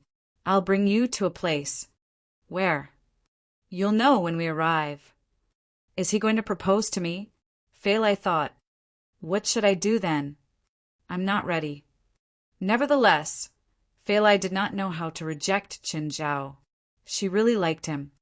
If Qin Zhao was rejected, would they break up? Fei Lai drove her car and followed Qin Zhao. She soon realized that they had entered Beverly Hills. Qin, where exactly are we going? Fei Lai kept imagining the various possibilities. Qin Zhao's car made many turns and climbed the hill. Eventually, he stopped in front of a villa. Fei Lai was even more puzzled. Is it his friend's house? Is he going to introduce me to his friend? Why didn't he tell me earlier then? He has no reason to keep it a secret, right? Fei Lai alighted from her car and looked at Qin Zhao confused. Qin, is this your friend's house? It's our temporary house. Qin Zhao gave a dry laugh. Why? Fei Lai's face was filled with doubt. Qin, isn't our house in Mountain Town good enough? Why are we moving here? Also, our new home will be ready soon. Actually, our house had a fire and everything is gone. Fei Lai finally understood why Qin Zhao had forced her to shop and buy so many things. All her belongings had been burnt. Everything's gone. Everything's gone, Qin Zhao confirmed. Were you at home that time? Fei Lai suddenly looked at Qin Zhao, worried. Were you injured? No. It's great that you were not hurt. Fei Lai hugged Qin Zhao. Cough, cough. Qin Zhao turned his head and realized it was Paul. Paul, why are you here? Mr. Raspa asked me to deliver some things to you. I thought you probably haven't prepared the daily necessities, so I brought some here, Paul said. Thank you, Paul. Paul was sensitive enough to leave after delivering the items. Fei Lai admired the view of villa. To be honest, the villa was in an excellent location. Situated halfway up the hill, they could see half of Beverly Hills and an entire coastline in the distance. The villa faced the magnificent sea and rested against the lush mountains. It also had a swimming pool and various modern facilities. Chin, is our new home better than this place? Definitely. It'll be a lot better. The villa was actually quite small. It also did not have a lot of space on the outside.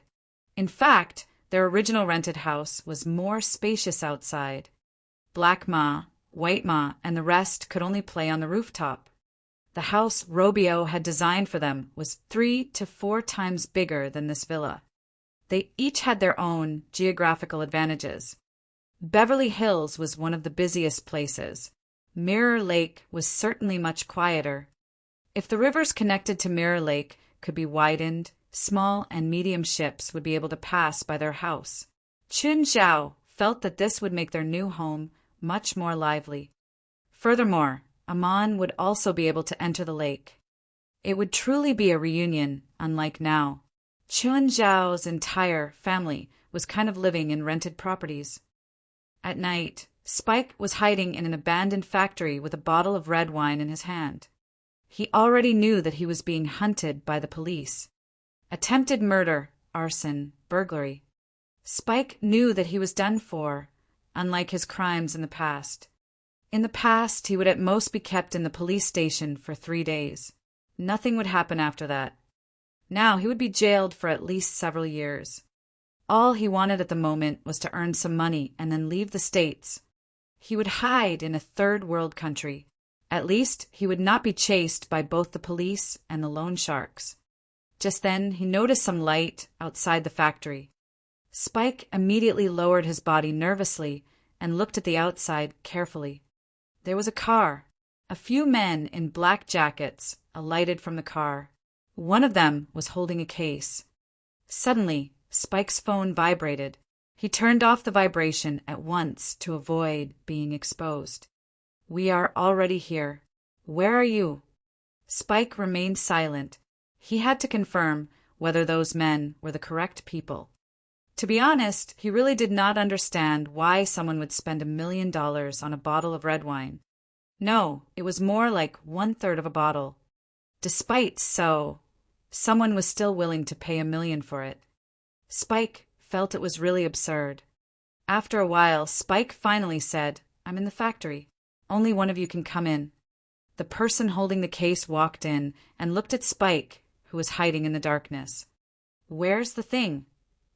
"I need to see the money first," Spike said carefully. It was $1 million trade, after all. He did not know if the person had been lying to him. The person unlocked the case and threw it before Spike. Chapter 260, Father and Daughter Drink Together. Chapter 260, Father and Daughter Drink Together. Spike opened the case. It was filled with green cash. They were all new and emanated a sweet scent. He took a wad out and checked. Then he took out another wad. It really was $1 million. "Where's the stuff I want?" Spike tossed the bottle at him. The man hurriedly reached out, almost missing it. He also checked the bottle to make sure it was the right one. "Mr. Spike, I'm only the middleman. You don't have to be so guarded against me. Our transaction is done, so I can reveal something. A bunch of people in L.A. are looking for you. You better be careful. I don't want to hear that you're dead." Spike chose to trade with this man because he had the best reputation in this neighborhood. He rarely ever bit back. Spike took the money and left. Just then, the man in black took out his phone. "Hello, Mr. Manus? It's Figure Lewis. I got the item. Bring it to Beverly Hills. My boss is there. I'll send you the money." "Okay, got it." Figure Lewis bought the bottle from Spike, but he also didn't understand why Manus' boss would want an opened bottle of wine. If it was a full 1842 red wine from Rawls' wine cellar, he could understand. But the leftover 1/3 of a bottle? Was it really worth $1,500,000? He personally guarded the bottle. 2 cars were parked outside of Risvar's home. He clutched the bottle tightly. Thankfully, The other party didn't want to get into a conflict. The guy who walked out was familiar. "Mr. Paul, can I help you?" "Figure, Mr. Raspa said that he wants the thing in your hands." "I'm sorry, it has an owner already." "Mr. Raspa can give you a higher price." Figure's eyes shone. Just then Risvar and some others came out of the manor. "You must be Figure, right? Where's my item?" Figure didn't dare bargain with this man. He immediately handed the bottle into Risvar's hands. Risvar took the wooden stop out and sniffed. Yes, this was the smell. Paul looked at him. "Hello, Mr. Risvar. I am Mr. Raspa's butler. My name is Paul." "Hello." Risvar nodded slightly. "How may I help you?" "Mr. Raspa also wishes to have this bottle of wine." "Mr. Risvar, are you willing to sell it?" "I'm sorry. I don't have the habit of sharing things that I like." Risvar shook his head with a smile. "Mr. Risvar, won't you listen to the price?" Paul felt that the man would be tempted by his price. Risvar was rich, but there was no reason he would reject a source of free income. Risvar chuckled. "Oh, then what is the price, Mr. Raspa is willing to give?" $2 million. What do you think?" "Ha! Do you think I'm a beggar?" $3 million. "Okay, Paul. I need to rest. Please go back." $5 million. Paul tried again. "Goodbye." Risvar went back to his manor without even looking back. Helpless, Paul picked up his phone. "Mr. Raspa, the wine is already in Risvar's hands. I offered $5 million, but he was still unmoved." $5 million, and he still wasn't willing. Raspa frowned. Just what was the use of the wine? After all, the 3 most expensive bottles of wine in the entire world had been auctioned for $3. $2 million, $2. $88 million and $2. $1 million. He'd offered $5 million for the remaining 1/3 of the bottle, but Risvar was still unmoved. Even if the bottle was filled with diamonds, $5 million should be more than enough. Raspa couldn't handle the temptation. In the end, he called Chen Zhao. "Chen, tell me the truth. Does the bottle contain wine or not?" "Did you get it?" Chen Zhao asked. "No." "Have Paul come over.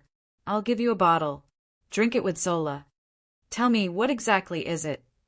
"That bottle can make someone 10 years younger, but everyone only has one chance. One bottle can be shared between 3 or 4 people." Raspa felt like he was going to get a heart attack. "Chen, you're kidding, right?" "If you don't want it, then whatever. I'm going to sleep in half an hour." Wait. I'll go myself." Less than 10 minutes later, Raspa was at Chen Zhao's door. Chen Zhao shoved a bottle at Raspa. "Don't ask anything. Each person only has one chance. Anything after that, it is ineffective. You can share this bottle with 3 to 4 people. If there are more people, the effect will be reduced. You and Zola can drink half and save the rest, but I'm not sure what the preservation period is. And I'm going to sleep." "Chen, I love you." Raspa gave Chen Zhao a bear hug. "Shut up. I know you can't wait now. Remember to call Zola." "Zola, where are you right now?" "I'm at the company." "Why?" "Put down your work and come here." "Dad, what's wrong?" "Something very important." Zola thought that something had happened, so she hurried back to Raspa's manor. However, she found that nothing had happened to him. He was drinking wine in the yard. "Dad, what's going on?" "What's wrong?" "Sit down and drink with me." Zola sat into a chair, and Raspa poured a glass for her. She took a sip. "Oh, which winery is this from? It's so sweet." After finishing the glass, she picked up the bottle. "Pouffet Winery? They're red. Wine, isn't this taste?" She poured another glass for herself. "Dad, you called me back just to drink red wine. Do you think it's worth it?" "Okay, I forgive you because of the taste." They clinked glasses, and Zola finished the glass in one shot. "Dad, let's go buy some more from Pouffet." Raspa had a taste. He had to admit that this was the most delicious wine he'd ever drunk. At that moment, Zola fell drunk and collapsed onto the table. Bring Zola to her room. Chapter 261, Back to Youth. Chapter 261, Back to Youth. In the morning, Zola stretched herself fully. It was the most comfortable sleep she had in a long while. She felt completely rejuvenated, as if even the air had become fresher. Zola went to the restroom. She was about to turn on the tap when she saw herself in the mirror. Zola was clearly stunned. She rubbed her eyes and looked into the mirror again. She stared blankly at both the familiar and strange face in the mirror. Who's the person in the mirror? Me. No, the person was too young. She was at most in her 30s. Zola pinched her own cheek. The person in the mirror did the same action. Am I dreaming? But then why would it hurt? Zola splashed some water onto her face. She lifted her head again. It was still the same young face. Ah! Still in her pajamas, Zola charged out of her room. She saw Rasfa having breakfast in the living room. Dad. When Rasfa turned his head around, Zola was bewildered once again. Did I return to 10 years ago? Zola, good morning. How's your sleep last night? Dad, you've become younger. Am I dreaming? Huh. Enjoy your youth. Dad, do you know what happened to us? You know, right? Zola urged. The red wine yesterday was a gift from Chin. Zola was startled, her face full of disbelief. You mean we've become younger because of Chen's red wine? Bingo, Rasfa nodded. What? Can you still not accept it? If you really can't, you can go and find Chen. Perhaps he has a way to reverse the effect. Zola could not believe the fact, but obviously she would not want to return to her original appearance. But all the people in my company will notice my change, right? Why, just rest at home for a few days and then go to work. Tell them that you went for plastic surgery. What can they do? Plastic surgery was rather common in America, and most people could accept it. Zola was still drowning in surprise and delight as she kept rubbing her own cheeks. By the way, has the person who burnt down Chen's house been caught? No, but he can't run away, Rasfa said confidently. Every rich man has his unspeakable past. The same was true for Rasfa. What he had on the surface was far from sufficient to support his current position as one of the most powerful people in Hollywood. Failai did not go to work today. Although she had just bought many things the previous day, she realized that they were actually not enough. For example, Paul delivered them some more daily necessities just the night before. Nevertheless, they still needed more things, such as feminine products and dog food. And also beer. It was an essential beverage for them to adjust their mood and the atmosphere. Qin Zhao stayed at home to tidy the place up. Just then, Risfar came with Laura. Laura was sitting in a wheelchair. Risfar inspected the villa. Qin, if you need it, I can provide you with a much better place. This looks not much bigger than your original house. I'm just staying here for a month or two, not forever. Once my new house is ready, we're moving. My friend just happened to have it available, so I came here. I have one too, and I told you that yesterday. All right, Johnny, you didn't come here to discuss where I should live, did you? Let me check, Laura. Qin Zhao lowered his head. Hi, Laura, I'm Qin Zhao. Hi, Qin. Laura was somewhat weak. To be honest, she did not trust Qin Zhao. She felt that her husband had been deceived. No hospital could cure cancer, but Chen Zhao promised that he could cure the tumor in Laura's brain. She was very suspicious about it. Of course, she would not display her distrust. Okay, now you should sleep. Chen Zhao snapped his fingers. Risfar realized that Laura actually fell asleep. Huh, Chin, how did you do that? Since Laura was sick, she has been suffering from insomnia. She could hardly sleep at all. It's just hypnosis, Qin Zhao said emotionlessly. With just a snap of your fingers. Chun Zhao ignored Risvar and began to check Laura's condition. Actually, Risvar had already given him Laura's medical history the day before. Chun, how is she? Chun Zhao took out the demonic potion that he had prepared earlier and fed it to Laura. Now bring Laura to the hospital and have an examination. Feed her this medicine at night. That's all. What do you think? You want me to open Laura's head here? It's just much easier than I thought. I prepared this medicine just for Laura. The portion just now should be able to inhibit the growth of the cancer cells, and the next portion will kill the cancer cells. Do I bring her to the hospital now? Yes. Call me if there's a problem. Will there be a problem? I don't think so, but I can't absolutely guarantee it. Risvar brought Laura to the hospital, where she underwent various kinds of examinations. During the process, Risvar felt extremely uneasy and worried. He was worried that Chun Zhao's treatment was ineffective and that Laura's condition was already too severe. Just then, Dean Perez walked out of the examination room with a report in his hand. Perez was Laura's doctor.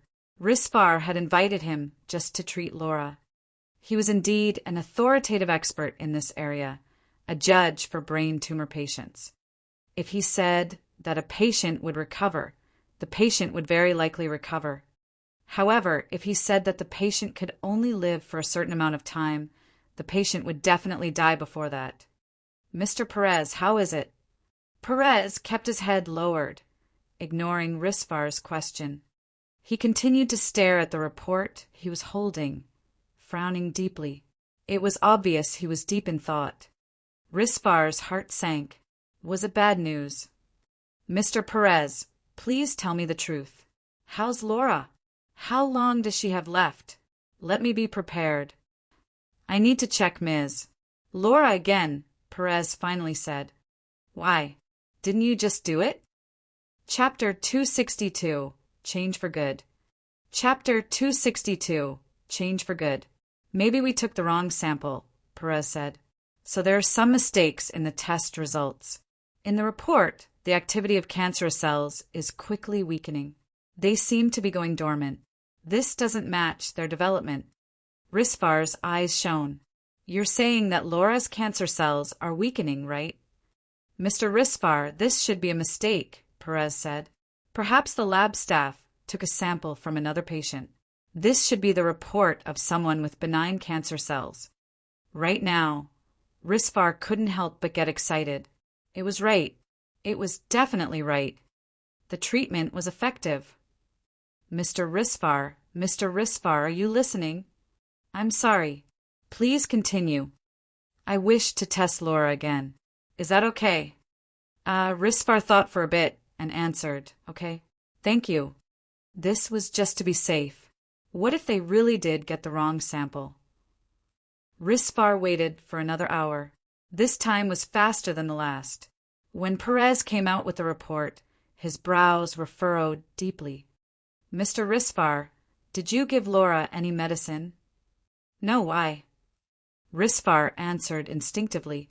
Lying straight through one's teeth was an innate skill for businessmen. I wish for Laura to remain in the hospital for us to continue observing. No, Risvar said. I want to bring her home. Mr. Risvar, Laura's condition isn't good right now. If anything happens when she's at home, it may delay the emergency treatment. I have a private doctor. You don't have to worry about this. Ignoring Perez's advice, Risvar insisted on taking Laura out of the hospital. Laura didn't wake up until around 8 o'clock at night and realized that she was home. Johnny. Risvar immediately went to Laura's side. Laura, you're awake. Where are Vera and Ronnie? I sent them to John's. Why are they there? I miss them. Laura, your condition is the most important thing right now. Johnny, have you still not accepted reality? I don't have much time left. I hope Ronnie and Vera can be by my side. Let me have them with me during my last moments. No, Laura. Chin can cure you. Johnny, I don't know where you found a scammer. You were full of common sense before. Risvar smiled wryly. If Chun heard Laura say this about him, he might cut all ties with him. Laura, just listen to me once and drink this medicine. If drinking it can make you feel better, I'll do it. Unconvinced, Laura accepted the black potion and drank it all. Rest well. Risvar kissed Laura's forehead. Rest early too. Laura opened her eyes. She discovered that she'd slept for 10 full hours last night. This was a miracle for her. In the past few years, she could only sleep for 30 minutes each day before she was woken up by pain. The brain tumor pressed down on her nerve. Sometimes her emotions would cause a change in blood flow and bring insufferable pain. But today, she didn't feel any headache when she woke up. Laura tapped her head. No pain. The most incredible thing was that she felt hungry. Laura hadn't felt hungry in a long time. Because of the treatment, she had a very, very bad appetite. She had to be forced to eat every day. Most times, nutrients were injected into her. The day after chemotherapy was the most painful. Johnny, Laura called. Risvar came in and pushed her wheelchair to the bed. Laura, how do you feel today? Laura climbed up by herself and stood up weakly. Risvar hurriedly went to support her, but Laura pushed his hands away. It's weird. I feel so much more energetic today. Johnny, I want to eat. I'm hungry. Are you sure? Yes, I'm hungry. I'm starving. Is there anything to eat? I'll go find you some food. I'll go myself, Laura said as she walked out. She hadn't walked on her feet in a long time. Risvar was worried that she would fall. After all, Laura was too frail now, so Risvar protected her carefully, like guarding a little kid. He watched Laura pick up a piece of fruit in the living room and start munching. I feel hungrier after eating this apple. I want to eat meat. Are you sure? It's morning right now. Yes, I'm sure. I'll have the kitchen prepare it right now.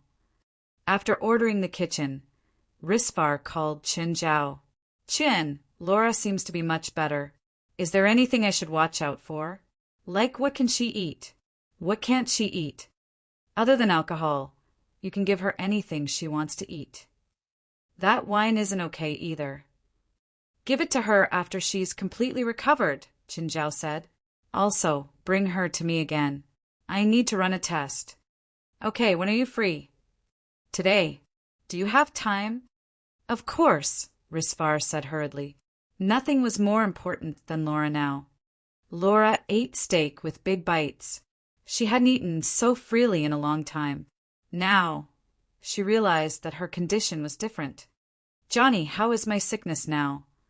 You can't feel it. I'm really better. Chin can only tell us the exact results after a test, but I told you. Chin can cure you. It's really him who cured me. Who else do you think can do it? You know, he cured Koi too. Koi recovered. Laura was shocked. It was her first time hearing this. Yes, Koi is luckier than you. He met Chin before you. Thank God. You should thank the man you called a scam. Okay, I'll apologize to him. He's really a miraculous Chinese man. Also, you can't tell anyone about this. Chin doesn't want other people to know. Why? Won't curing a cancer patient bring him fame and wealth? You think curing cancer is easy? Do you think he can treat every cancer patient in the world? Okay, you're right. When you recover fully, I'll give you an even bigger surprise. Chapter 263, What the Whole World Knows. Chapter 263, What the Whole World Knows. Laura looked at Chen Zhao. After examining Laura, Chen Zhao stood up. Your biggest problem now is that you're too weak, so you should try to eat as much as you can. Food high in protein can make you stronger. Also, do you need treatment for your hair loss? It's not free though. Laura turned her head and looked at Risvar. Risvar immediately said, Of course. Laura was actually bald because of chemotherapy. She was wearing a wig at the moment. Moreover, chemotherapy had destroyed her hair follicles, so her hair could not grow anymore. No woman or person in general liked being bald. Don't be afraid to become fat for now. Becoming fat is actually good for you because your body needs a lot of nutrients, Qin Zhao said. Would you like to stay for lunch? Fei Lai won't be back, so I will be alone anyway. Sure, if you don't mind. Qin Zhao cooked quite a number of dishes, as well as a large pot of rice. Risvar and Laura looked at Qin Zhao. He had eaten more than the two of them combined. In fact, it was many times more. Chen, I didn't know that you have such a large appetite. Yup, I always eat a lot. Chin, I seem to be eating more than I usually do too. Laura got herself another bowl of rice. Chun Zhao's cooking skill was above average, but definitely not exceptional. The chefs in Risvar's house were Michelin star chefs. Despite so, Laura would not eat a lot. However, Laura could eat much more at Chun Zhao's place. Even she found it unbelievable. It's great that you can eat. It means your digestive system and taste buds are still normal. It'll really be troublesome if your digestive system is damaged. Chin, I heard you're looking for a water engineering team? Risvar had been investigating Qin Zhao in the last 2 days. He wanted to know what Qin Zhao needed. Yes. Leave it to me. Air. Don't reject it. You saved Laura, so I have to do something for you. All right. Qin Zhao nodded and did not reject the offer. After lunch, Risvar and Laura left. Qin Zhao planned to take a stroll outside to help with digestion. Qin Zhao went to Mr. Doman's manor, which was very close to the hillside villa. Indeed, they were only a few kilometers apart. Hi, Mr. Doman. Chin, what a surprise to see you. I heard that your house was burnt, and I thought you would be busy. Huh. Why does the whole world know what happened to my house? Qin Zhao laughed bitterly. By the way, where is Norman's? In her room. I'll go and find her. Sure. When Qin Zhao opened Norman's door directly, he realized Norman's was sitting on the window sill in her bra again. A ball flew toward Qin Zhao. He lifted his hand and caught it. Norman's, it's solid. You might just kill me. It's great to kill an asshole who doesn't even know how to knock. Norman's widened his eyes at Qin Zhao. What's the last time you exercised? Look at the extra meat on your belly. Lazy to move. That's not a good habit. Choose an activity. I'll train with you for the rest of the afternoon. Boxing. I want to beat the shit out of you. Sure, let's box then. You're not allowed to fight back. Qin Zhao shrugged his shoulders. He really did not think Norman's could hurt him. Norman's took 2 sets of protective gear, and the two put them on. At the start, Norman's was really enthusiastic, raining down her fists at Qin Zhao. However, after more than 10 minutes, she realized that she could not move Qin Zhao at all. She thought that she was strong enough, but Qin Zhao was even stronger. Moreover, she felt as if she was punching a piece of iron. She could even feel Qin Zhao's metal-like muscles through her gloves. I'm done. Norman's was covered in sweat. She removed her gloves and threw them onto the floor. Then, she jumped into the swimming pool and looked at Qin Zhao. Aren't you coming down to wash your sweat? Nah, I'll take a shower when I go back, Qin Zhao said. I'm leaving first. Blackie had been following Qin Zhao. Qin Zhao helped me to move my things. I need to put them in the new house first. Spike realized that the situation was far worse than he had imagined. He thought that Qin Zhao was merely a Chinese. What influence could a Chinese have in Los Angeles? However, it was not the reality. Spike discovered that all the gangs and police in Los Angeles were hunting him down. Even the TV station was broadcasting his information. He did not even dare to show up during the day. He felt as if he was against the whole world, haunted by the whole world. He was now hidden in the suburbs and only dared to buy food from the nearby supermarket at night. The pile of cash beside him was his only comfort. He had always been bringing it with him. In addition, he also had the pendant. Even time he held the pendant, he would temporarily forget about his current predicament. At the moment, he was in a shed built by tramps. It had long been abandoned. At night, Spike left his hide. He went to the 24-hour supermarket nearby. Spike took some items, ready to pay. Just then, the television near the counter broadcast his identity as a wanted criminal. The cashier looked at Spike, who subconsciously pointed his gun at the cashier. "Give me your car key." The cashier could only do as told. Spike grabbed the key from the counter and left. Then, the alarms in the supermarket buzzed loudly. Spike escaped in the car in panic. The roads were dark and confusing. Spike did not know where to go. He drove the car blankly, stuffing fast food into his mouth. Unknowingly, he arrived at Beverly Hills. Spike somehow parked the car at a hillside villa. Many villas in Beverly Hills were actually vacant. The villa before him was in complete darkness. Perhaps it was empty, and he could hide in it for a few days, enjoying himself in the meantime. Spike climbed up to the rooftop and then dropped down into the living room. Immediately, he had a terrifying feeling. Without any reason, Spike turned his head around and pointed his gun behind him at once. An enormous creature was right before him. Bang! Spike fired the gun. The giant in the darkness took a step back. Before Spike knew it, he was pushed by a great force from behind. His head landed hard onto the stairs. Chapter 264, Gaia is Bullied. Chapter 264, Gaia is Bullied. Qin Zhao and Fei Lai were woken up by a gunshot. They hurriedly turned on the lights. "Fei Lai, don't come down." Qin Zhao was very awake. He stopped Fei Lai and rolled over to get the baseball bat on the side. When he went downstairs, he saw Spike lying on the stairs. Qin Zhao froze. He checked Spike and found him dead. Right then, he saw blood on Black Ma. He'd gotten shot. "Qin." Fei Lai poked her head out above the stairs. She didn't feel safe alone in her room. Qin Zhao looked up at Fei Lai. "It's okay. You can come down now." Fei Lai went downstairs. She saw Spike on the ground, as well as the case and a necklace wrapped around it. "It's my necklace," Fei Lai said immediately. "It really did come back," Qin Zhao lamented. "What do we do now?" "Call the cops." Qin Zhao called the police.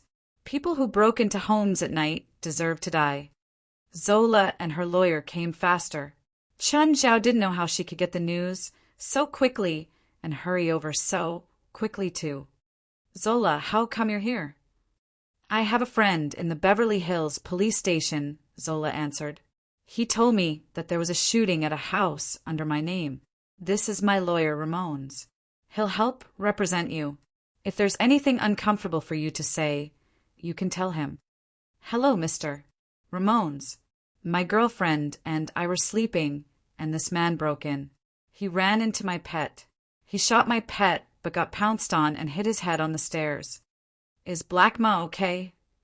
Zola saw that Black Ma had bandages on him. "He's okay. I already treated him." "Zola, Mr.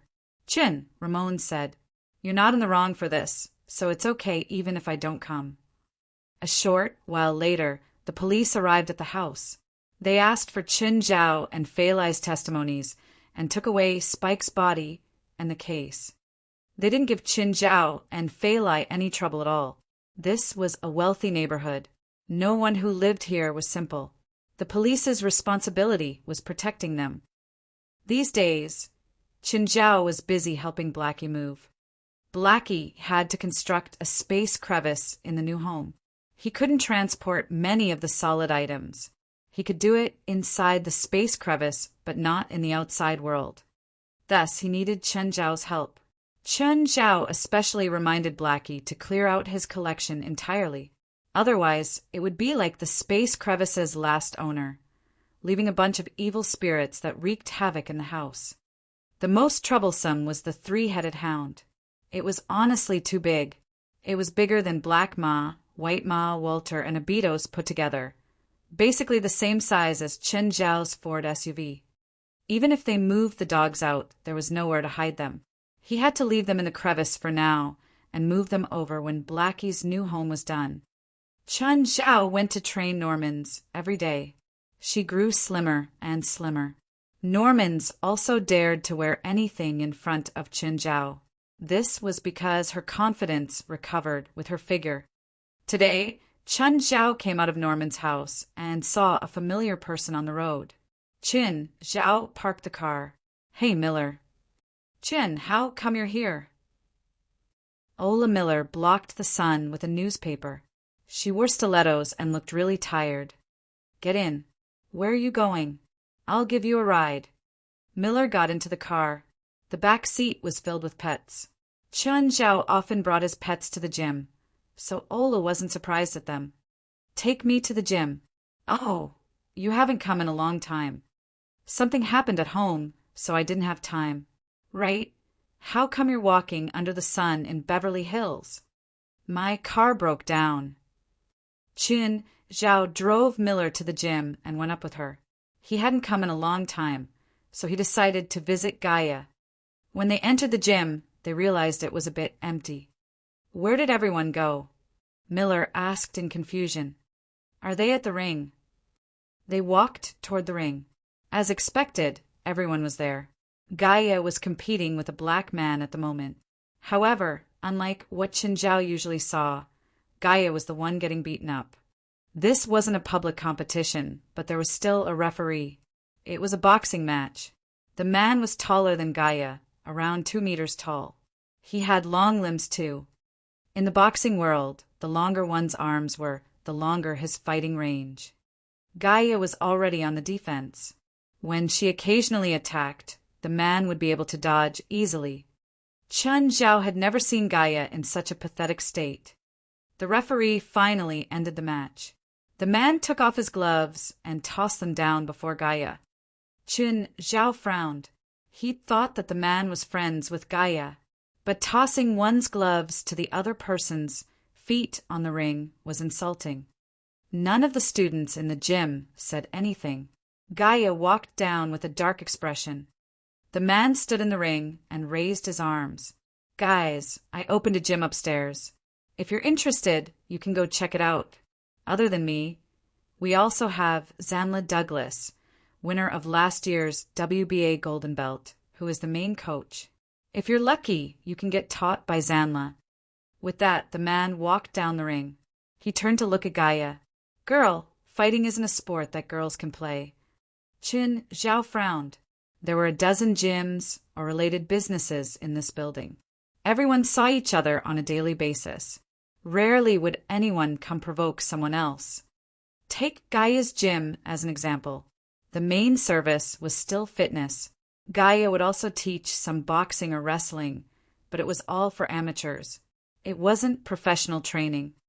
In America, there was one fitness expert for every overweight person. The fitness market was huge. Everyone had their own skills. The man today had clearly come to cause trouble. "Gaia, are you okay?" Chen Zhao went over to ask. Gaia had some bruises on her face, but they weren't bad. Chen Zhao was worried that her self-esteem would be hurt. No matter what their conflict in the beginning was like, Gaia had shown her professionalism while Chen Zhao learned from her. She was also bold and loyal to her friends. She was the type that people would slowly start liking. "I'm okay. How come you're here?" Chapter 265. Two of a trade can never agree. Chapter 265. Two of a trade can never agree. "I'm just here to say hi," Chen Zhao said. "What's with that guy?" "Like what you've seen, here to snatch my customers."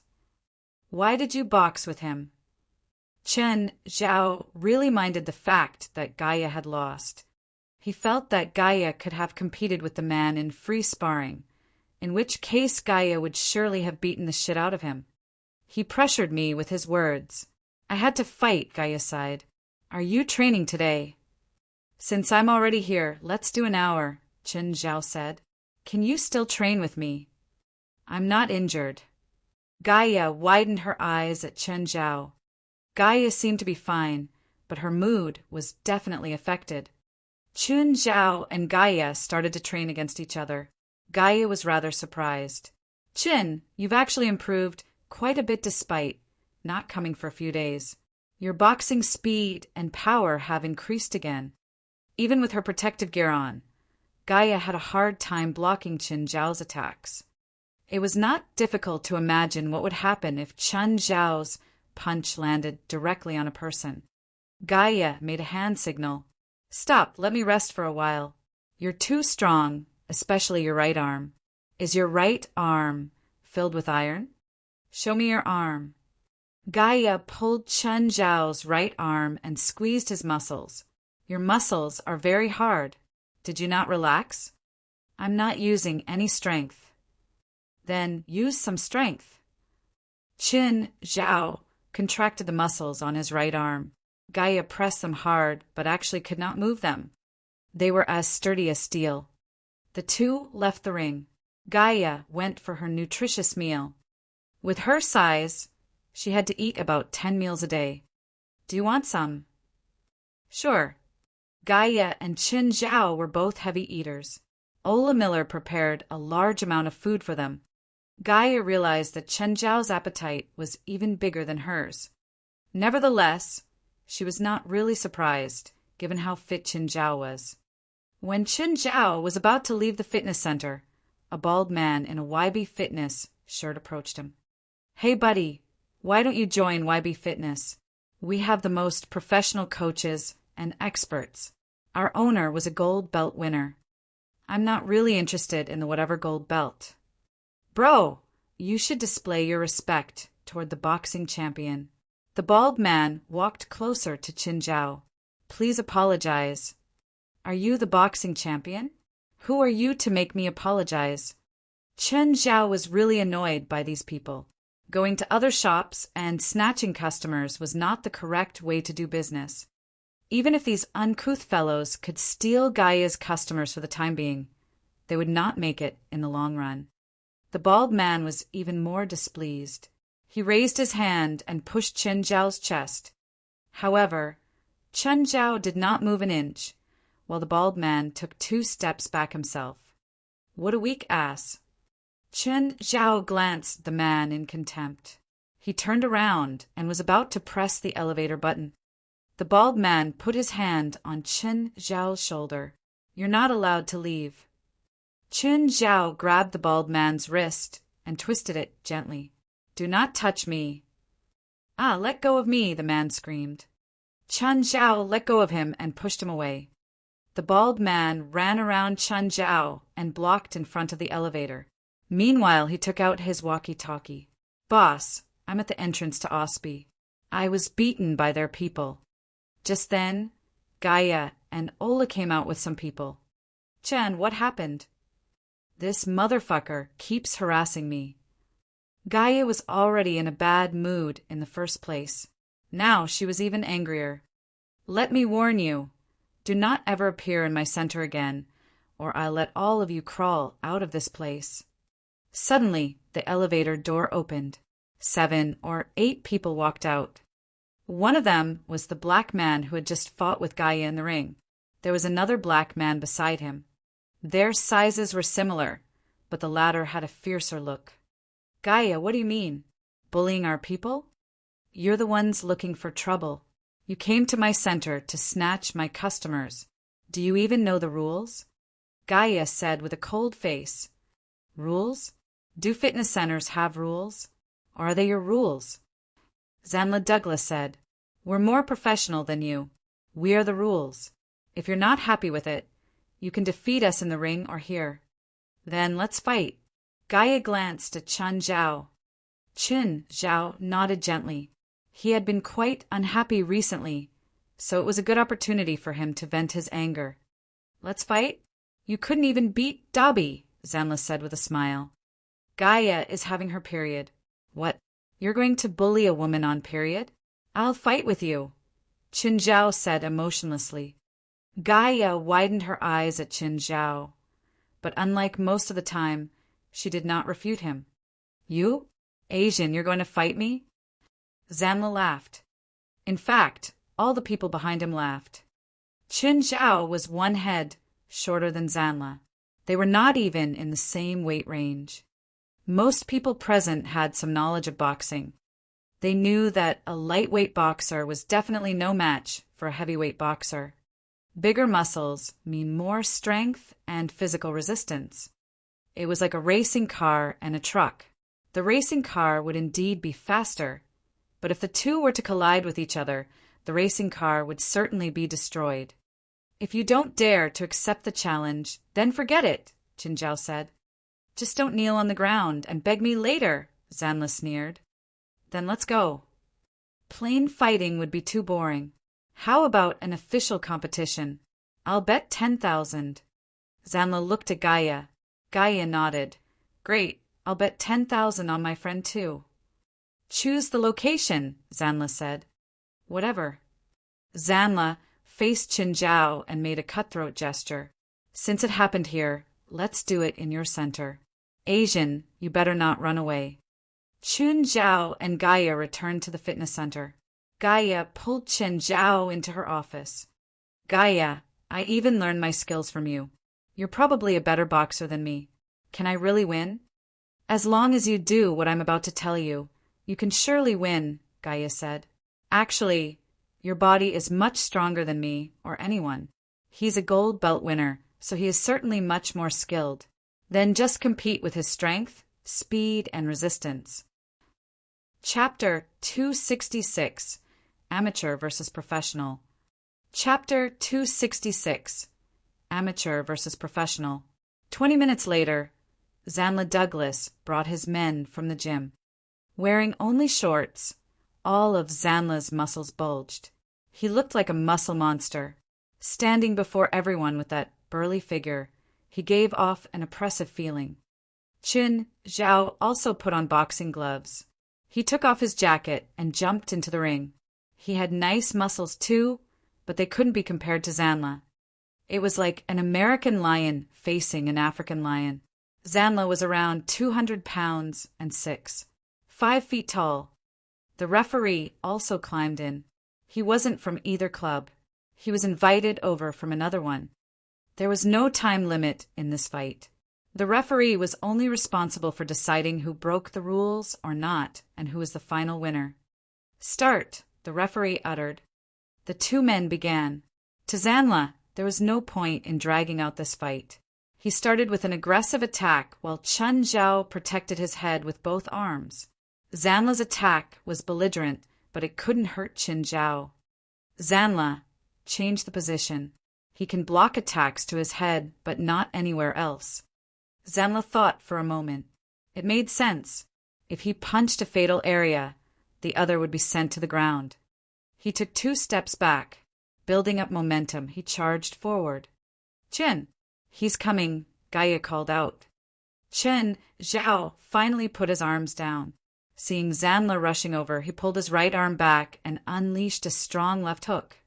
Zanla seemed to lose his sense of gravity. His feet left the ground and floated over to the barrier, bouncing back. Chen Zhao calculated the timing and performed another hook. Zanla fell to the ground, blood flowing out of his nose. He didn't stand up again. Everyone present was silent. Even the referee was shocked. Referee, countdown! Gaia yelled to the ring. The man immediately got down before Zanla. 10, 9, 8. When he counted to 5, Zanla seemed to wake up. He wiped the blood at his nose. Are you still conscious? Zanla nodded slightly. What number is this? 3. This. 2. Okay, the fight continues. The people from YB Fitness Center were all relieved. However, they also realized that this Asian was pretty strong. Zanla had the golden belt form, the WBA. He'd never been KO'd in his entire career, but he'd almost gotten knocked out by this Asian in an unprofessional ring. I'm gonna kill you. Zanla felt humiliated. Rolling his shoulders, he stared menacingly at Chen Zhao. Arms hanging down. Chen Zhao looked calmly at Zanla. Zanla pounced. His fist broke through the air, smashing into Chen Zhao's face. Chen Zhao didn't dodge or block the punch. Okay, got it. Everyone from YB was overjoyed. Practically no one could stand up after taking a hit from Zanla squarely. Chen Zhao took a step back. I overdid the act, he scolded himself. He'd thought that his endurance was strong enough, but Zanla's punch was scarier than he'd imagined. His left cheek was still in pain. It'll probably bruise. Zanla blanked out after seeing that Chen Zhao wasn't on the ground. How come the man was still okay after his full-strength punch? Chen Zhao growled and punched. Zanla immediately raised his arm to block. Boom! Zanla was sent to the ground again. It felt like his neck was going to say goodbye to his head. Ah! He didn't wait for the referee's countdown this time and jumped up with vigor. But Chen Zhao's fist met his face. Zanla's facial muscles distorted and he flew out of the ring. OSPI Comprehensive Fitness Training Center. Chen victory. The referee quickly raised Chen Zhao's arm to announce the result. Zanla had been knocked down 3 times and even flew out of the protective barriers the last time. He landed outside the ring, so he couldn't continue fighting. Most fights were determined by a one-hit KO. The fighter would lose if he couldn't stand up within 10 seconds. The second type was a 3-hit fall. If there was a difference in strength, the referee could make the decision to protect the weaker party from continuing to get hurt. The other type was that one violated a rule and the other party would automatically win. But when the two had similar strengths, the winner was determined by points. Hitting above the waist was 1 point. Zanla, are you okay? The people from YB crowded over. Zanla was badly hurt, especially after falling out of the ring. No one had thought that the winner of the WBA Golden Belt would lose so tragically. On the other side, Gaia's group was ecstatic. They all ran to the ring to hug Chen Zhao. Chen, that was amazing. Chen, you're awesome. Gaia also looked at Chen Zhao appreciatively. To be honest, other than the hit he took, everything was within Gaia's predictions. As for getting hit in the face, it was all because of Chen Zhao's own cockiness. He could have blocked it, but he didn't. If the other had been at his level, his life would have been in danger. They wore gloves, but their strength wasn't limited. Both Chen Zhao and Zanla's punches were more than 200 kilograms in weight. It was no different from getting smacked in the face by a boulder. In the boxing ring, countless athletes were killed or paralyzed during fights. Even Gaia didn't dare to take a punch to her head. The people from YB quietly took Zanla away. This fight had hit them too strongly. If they'd won, they would have been able to do anything they wished. However, they'd lost. They would never dare to cause trouble with Gaia again. Chen Zhao came down from the ring. Gaia tossed him a towel. How was it? Not bad. Don't do that again. Never purposely take your opponent's hit, no matter who he is. Don't think that he won't be able to hurt you if he's weaker than you. You got a bruise this time. Next time, you can get a concussion. Okay, I'm sorry. Chen Zhao knew that Gaia was worried about him. But you did well in this fight. Knocking an opponent down with 3 hits was proof of his abilities in a fight. Plus, Zanla had gotten the golden belt. He was a top figure in the boxing world. Oh, right. Did they give the $10,000? Yes. They wouldn't go back on their words. Let's treat the members to a drink with the money. You won it. You decide. Chapter 267. A super troublesome client. Chapter 267. A super troublesome client. Chen Zhao's victory pacified those incited members of the fitness center. By the time he returned home, it was already 8 at night. Chen, what happened to your face? You really smell of alcohol. Chen Zhao touched his face.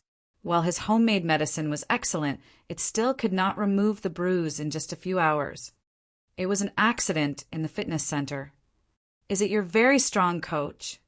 Fei Lai had heard from Chen Zhao that his coach was extremely powerful. She would not be surprised if the answer was yes. No.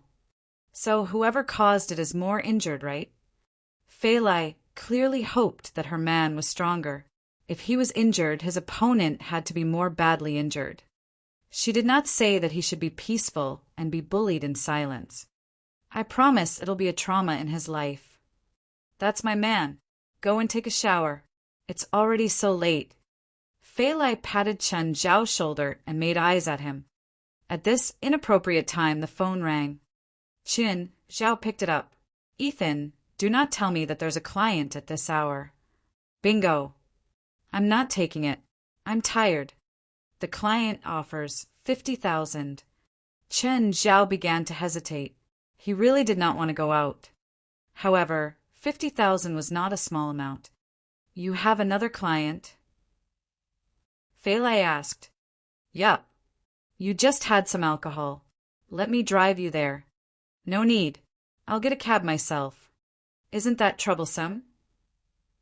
They were living in a hillside villa, not by the roads. No cars would pass by the villa. Usually, Chen Zhao would either drive his own car or ask Fei Lai to drive him. Since Chen Zhao had some alcohol, Fei Lai would certainly not allow him to drive. All right then. Where is it? Hilton Hotel, Chen Zhao said. Hearing that it was a hotel, Fei Lai felt much more relieved. She knew that Chen Zhao had all kinds of clients. If Chen Zhao was going to meet some unknown client at this hour, she would be very worried. Since it was a hotel, there should not be a problem. Fei Lai and Chen Zhao arrived at the Hilton Hotel together. Instead of going up with Chen Zhao, Fei Lai would wait for him in the lobby. Be quick. I'll wait for you here. Let's go together. No, I'll sit here. Your client may not want to see another person. I don't want to get you into trouble. Chen Zhao thought about it and eventually accepted Fei Lai's suggestion. Some clients were indeed more troublesome to deal with. Fei Lai was not a doctor, so the client might not want her to be present. Chen Zhao entered an elevator. Just then, 2 more people walked in one after another. One of them looked like a rich lady. Noticing the smell of alcohol on Chen Zhao's body, she took 2 steps back subconsciously. The other person was wearing a hood. As he walked into the elevator, he glanced at Chen Zhao and the rich lady. When the elevator stopped at the 5th floor, the hooded man suddenly snatched the rich lady's handbag and charged out of the elevator.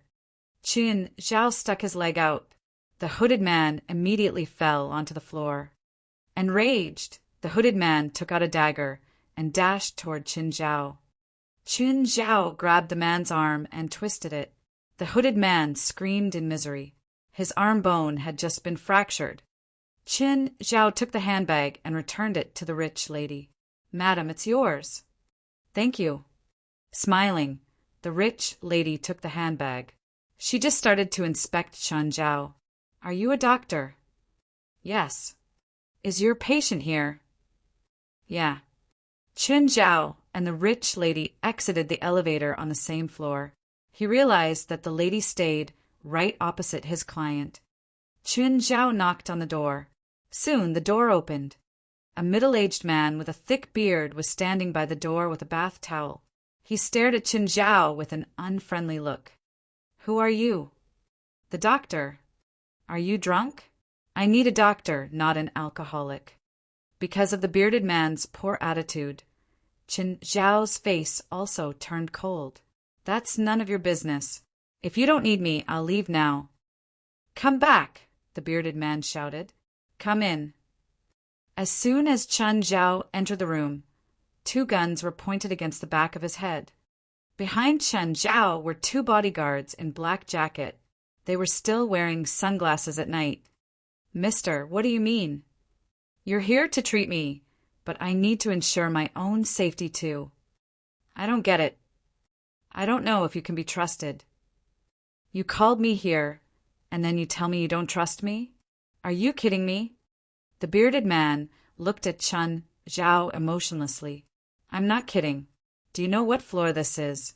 If you don't want to be thrown out by me, you better treat me properly or else. Boss, below you. The bearded man lowered his head and saw a snake near his feet. Ah! The man screamed in horror. Qin Zhao swung his toolbox at the faces of the two bodyguards. They collapsed onto the floor at once. Then he raised his foot and kicked the bodyguards. They immediately fell unconscious. Qin Zhao turned his head and stared fiercely at the bearded man, who backed away in panic. "What do you want? If you dare to hurt me, I'll make you pay for it." Hearing the bearded man's threat, Qin Zhao was even more furious. "Do you think I should be scared? How much money do you want? I'll give you." The bearded man kept backing away. However, he suddenly tripped over something. He fell backward and landed hard onto the floor. Then he felt something climb onto him. It was that snake. The snake was before his face with its mouth wide open. "Help! Help!" the bearded man cried in fear. "Take it away! Take it away from me! Why don't you keep threatening me?" I was joking. Take it away from me!" The bearded man was very scared of snakes. His whole body was tense, and he did not dare to move a bit. Qin Zhao was still slightly drunk at the moment. He had basically been acting before thinking. "Do you know what floor this is?" The bearded man swallowed his saliva. 21. Qin Zhao squatted down before the bearded man and patted his face. "Do you know what would happen when a person falls down from the 21st floor?" "Die." "Correct. What did you say just now again? If I don't treat you properly, and you will?" The cheeks of the bearded man twitched slightly. "Actually, I was joking." "Just joking?" "Yes," the man nodded. "Is pointing two guns at my head joking as well?" "I was really joking." The bearded man almost burst into tears. The cold sensation of the snake was about to make his heart stop. Raymond. Raymond suddenly opened his mouth and shot toward the man's face. "Ah!" the bearded man yelped. Qin Zhao noticed the smell of urine. The bearded man had peed himself. Qin Zhao had really been enraged by the bearded man. Only then did he leave happily. Right after Qin Zhao left, the rich lady who stayed opposite them walked into the room and saw the mess. "Winnip, I don't agree. I definitely won't allow our daughter to be with that kind of person. He is an alcoholic, a rogue, an asshole, and a robber. Do you know what he did to me? Look at Kane and Howard. Look at their faces." The bearded man cursed incessantly. Kane and Howard were both standing at the side, covering their face. They seemed to be in a bad shape. "Enough. Who asked you to ask them to draw their guns?" "I don't care. I just don't allow my daughter to be with him." Chapter 268. Troublemaker Betos. Chapter 268. Troublemaker Betos. "Chen, are you done?" "No." Qin Zhao's face darkened. "I just beat up that client. He's an old bastard." "Why?" "Whatever. Let's stop talking about this and go." Qin Zhao held Fei Lai's wrist. "Oh." Fei Lai didn't ask any questions. When they got home, Qin Zhao used the alcohol effect and did another round with Fei Lai. Next morning, Fei Lai woke up early while Qin Zhao was still lying in bed. "Don't you have any clients today?" "Not in the morning," Qin Zhao replied sleepily, eyes still closed. "Fine, then sleep more. I prepared breakfast for you. Get up and eat it." "Okay." "Your bruise is gone. What ointment did you use?" "I made it myself. Do you want it?" "Give me some. I'll save it just in case." "It's in my toolkit. It's black with words on it." After kissing him, Fei Lai went to work. Qin Zhao slept for another hour until a phone woke up him. "Hello." "Chen, what are you doing now?" It was Daniel's voice on the other end. "Sleeping. Can you help me?" "Do what?" "Can you come to the aquarium?" "Can I say no?" "Of course not." "Give me the address." "What aquarium?" "L.A. Blue Aquarium." "Okay, I'll get there ASAP." Qin Zhao hung up. Checking the time, he saw that it was already 9 o'clock. It was time to get up anyway. After washing up, he felt much more awake. He arrived at the aquarium and saw Daniel in the staff uniform. Chin, you're here. Great. Daniel, you work here. No, I'm a volunteer, Daniel said. Hurry, come with me. What about them? Chen Zhao pointed at his followers. Black Ma, White Ma, Carrie, Beelzebub, Abitos, Daniel immediately called for his colleagues. Home, come help walk them. The worker named Home looked at Abitos, a bit afraid to get close. Abitos grew quickly. Right now, he looked like an adult Komodo dragon. He was 3 meters long and weighed more than 150 kilograms. Abitos hissed. Unless they were close to Qin Zhao, no one dared to approach Abitos. Don't worry, Daniel said nonchalantly. Abitos doesn't bite. Then Abitos suddenly jumped up and bumped into Daniel. Seeing how aggressive he was, Home was even more scared. Abitos' figure was like a Komodo dragon, but his color was completely different. He also had a flatter and shorter tongue. A Komodo dragon near Abitos' size could have a 1-meter-long tongue. Abitos, stop fooling around. Look how scared Home is. Home, Abitos really doesn't bite. Not making it easy for anyone, Abitos opened up his awning mouth. Home paled from fear. He'd rather die than take Abitos out for a walk. Chin, you should just leave Abitos at home, Daniel said, smiling wryly. He's scary like this. Hearing this, Abitos grew upset. He smacked Daniel's leg with his tail. Daniel jumped aside in pain. Oh, you're upset after I say that, Daniel said. If you're obedient and don't scare people, I wouldn't have said that. Whatever. Home, go walk the others. Chin, you better look after Abitos and don't let him bite the creatures. Qin Zhao kicked Abitos. If you dare bite any animal here, I'm only giving you water for the next month. He turned toward the other. Daniel, what did you call me here for? A seal here is sick. Can you help me check it? What, you think I'm a vet? Qin Zhao turned to leave.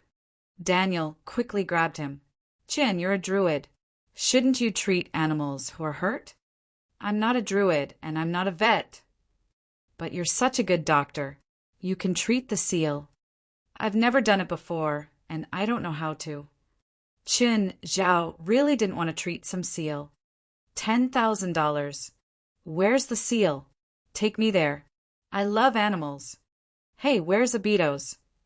Daniel and Qin Zhao looked down to find that Abitos was gone. Daniel, go find Abitos. That bastard killed many pets in Mountain Town. I don't even dare talk about it. Abitos had a really dark history. Qin Zhao got many headaches because of him. He was really afraid that Abitos would start killing in the aquarium. Then there would really be a problem. Winnip, how old are you? Laurent asked, annoyed. You still like aquariums. Did you forget? This is where we met. Winnip seemed to be sentimental. Just then, Laurent kicked something. Ah. He looked down and almost peed his pants. A huge animal was resting by his feet, baring its sharp teeth. Behind him, Kane, Howard, and Kareem, who'd acted as robbers yesterday, pulled Winnip and Laurent aside. The red lizard darted forward and bit Laurent's leg. I'm dead. Laurent screamed. I got bitten. My leg got bitten. Hurry, pull it off. Winnip was also pale from fear. That lizard was too big. It was practically a crocodile. Kane moved to the back to try and pull the lizard's tail, but Abitos swept his tail. Kane face-planted onto the ground. Abitos moved his head and pulled Laurent from Howard and Kareem's hands. Shoot! Shoot! Winnip cried. Boss, we didn't bring guns. Abitos crawled onto Laurent while the man lay on the ground, not daring to move. Winnip kept smacking Abitos with her purse, but Abitos wasn't hurt even after she broke her purse. Abitos stuck his tongue out and licked Laurent's face. Abitos! Daniel finally hurried over. He was also shocked to see the dragon on top of someone. Glancing at Daniel, Abitos moved off Laurent and crawled toward Winnip. Miss, don't move, Daniel warned. Abitos doesn't bite. He was worried that Winnip would try stepping on Abitos with her heels and anger the dragon. Winnip was frozen from fear. Abitos licked Winnip's feet and then walked away, shaking his head. Chapter 269. Never appear before me again. Chapter 269. Never appear before me again. What is it doing? Winnip and Loran stared at Abitos, confused. Sorry, he's a bit naughty, Daniel sighed. He likes to scare people, but he doesn't bite. Mustering his courage, Loran ran behind Abitos and pulled his tail. Abitos turned his head and glanced at Loran. Then he swung his tail and slapped Loran's face. Old man, are you not embarrassed enough? Winnip patted Loran. Kid, how much does this lizard cost? Sorry, he's not mine. I'm taking care of him for my friend. Daniel shook his head.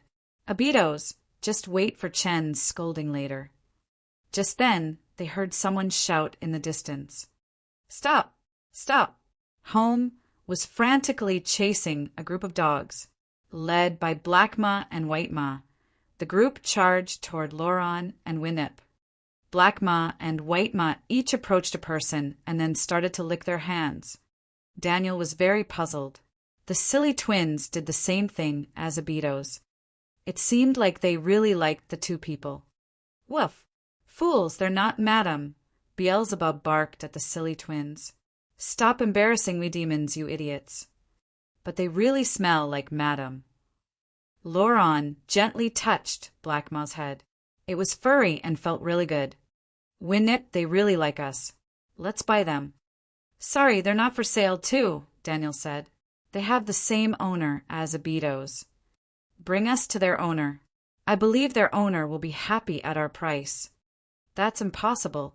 Their owner will definitely not sell them. Just bring us there. There's nothing money can't buy, Loran said confidently. Old man, do you even have money? Winnip glanced at Loran. Darling, you'll buy them for me, won't you? I'll see. If it's too expensive, I won't pay. Winnip looked at White Ma, who had been running around her. Such a huge dog was indeed adorable. Unable to convince them, Daniel could only bring Winnip and Loran to Qinzhao. By then, Qinzhao had already healed the seal. He was talking to the animal trainer at the moment. The trainer really admired Qinzhao. After all, the vet in the aquarium was unable to treat the seal, but Qinzhao immediately discovered and solved the problem. Buddy, why don't you stay here and be our vet? Come on. I'm not a vet, I'm a doctor.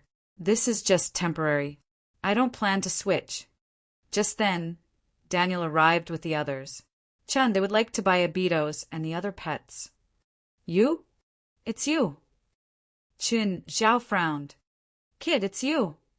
Loran also stared at Qinzhao in anger. Qinzhao had really played him terribly the day before. He had even peed himself. So, you know each other. Qinzhao saw Winnip and the hooded man. Chen, do you know them? Just a bunch of assholes, Qinzhao said coldly.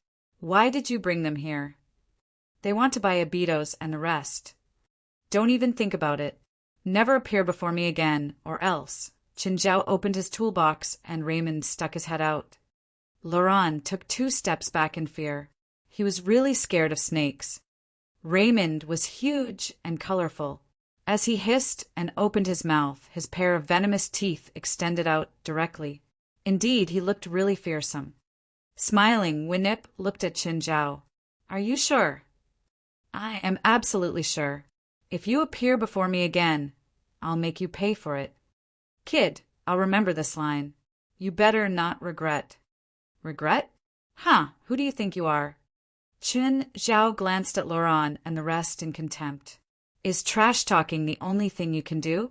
Or are the 3 weaklings beside you going to do something? Kane, Howard, and Kareem were all enraged. Boss, let me teach him a lesson. Loran glanced at the 3. Do the 3 of you like to bully a normal person so much? Great. Beat him up as hard as you can. It's an aquarium, not a place for you to fight. Daniel shouted. Kid, let's go outside. Didn't you just call us weaklings? Crash. Chen Zhao's fist landed on the wall. When he took it down, there was a clear imprint. Sorry, didn't think the quality of the wall is this bad. I'll pay for it. Chen Zhao rubbed off the dirt from his hand. What did you say just now again? Didn't hear you properly. The three kept silent. They could not say anything.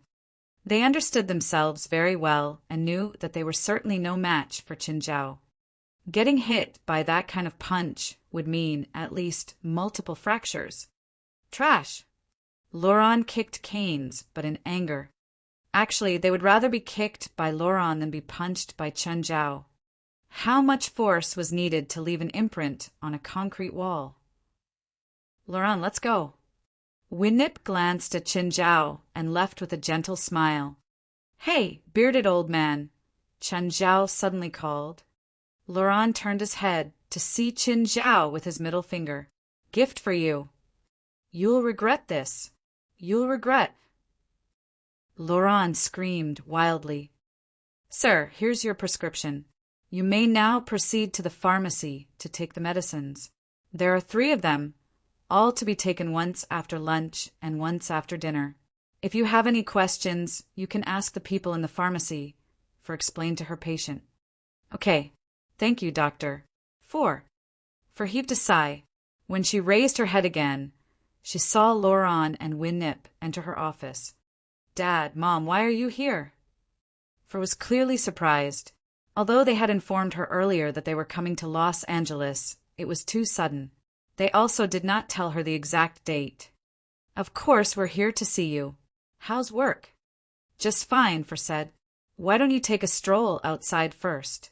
I won't be leaving that soon. No, we haven't seen you at work. We'll wait for you here.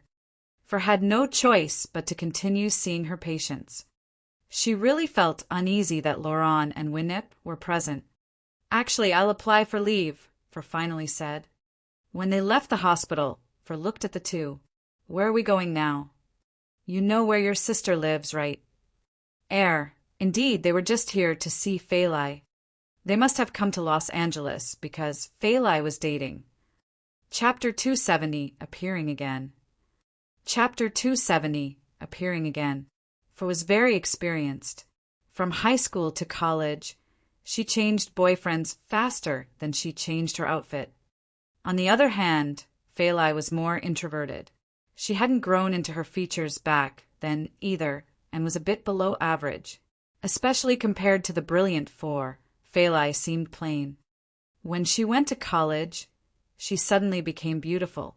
But due to her past habits and personality, she couldn't ever get a boyfriend. Laurent and Winnip even suspected that she was lesbian. After hearing that she got a boyfriend, they were both relieved and worried. Would she get lied to? Would she get hurt? They were too lazy to ask about Four's relationships. She was always the one hurting others. The guys could never hurt her. They just wished that their daughter wouldn't be too harsh on the guys. It was different with Fei Lai, though. She was loud and bold normally, but she actually had a sensitive and fragile personality. This was why they were especially worried and came to L.A. just for her. I just remembered that I need to make a call, for came up with an excuse. She wanted to call without Laurent and Winnip watching. But Winnip just smiled at her. Is there anyone you can't call in front of us? No. For felt awkward, facing her seemingly gentle, but actually authoritative mother. She didn't know what to do. Whatever. It's nothing important. Winnip was a smart businesswoman. Even Laurent, a former senator, surrendered to her, let alone Four. Winnip had always been the scary parent. Their car arrived at Beverly Hills. Winnip was a bit surprised. They live here? Yes. Is Fei Lai's boyfriend rich? No, they're only living here temporarily. Their previous house had a fire, so they're borrowing their friend's house. Why are they borrowing instead of renting their own? Laurent said, unhappy. A man would rather live in a tiny apartment than borrowing someone else's place. I have no respect for someone like him. Dad, Chin is pretty successful. He has a high income too. I heard that they bought a piece of land and are building a new home. It'll take 2 more months, though, and you can't rent a suitable house from the real estate agent during that time. So they borrowed from a friend. For explained voluntarily because she'd promised Qinzhao to try her best and make him sound good before her parents. Wow, you know a lot. Are you familiar with that man? Winnip looked meaningfully at Four. Mom, do you think that your daughter is a slut? You always liked to steal Fei Lai's things as a child. That was a long time ago, For said annoyed. The car parked in front of the house, and everyone got off. Sitting in the living room, Chen Zhao already saw Laurent, Winnip, and the 3 unfortunate bodyguards through the glass. He just didn't see the smaller Four standing in the back. He rushed out. How dare you appear before me again? Haven't learned your lesson? Visit web novel. Live if you like manga comics. Hi, Chen. For realized that Qinzhao had met her parents before, and they'd had a conflict. She hurriedly made a sound to stop the problem from worsening. For, how come you're here? Did they kidnap you? Let me introduce you all. Mom, Dad, Fei Lai's sound came from behind Qinzhao. Zhao turned stiffly and saw Fei Lai run out. When he looked back at Laurent and Winnip, they both had meaningful smiles. What did you just say? Can you say it again? Laurent grinned at Zhao, stroking his beard. For buried her face. Fei Lai hadn't noticed the awkward atmosphere and happily welcomed Laurent and Winnip in. Kane, Kareem, and Howard all covered their mouths, trying hard to keep their laughs in. Zhao glared at the 3. He gestured at White Ma, Black Ma, Walter, and Abitos, and then pointed at the 3. Zhao's 4 demon lords surrounded the 3 poor bodyguards with evil intentions. What are you doing out there? Come in. Fei Lai's voice sounded. Let me introduce everyone. This is my mom and dad. Hello, sir and madam. Zhao had a forced smile. Dad, this is my boyfriend, Zhao. You can call him Chin. Help, Kane, and the others cried outside. Abitos, all of you get over here. Fei Lai called. You're bullying people again. Abitos and the other demons sadly returned to the house and communicated with Zhao through gazes. Fei Lai, what does Chin do? He's a doctor. Which hospital does he work at? Is he Four's colleague? Laurent asked despite knowing the answer. The next moment, he touched something cool and exclaimed, Ah, snake! Snake! Fei Lai went over and tossed Raymond out. Dad, don't be scared. That's Raymond. Fei Lai, when Nip said, I thought you're really scared of snakes. I'm used to it, Fei Lai said indifferently. They're all good kids. I think that he's an animal trainer, Laurent said, scoffing. Why does he have so many pets instead of working hard at being a doctor? Is he going to open a zoo? Mr. Laurent, I noticed that you're using some medicine recently. These aren't good for your heart, so I think it's best if you stop taking them. Problems with sex are common ailments for men, so you shouldn't feel embarrassed about going to see a doctor about them. Zhao mercilessly exposed Laurent in front of everyone. Laurent's eyes widened and his face reddened. What nonsense are you spouting? My body is perfectly fine. I don't take any medicine. Oh, maybe I made a mistake. Zhao pursed his lips. Dad said, if you really have any problems, Chin is a very good choice. His skills are top-notch. She felt like this could give Zhao some brownie points. He could get on Laurent's good side by healing him. I'm not sick. I don't need a doctor. Laurent's face twisted in anger. Winnip looked at him. Others might not know, but she obviously knew. Chapter 271. I am just a bodyguard. Chapter 271. I am just a bodyguard. Laurent had to maintain his dignity as a husband and as a father before his wife and daughter. There was no way he was going to admit it. Fei Lai could roughly tell that there had been a conflict between her father and Zhao. Dad, Chen and I have prepared dinner. Let's eat first. Chen's really a good chef. Are you sure it's enough for all of us? Kane, Kareem, and Howard haven't eaten too. It's definitely enough. Chen's appetite is really big. Kane, Kareem, and Howard were called into the house. When they carried the steamer basket out from the kitchen, even Four was astonished. Chin, do you eat this much every day? Aren't you afraid to get fat from eating so much carbs? For asked in surprise. Most athletes would eat meat, fish, and carbs. Carbs would eventually be turned into fats. A large amount of exercise would then turn the fats into muscles. However, if a person had too much carbs and too little exercise, it would become fat layers. Most Americans did not have the habit of eating rice. Nevertheless, Fei Lai had been staying with Qin Zhao for a long time. When they were still friends, Fei Lai had already been eating rice almost every day. Becoming fat was also impossible for Fei Lai. As a coastal lifeguard, even if Fei Lai did not eat rice, she still had to eat other kinds of carbs. Fei Lai, don't you feel it's too crowded to live with him and so many pets? Laurent glanced at Qin Zhao. Why don't you give me 2 of your pets?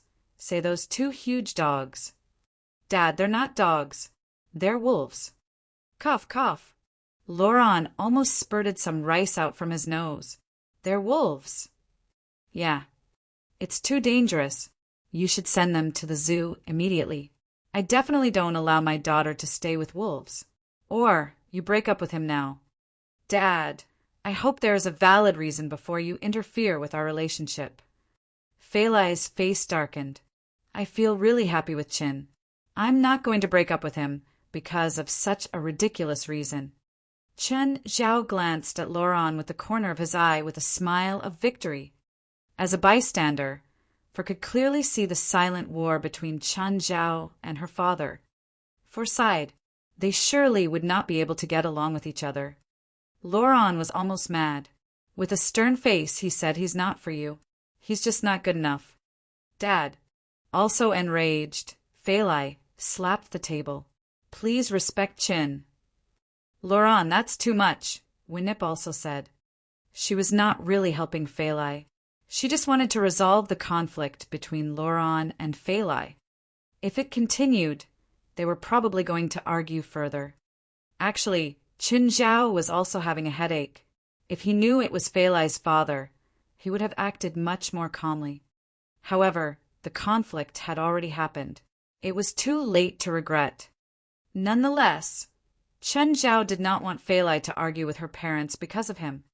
A woman in a film could say to her parents, "We'll be happy even without your blessing." It was only a word of anger. No daughter would want her parents to be absent for her wedding. The only thing Chen Zhao could do now was to not make things worse. Nevertheless, the atmosphere during dinner was still rather tense. "Fei Lai, your dad and I are going back to the hotel now." "Mom, which hotel are you staying at?" "Chin and I will go and visit you tomorrow," Fei Lai asked. "Hilton Hotel." Fei Lai was stunned. She looked at Qin Zhao and then at Laurent. "Did you already meet each other last night?" Nobody answered the question. It was truly an embarrassing night for Laurent.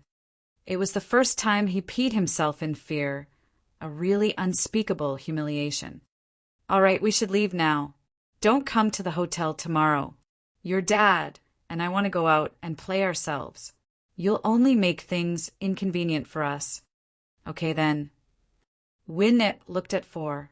"Four, where are you going?" "I'll drive you." "Achoo. That asshole is definitely telling Fei Lai about what happened to me. I'll not let him off." Laurent roared. "Enough. You've embarrassed yourself enough already," Winnip said emotionlessly. "Kane, do you know any killer? Kill that asshole for me." "Mr. Laurent, I'm just a bodyguard. I don't know any killer." "Kane, don't listen to him." "Yes, boss." Kane, Kareem, and Howard were actually Winnip's bodyguards, not Lawrence. Therefore, in principle, they would only listen to Winnip. "Winnip, why didn't you help me during dinner?" "Why would I help you? Chen's not that bad at all. At least he's above the passing line." "How is he up to grade?" "I think he's worthless." At least he can earn money and protect Phalai. He also treats Phalai well. Why didn't I realize that he's been good toward Phalai? Didn't you see the 2 cars parked outside? Phalai has an Aston Martin, and he has a Ford. Maybe Phalai bought it herself. Maybe even that Ford was bought by Phalai.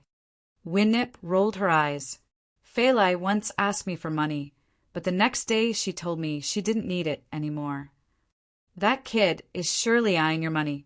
He wants Phalai to inherit your property, and then he can have it without effort.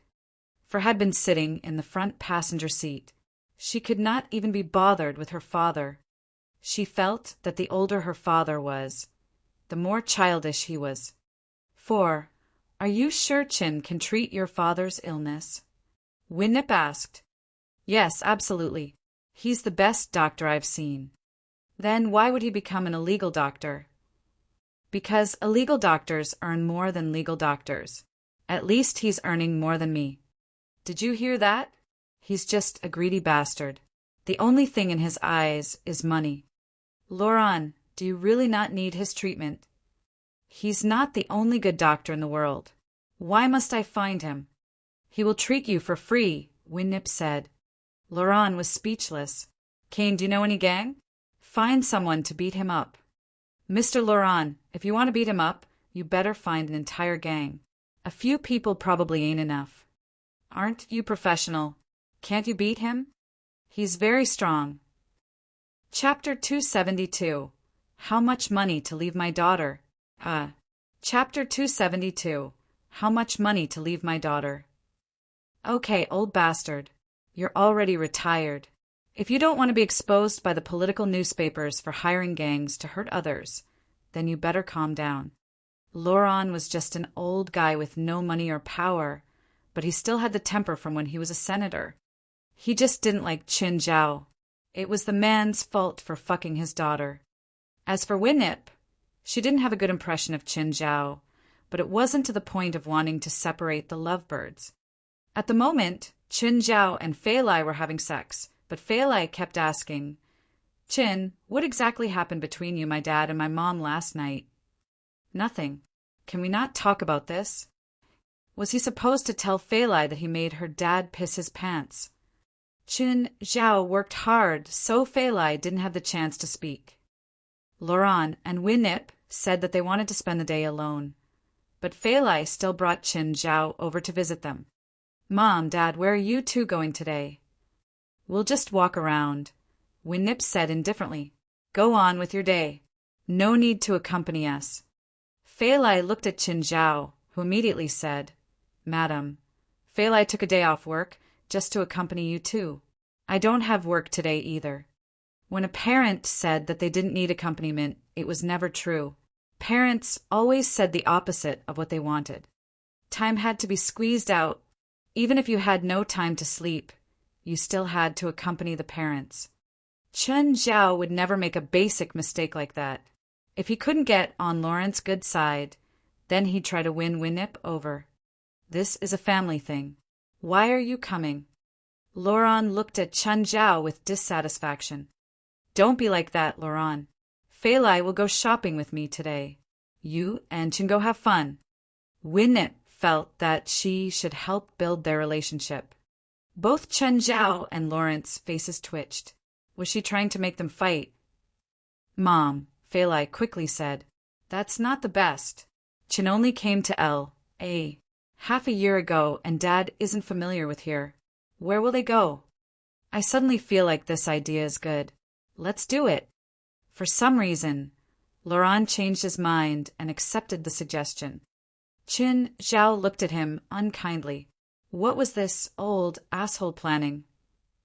Chin. Laurent grinned. Have you decided where to take me? Chin Zhao gritted his teeth at him. Mr. Laurent, where would you like to go? I'll listen to you. Fine. Chin Zhao had no way to back out. But since this old man was making it hard for him, there was no need for him to give in either. Kane, Kareem, Howard, you three come with me, Laurent said. Chin Zhao shot a glance at them, warning them not to cause any trouble. Kane, Kareem, and Howard had headaches too. It was the most painful for them. Laurent just loved trouble. He might make them do something again, but they really couldn't win Qin Zhao. If only they could quit. You all go down first, Laurent said. I need to get ready. Qin, take care of my dad. Okay, I'll take good care of him. Qin Zhao waited in the hotel lobby for 30 minutes. Laurent finally strolled over. Kid, I'll be honest with you. Fei Lai definitely cannot be with you. If you know your place, you better stay away from her. You're threatening me again? With what? Humph. Laurent huffed and turned away. Qin Zhao ignored him. He wasn't interested in pleasing someone like that. How much money do you need to leave Fei Lai? Qin Zhao gaped at Laurent. That line should only appear in soap operas. Is your brain full of shit? You'll regret this, Laurent said through clenched teeth. We'll see. Qin Zhao met his gaze without backing off. Are we going to just sit here? They're coming back soon. Then let's go. Qin Zhao, Laurent, and the 3 bodyguards left. Where are we going? Laurent and the bodyguards were in Qin Zhao's car. Just look around. Qin Zhao said non-committally. You said you'll take me to have fun. How old are you? Qin Zhao said as he drove. Do you have the energy? Just enjoy the view. Who's old? I'm only 50. Mom, are you sure they won't get into a fight? Fei Lai and Winnip were in a store. The worker before Winnip was helping her try on a shoe. No, if you and Qin get married, they can't have some lifetime conflict. I haven't decided to marry him, Fei Lai said, blushing.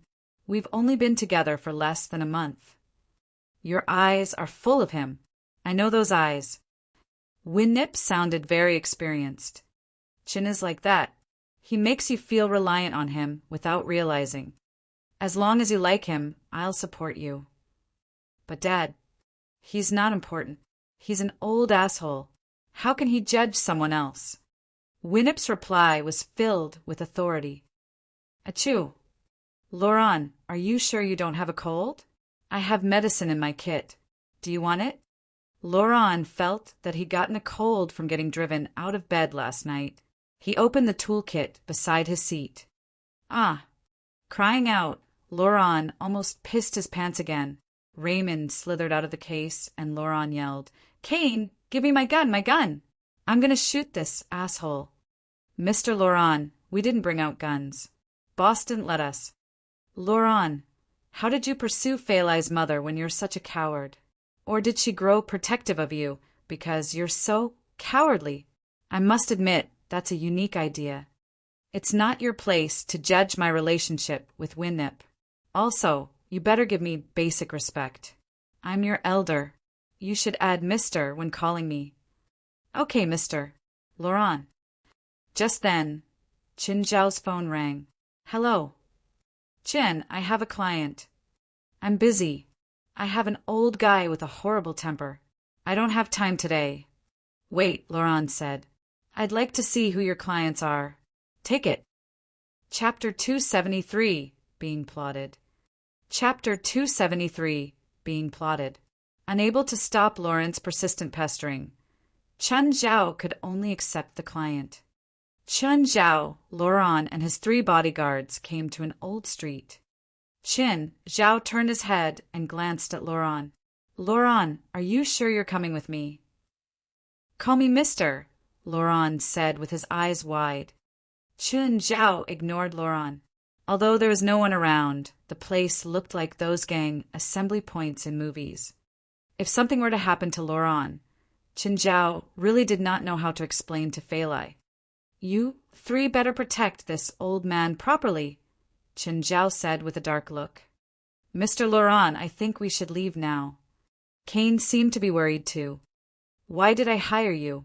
To protect me, Laurent shouted. Mr. Laurent, the person who hired us is Ms. Winnip, not you. What's the difference? Qin Zhao had a headache. He parked at the roadside. After they alighted from the car, they walked into a small alley with Qin Zhao in front. There were tall grasses growing at the side of the alley. The place seemed to have been abandoned long ago. Chen Zhao wondered what kind of people were in there.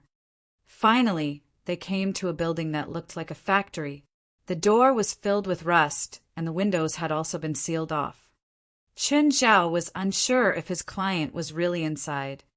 Nevertheless, he still knocked on the metal door. Hollow echoes could even be heard from the inside.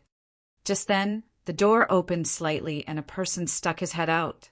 He looked at Chen Zhao and then at the people behind him. "Who are you?" "I'm a doctor. I heard that someone here needs treatment." "What about them?"